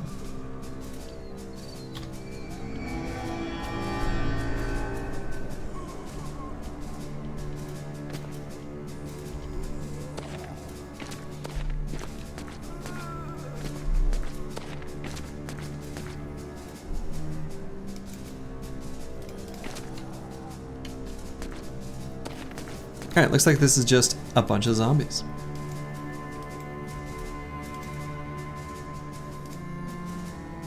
Guy named Blade has stabbed the most people.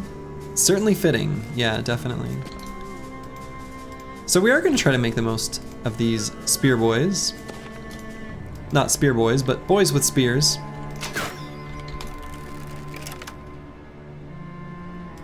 An important distinction.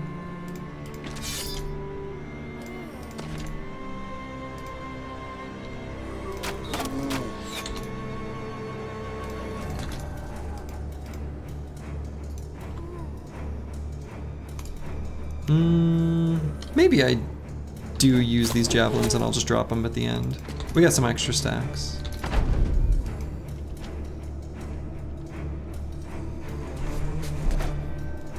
Alright, that one failed right at the beginning. We'll see if we can get rid of this guy. Might be able to. Alright, cool.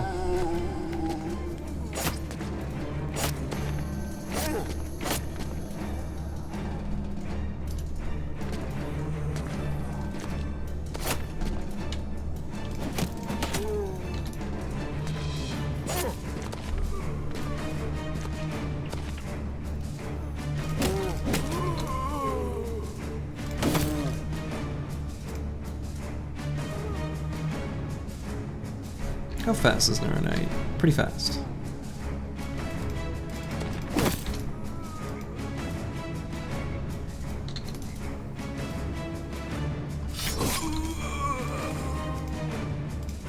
Let's bring Lost Guardian down to the bottom. I think that's where the spookier stuff is happening. That's where there's just more enemies.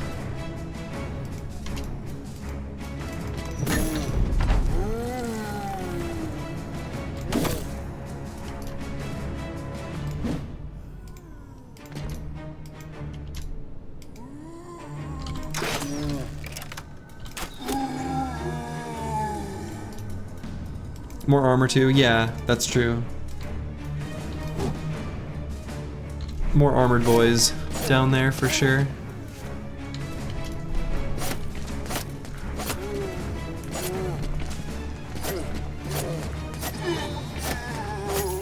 Spears should all be at 95, so even without spear mastery, this is a good way of making this clean and easy. So we're gonna drop these jabs on the floor and not replenish the stack. That's right, Falsers. Falsers knows. Falsers knows. The old slurgy spear wall. That's what's going on here.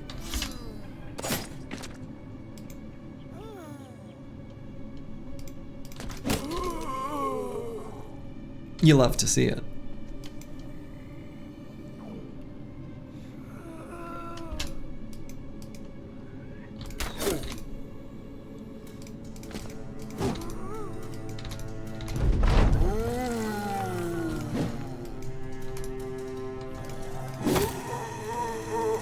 How durable are those spears? Boar spears have pretty good durability. So 48 and 76.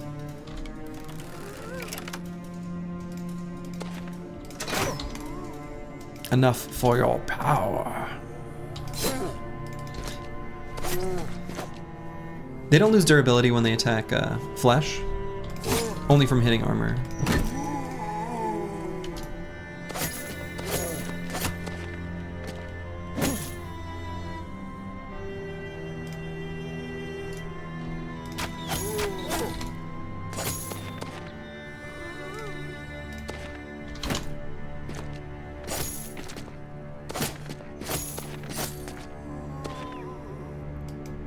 You hadn't properly seen the lowborn emote prior. That grimace is incredible.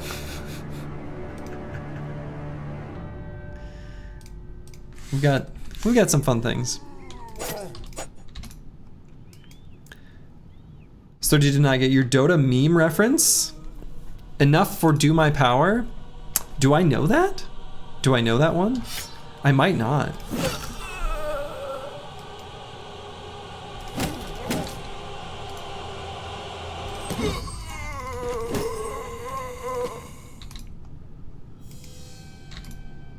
What is that, Dark Paladin?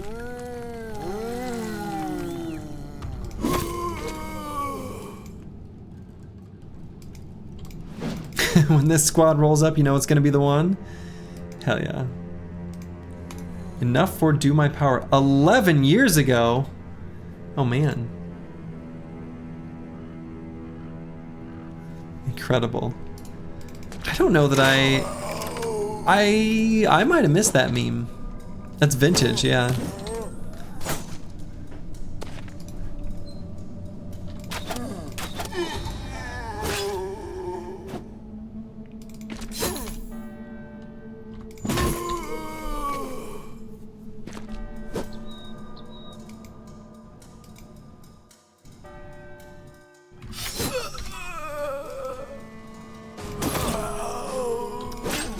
Dark Paladin with some fancy old school vintage memes. You love to see it.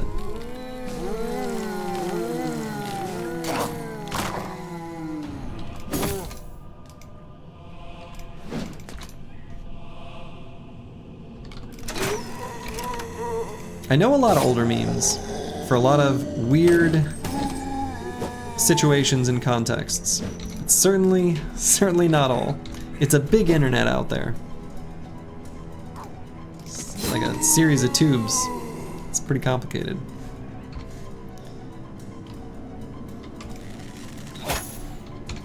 Alright, we're gonna drop that quiver on the ground.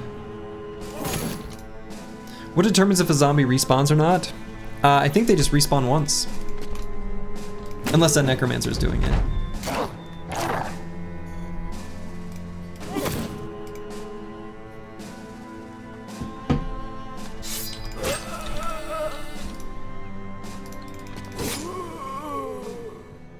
Okay, pretty good experience there. Nothing fancy, just some crowns. We don't care about anything else here. We're gonna leave behind the javelins and the arrows, because we can re-equip a fresh stack of javelins and a fresh quiver of arrows. Little resourcefulness, never hurt anyone. So go ahead and swap back to, whoa, nope. Here we go. Swap the flails back. Not gonna bother fixing up the boar spears, we'll be able to get more. No head, no respawn, oh that's true too. That also works. All right, blade. Let's see. Let's grab resolve here. And this brother could circle back for dodge now. It's really good value. Could also just simply get Berserk or Killing Frenzy, and either one of those would be good. Probably not Killing Frenzy. If anything, it'd be Berserk. I think we've got enough distinction of roles going on already with how we're positioning bros, such that I think Berserk's pretty fine for this brother.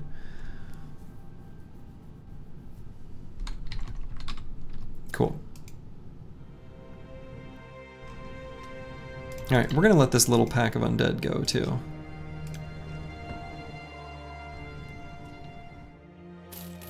They offer very little to us other than experience. Lost tools, maybe a little bit of damage.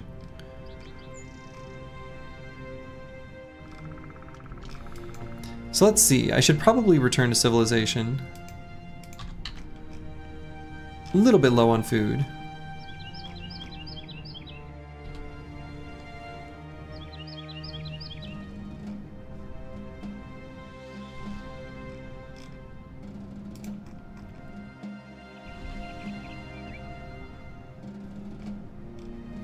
So we'll make our way to the south and to the east.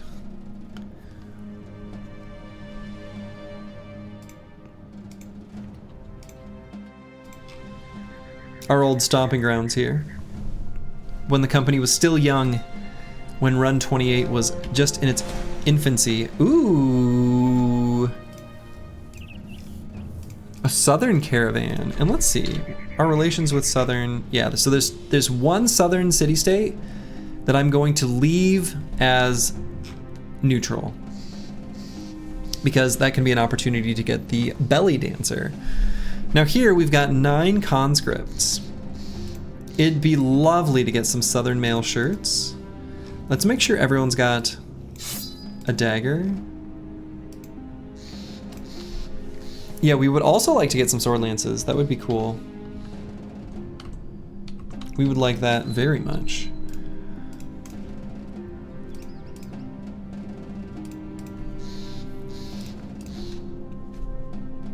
The wiki says, yeah, the wiki is wrong. Moist Musk, the code does use the word allied. It just means non-hostile.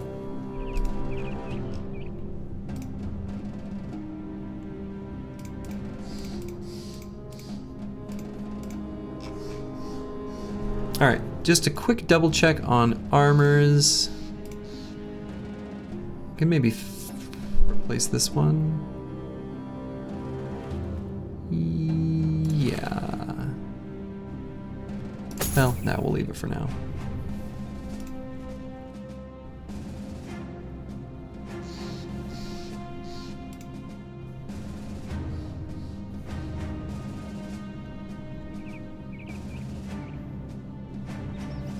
Could always just replace with a patched mail shirt. I don't know, I guess 42% nimble with 110 is basically the same as 40 with 90. Probably doesn't make much difference. Okay. Let's do this. Let's do this. 1 sword lance, 2 pole maces. There are Southern Mail shirts here, 3 of them. We're only going to try to dagger down, well, not all 3. We'll see. This guy's probably going to have to die. Double gripping that big ol' scary sword? Nah, I don't think so, buddy.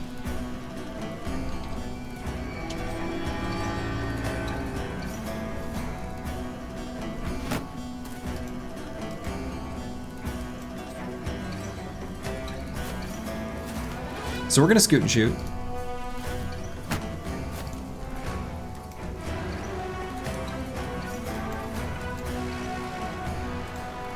And we're gonna go ahead and just do it now.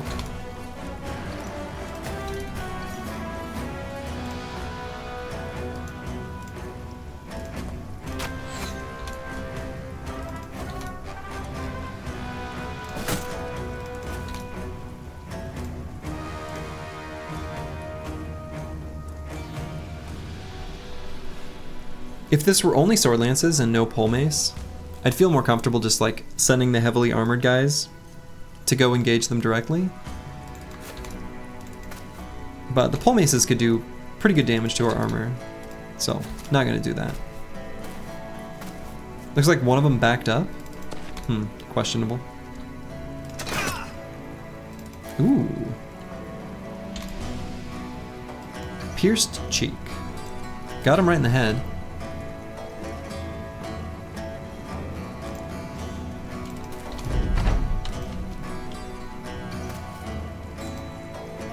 Wow.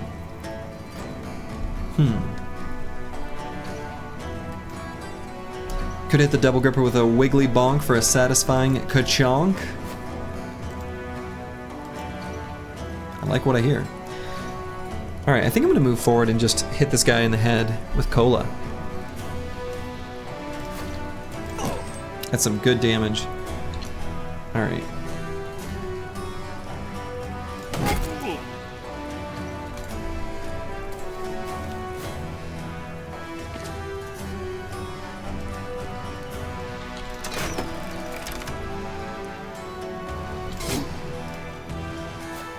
They are not engaging us very intelligently.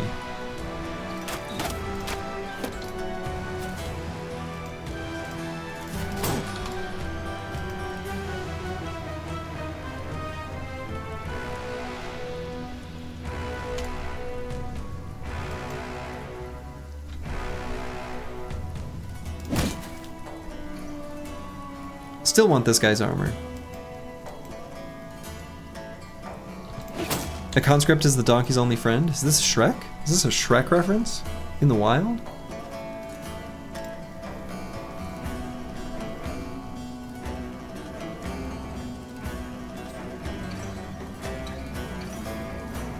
What if I go here with Master Maticus and Shield Wall? Should be okay. Ballin wants the Fire Spear? Why would Ballin want that?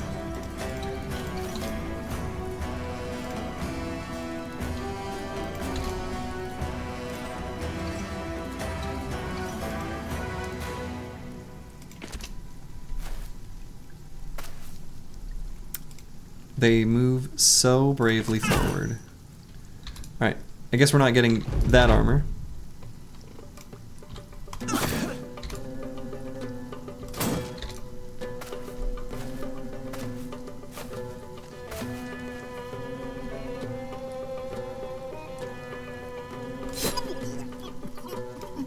We can still move, because we got Berserk, we can still move Blade here and go for a headshot on this conscript. Hell yeah. Got ourselves a new armor. We're gonna try to get this one too.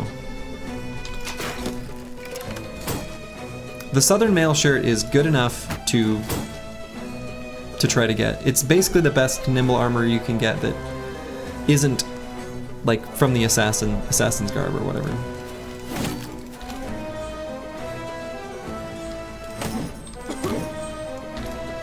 Concussion. Plus it looks nice. Yeah, it looks great.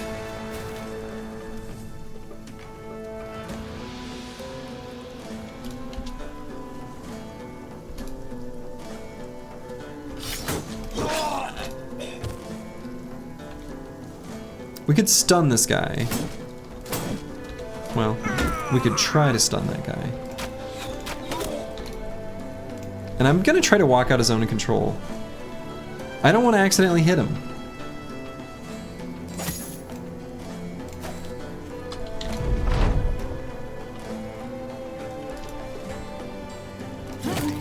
Like accidentally hit him in the body if I attacked him. I mean, I do want to accidentally hit him.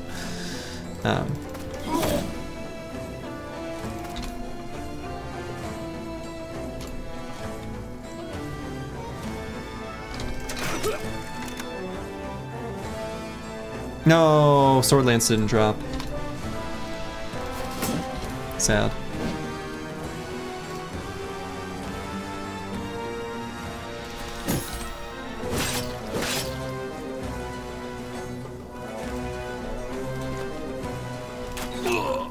Oh.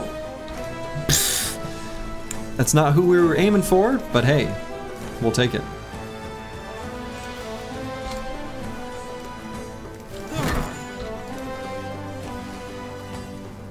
Uh-oh, can we get a full surround on this guy?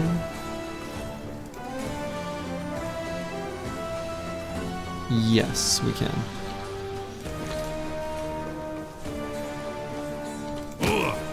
Actually, how much? Does Squigs still have his full turn?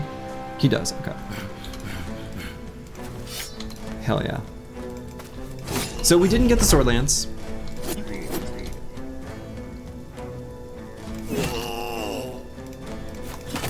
That's okay. Yeah, the pole mace is still nice. We actually do kind of want the pole mace. Do we? I don't know. I guess it's fine.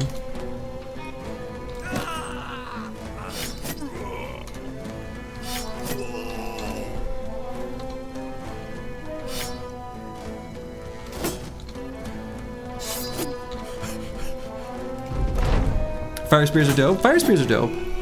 Fire spears are pretty dope. We do have one already equipped. We got another. Honestly, the Lino-thorax is kind of a sweet little armor too. Might consider using that.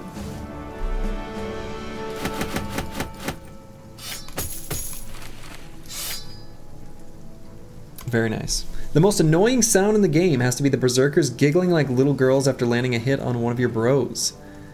What are you laughing at? I'm ultra killing you for that.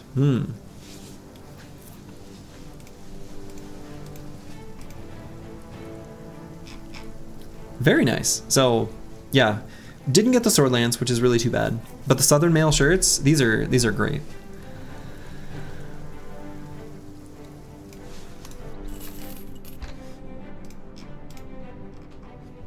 So we're gonna go ahead and equip them.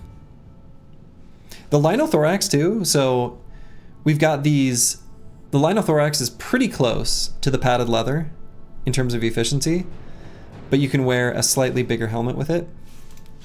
So for example, on a bro with pretty high hit points, Lost Guardian actually might be a good example. We could go with this helmet and this armor. Doesn't that look nice? This is pretty premium. And it's still 40% nimble. I like that a lot, actually. Anyway. Like, that's a proper soldier. That's a proper little, like, light armored soldier. Looks nerdy? Yes. It does. It does look nerdy. Reaver 75 gear with the bones is best? Nah, get out of here. Get out of here with your propaganda.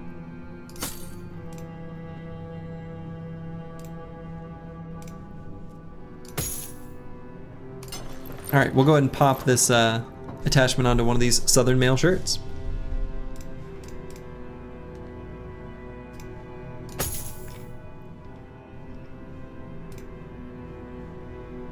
Got an armor we could replace here. So let's go with one of these setups. Can replace this helmet with a fixed up version of the same. Can always go with the kettle helmet too.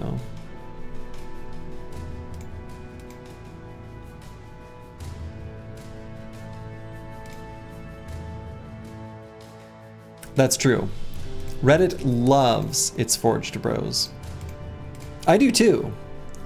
But the insistence that they have a whole squad of battle forged damage dealers is like, oh boy. Oh boy.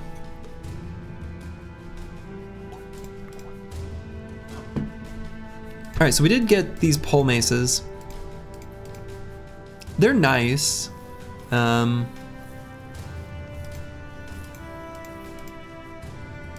I like the utility of the stun. We'll probably get Mace Mastery on someone. So, could give it to like Bad with Maps as a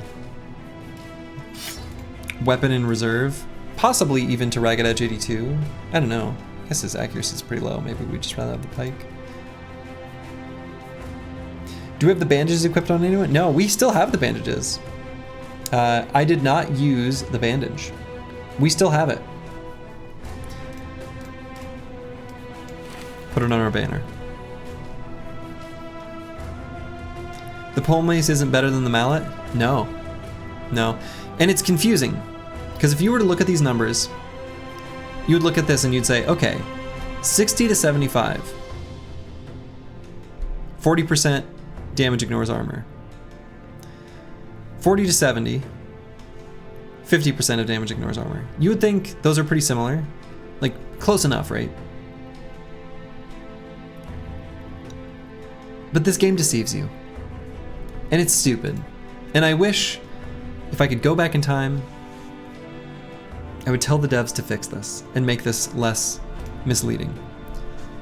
The primary attack ability from most of the two-handed weapons, with the exception being like cleavers and the two-handed axes. So basically the two-handed maces, two-handed hammers, two-handed greatsword, or two-handed sword. Their primary ability just gets plus 20 damage. Just plus 20 damage. Just gets added on. So instead of 40 to 70, it does 60 to 90. Is that stupid? I think so. Oh yeah, two-handed flail. Yeah, you're right. The flail. Flail 2. Flail 2. It has its own, flail has its own thing with damage ignores armor on headshots and stuff. But anyway, the pole mace does not have that. It's just, it does the damage it says. It's confusing.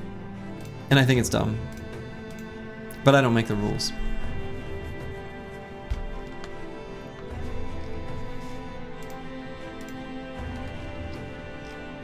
Very nice. That was a great fight.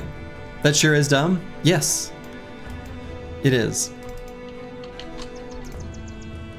It's pretty dumb.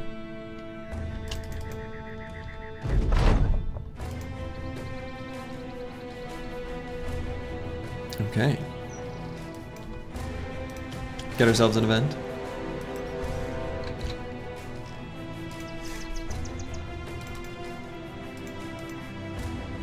It was more than 2 dudes with the side project. I think most of the spaghetti-ist,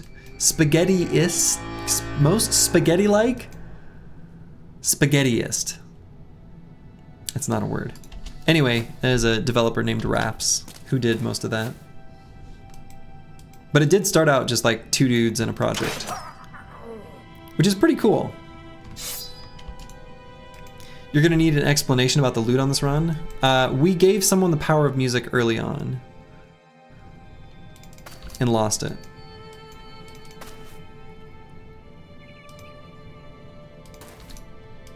So we used the power of music.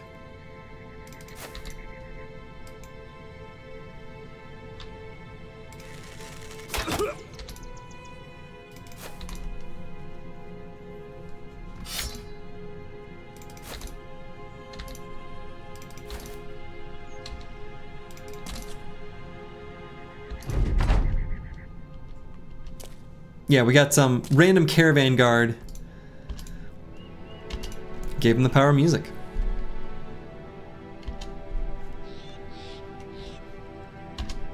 The power to move you.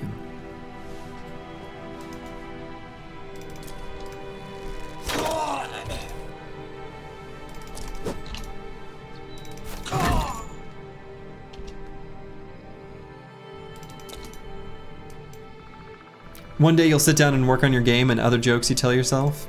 Yeah. Relatable. Too real.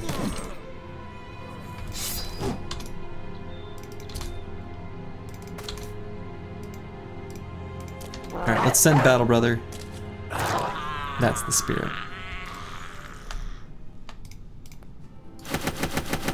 Just a bunch of food. And some crowns. Do you have a one-handed hammer in your inventory? Pretty sure the plus damage is pointed out on the skill for that one. One-handed hammer does not have any extra damage. But the one-handed hammer does have a guaranteed minimum of 10 direct hit point damage. And it is mentioned, but I don't have one right now. New game idea, Paramedic Simulator. You don't sleep, you don't eat, you run on constant stimmies, and make 96K a year, so might be worth it?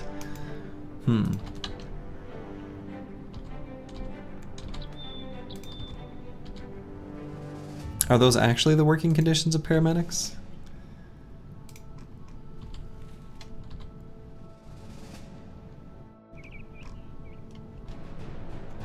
Okay, so we're not gonna attack this one. We're gonna leave one town, one southern city. Just fine. Okay, so we got a supply caravan here. Oh, okay. And an army. We don't want to fight the army.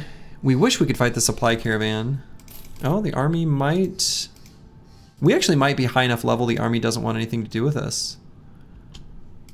You think I can fight it? I think I can, and I think I don't want to. Is maybe more accurate. Or I don't think it's a necessary fight to take.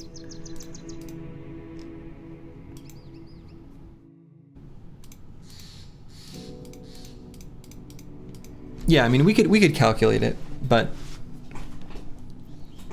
yeah, worth if we want the Arbalest. I think we're okay without. We would like an Arbalest, but yeah. You think they tried doubling back? Yeah, it doesn't look like it. We are gonna fight the supply caravan though. That's something we're definitely doing. So we'll go back to heater shields. Yeah, Bannermen do make the fight harder, but not too bad. The average paramedic climbs 60 flights of stairs a day. Oh wow. The trick is to get into tech and work from home for hedge night wages. Falsers nailed it. That is the trick. Highly recommend. If you want a gun, you can find a small enough Southern company. Yeah. That is how we're gonna have to get a gun if we want one. Alright, so the two billmen are wearing like real armor, unfortunately, not just wearing pajamas. Now, this guy's got a pole hammer. We'd like that.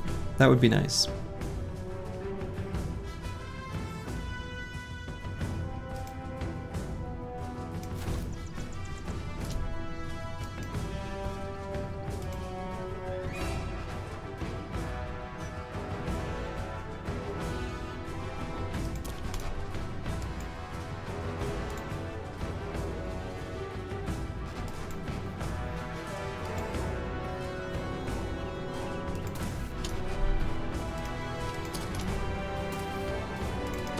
Okay.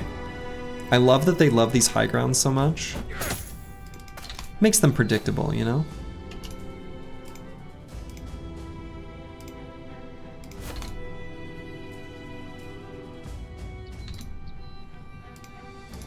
Stoji, could you explain turn order manipulation with high initiative guys? You never got to it because if you both wait, you still go first as high initiative, whereas the 2 turns in a row. So the 2 turns in a row, so specifically, if you've got, so if we're talking relentless, so let's say I wait, they move forward. Okay, so I wait, they wait, we run back, whatever. We do our scoot and shoot shenanigans. I wait, they move forward, I attack.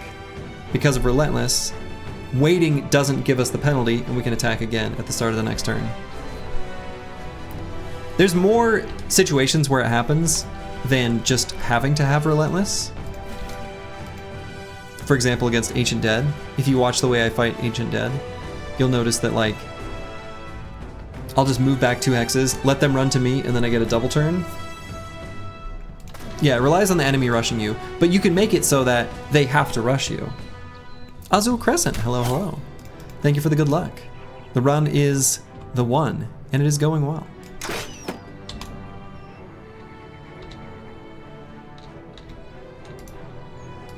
This is the run.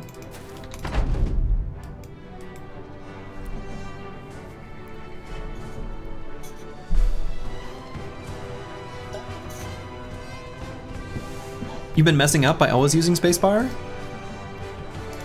Spacebar by default is wait. Now, you don't always want to wait. You do often want to end your turn for all kinds of reasons. I will say I wait on most of my bros in most combats, but definitely not all. And it might be worthwhile for me to like point out when I don't. I think I do sometimes. You're getting that penalty all the time when you didn't realize it was a thing? Yeah, I mean, you don't want to always do it. Don't just do it by default.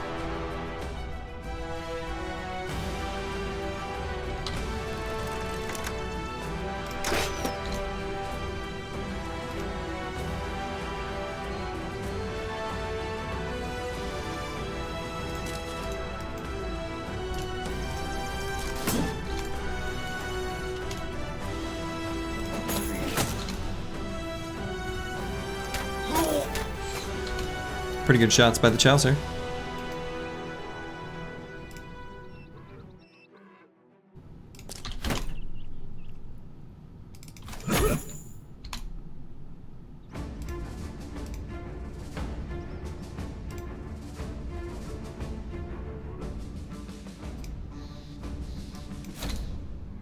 Boy, that Kraken fight was that was a mess. That's what that was.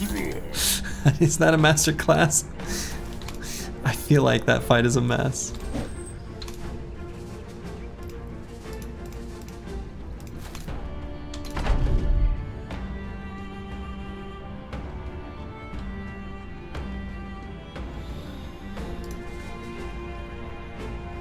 You know, given this guy's shield walling, I actually might try to pull him. Okay. I was gonna say I could pull him and then see if Bad with Maps can finish him.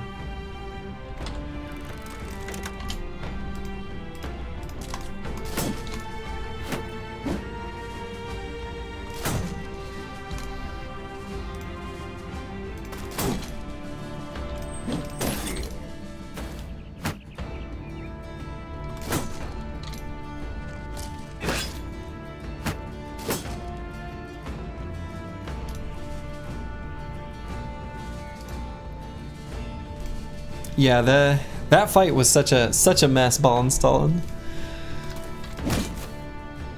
It really was. I should be able to put No Man 1220 there.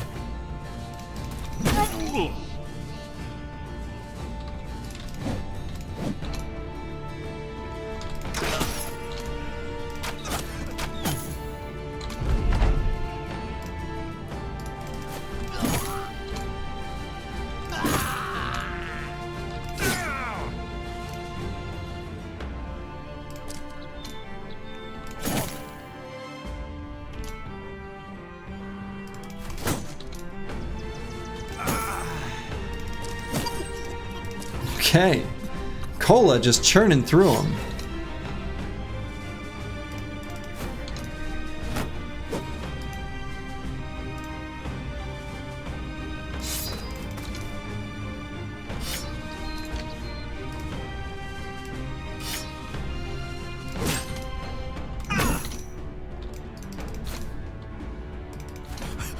We dropped our ammo on the ground there.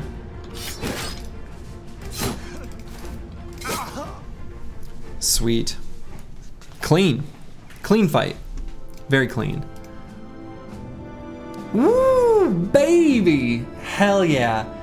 So supply caravans are always gonna have either ammo or tools or medical supplies, and we wanted ammo in this case. We wanted ammo. No hammer? Now we got a hammer. We got the military pick. We can show what Medieval Man was talking about earlier, actually. And I will grab this 87% helmet. What town? In this case, we don't care, because the supply caravans, the like military supply ones, they'll still grab the cargo from the place. In this case, copper ingots. However, the tools or ammo or meds are just extra. They're just bonus. They're just fluff supplies. So we can show what Medieval Man was mentioning. So that little star at the bottom where it says always inflicts at least 10 damage to hit points regardless of armor. And that's true even for the destroy armor ability.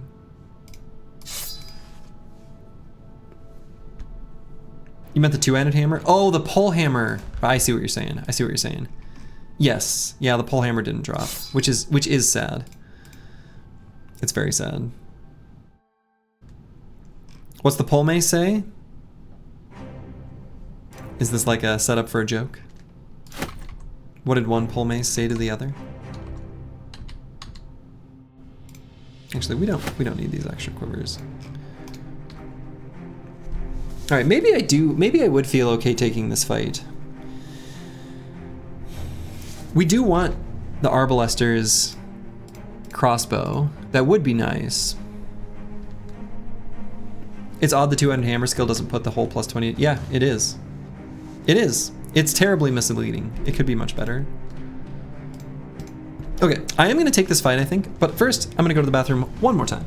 I'll be back in a second.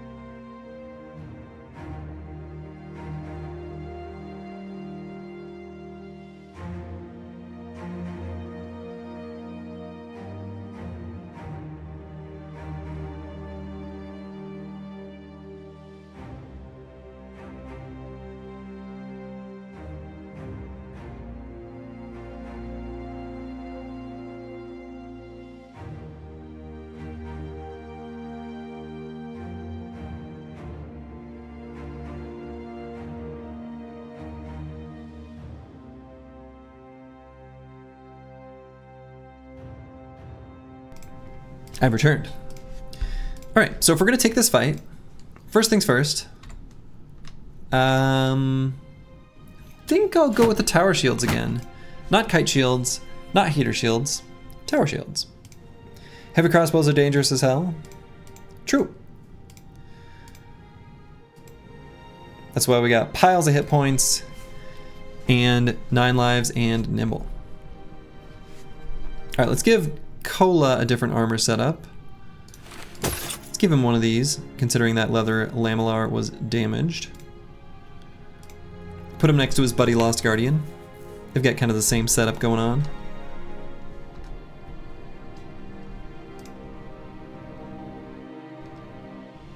Could put something lighter on Preston BG. Probably should. 46% is kind of not so good. So actually what I might do...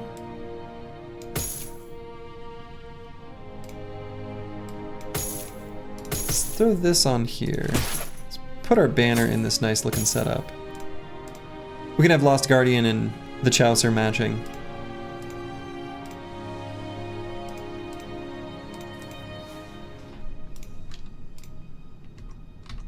So I think we're good. Can we get a prediction on surviving the fight? I'd have to close the previous prediction. We can only get one at a time. One prediction is currently already rolling, which the condition of the prediction is to the end of the stream. So unfortunately I can't.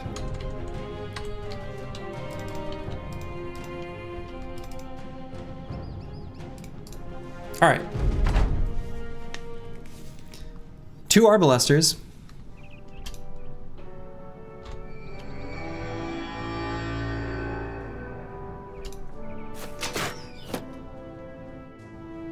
And let's see, what is this hit chance? 29? Okay. Shooting downhill, which sort of sucks. Where do you go to see the possible stats of a brother? What do you mean? By Regard GG.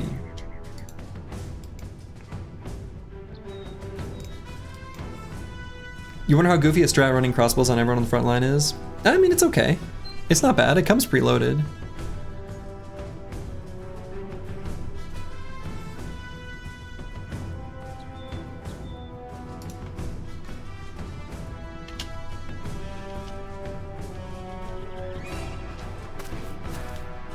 Alright, so they are gonna run forward.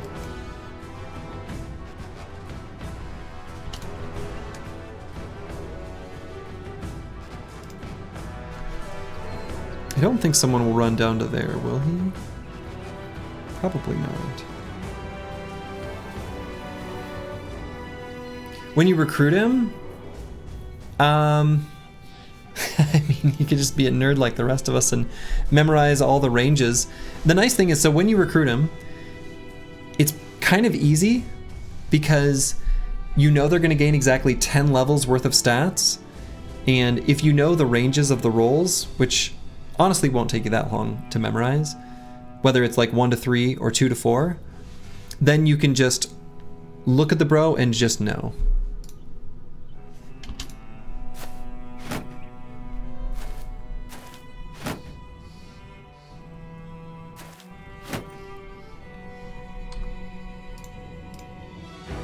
Alright, so let's put No Man 1228 up here, because we can throw down here. Hell yeah. And I think we can leave him here. It's not a very dangerous hex at all, actually. We'll swap to his sword, though. Just so enemies don't pass through zone of control.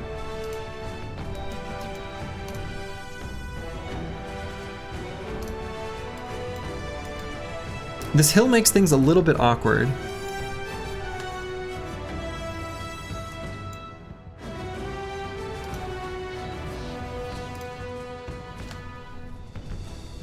Yeah, background attributes and ranges gives good information on what a unit could have. I have that one, because that stuff I don't have memorized.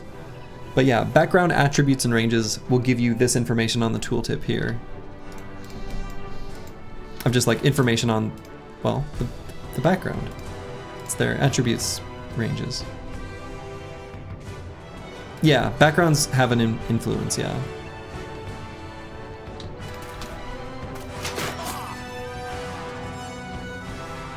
Alright, not too bad. Lost Guardian did get chonked by that crossbow.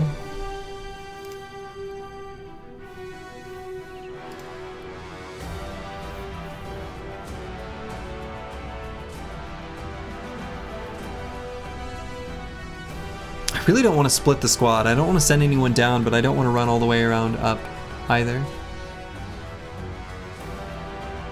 I don't like the way I'm approaching this fight, but I don't like any way of approaching it because of the terrain.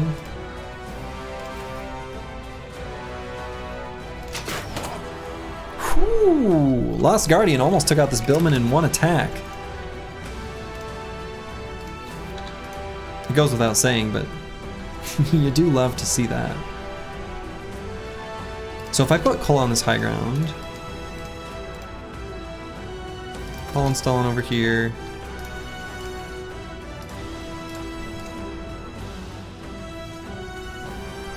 Boy, I mean, I guess I could... We'll get Ragged Edge 82 here, up against this footman with the arming sword. And bad with maps can just run right here.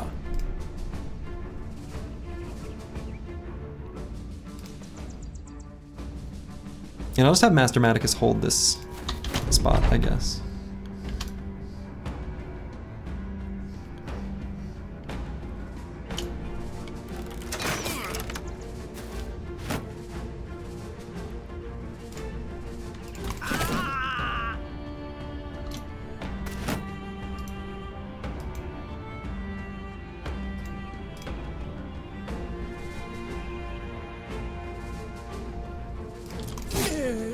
Ooh, baby! Blade just took out that Arbalaster in one attack, and hey, we got it. We got the crossbow. You love to see it. That's so good.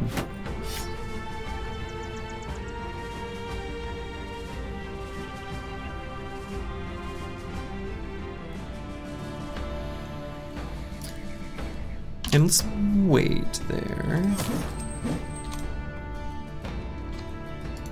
Ragged Edge 82 could go for a shatter. We do have the... Nah, we just go for regular attack.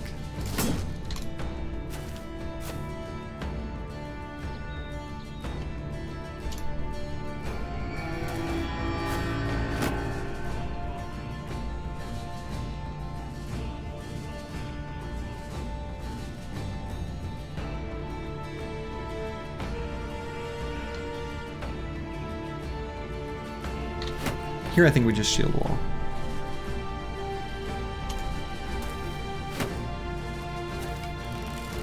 Do bros still get a shield wall bonus if the height difference is large enough to stop an attack?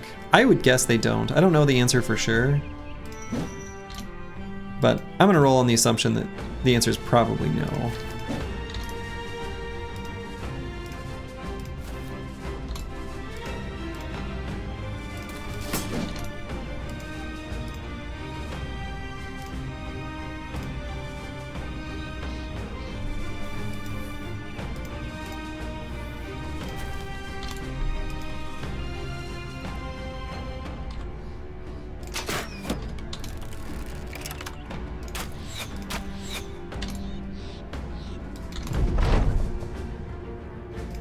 Alright, do I put Squigs here to attack this Billman? I think that's okay. Not a very dangerous hex. This fight feels awkward? Yeah, this fight is awkward.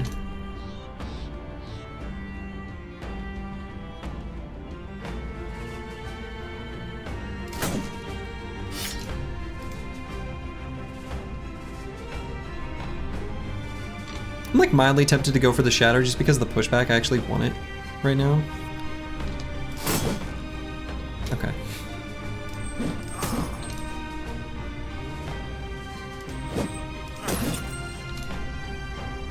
I don't really like where Blade is right now. I think that could be a problem.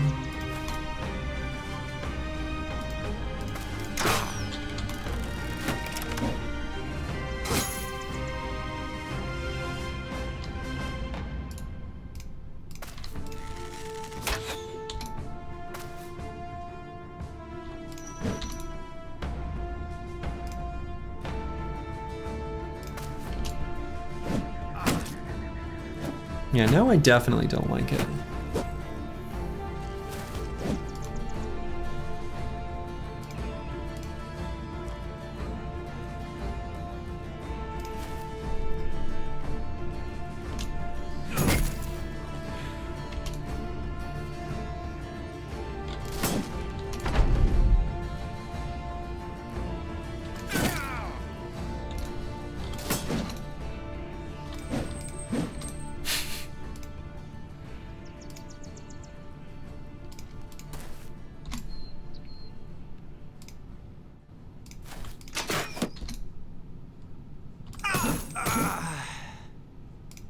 Cola, doing what he does best.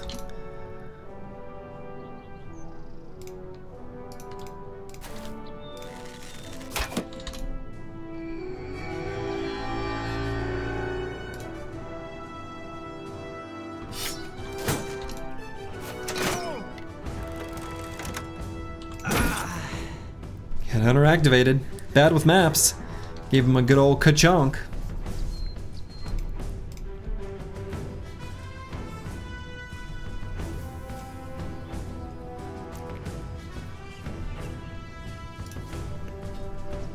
Blade's actually still doing okay right now.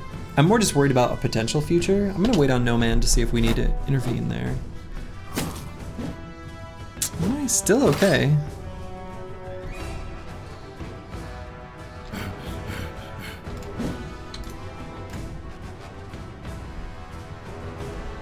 We'll still get No Man here.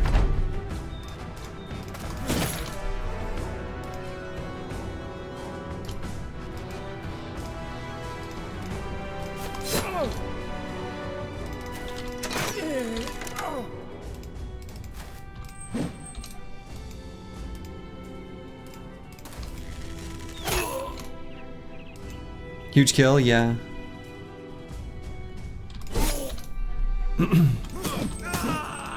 God, Cola, absolute monster.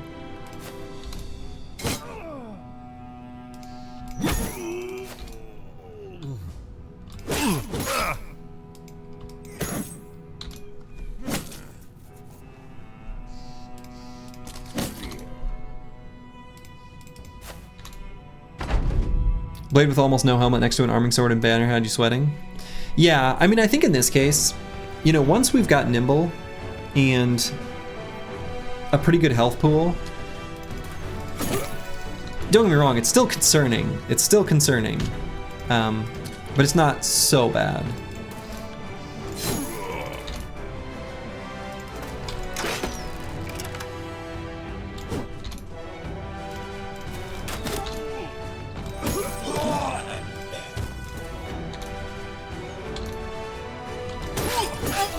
Alright, that went quite well. And then Blade got the killing blow, which is only fitting. Pretty good experience, got a few levels up. And hey, this is a beautiful, beautiful, beautiful loot screen. You love to see it. They're gonna carry like baseline supplies, a lot like wandering groups of briggies.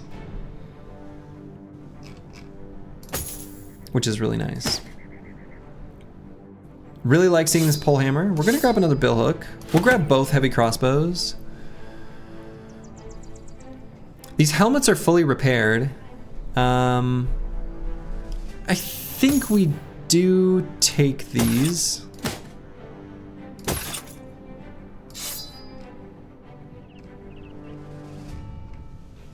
Pog hammers? Okay, that's really funny. And I don't think we need these extra quivers. Very nice.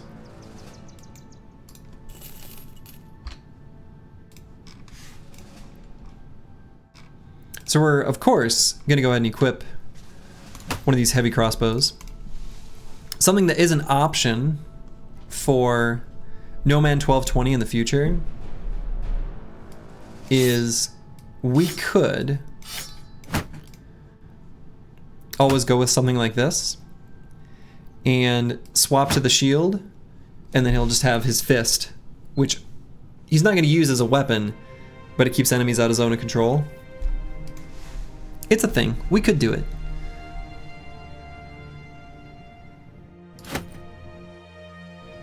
But we probably won't. But we could.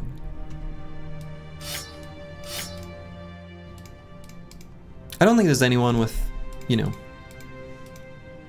high enough range skill that we would want to start out with a crossbow shot.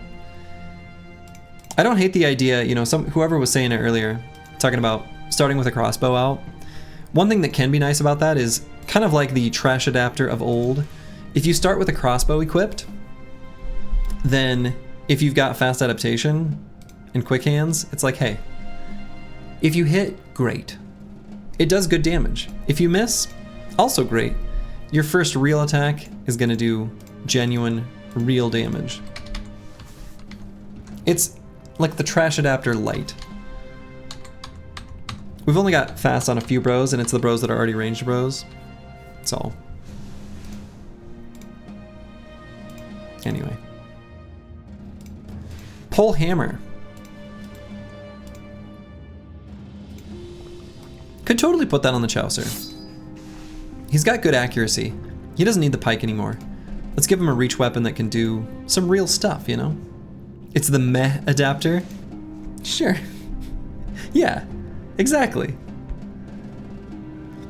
40% ranged is pretty okay because it's plus bonus on crossbow. Yeah, it's okay. It's okay. But against a lot of enemies, it's not going to be enough.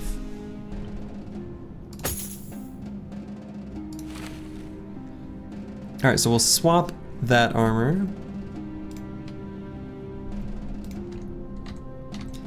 I think it was basically just only Blade that got hit a bunch. Lost Guardian got hit in the chest. Can probably leave that armor for now. Preston BG, Linothorax got totally trashed.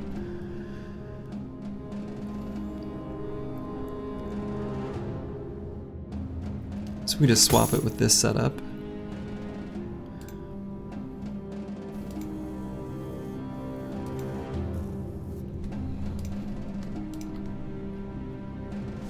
Yeah, so we're gonna need some more tools.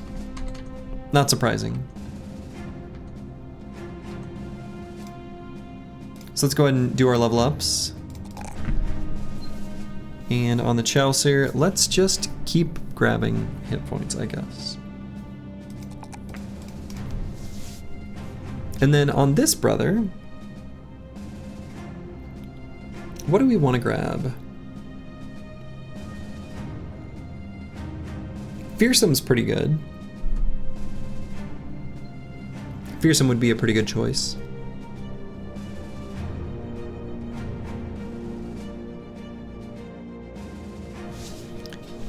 Fearsome's good. I'm a simple boy. Rotate? Yeah, maybe. That might be kind of a final perk. How much do you like Berserk on archers? I mean, if we had more fatigue, I'd like it more. We don't have much extra fatigue. Maybe it's okay, but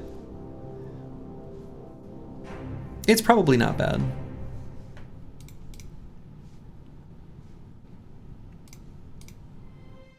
Nara Knight. Let's go with these two and this one. And does this brother just grab Fearsome?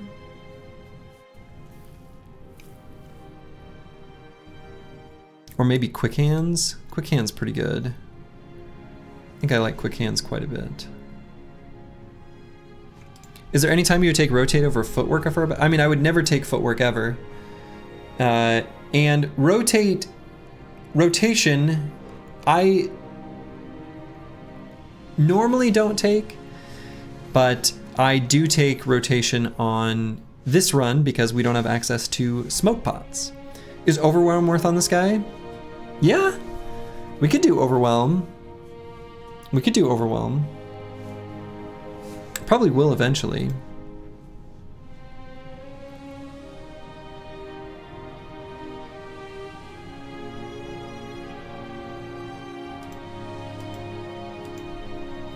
Didn't I take Footwork once? Yeah. I took footwork once on a bro with iron lungs and a second wind potion so that when he spear walled, he could just spear wall forever. And then if an enemy broke zone of control, he could footwork back.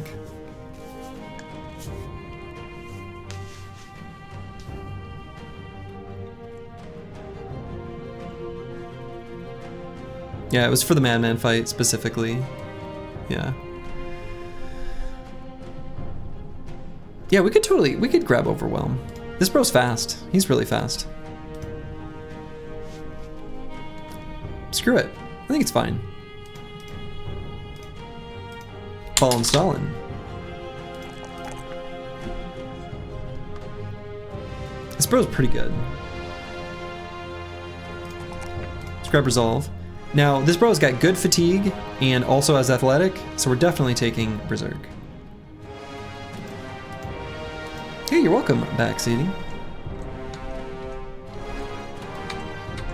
Very nice. Funny blue turn button. No, I don't think we'll end up needing that. I think probably what we'll do on this brother, on Ball and Stalin here, is we'll grab Berserk, Killing Frenzy, and could grab Quick Hands. That would be reasonable. It would be okay. It would be fine. Could also be Convinced. Surprised I didn't do Cleaver Mastery. Well, we don't have any cleavers at the moment.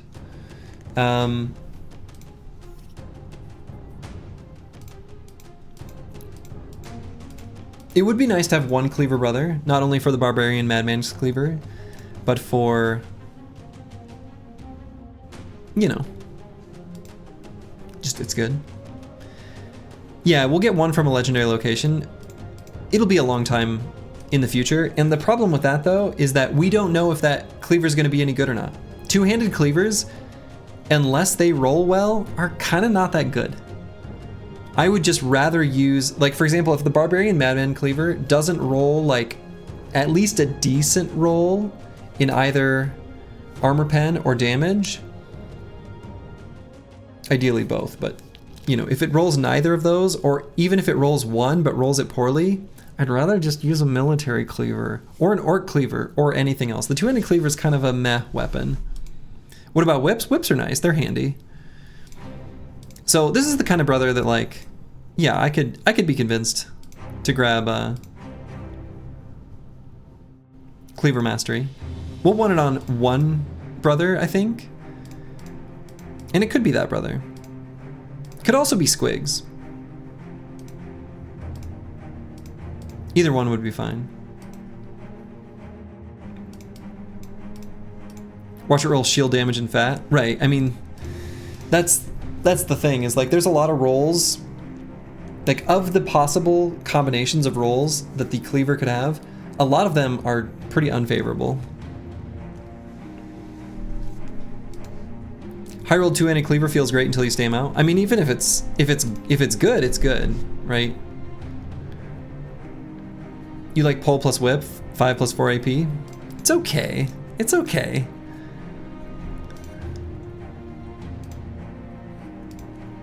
There are situations where that line of play can be good.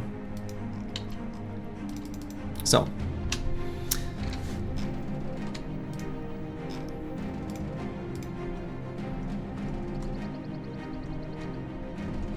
Okay, I think this is a pretty good place for me to call it for the evening. Team's looking real strong, so, you know, no complaints here. All right, anybody playing Battle Brothers here?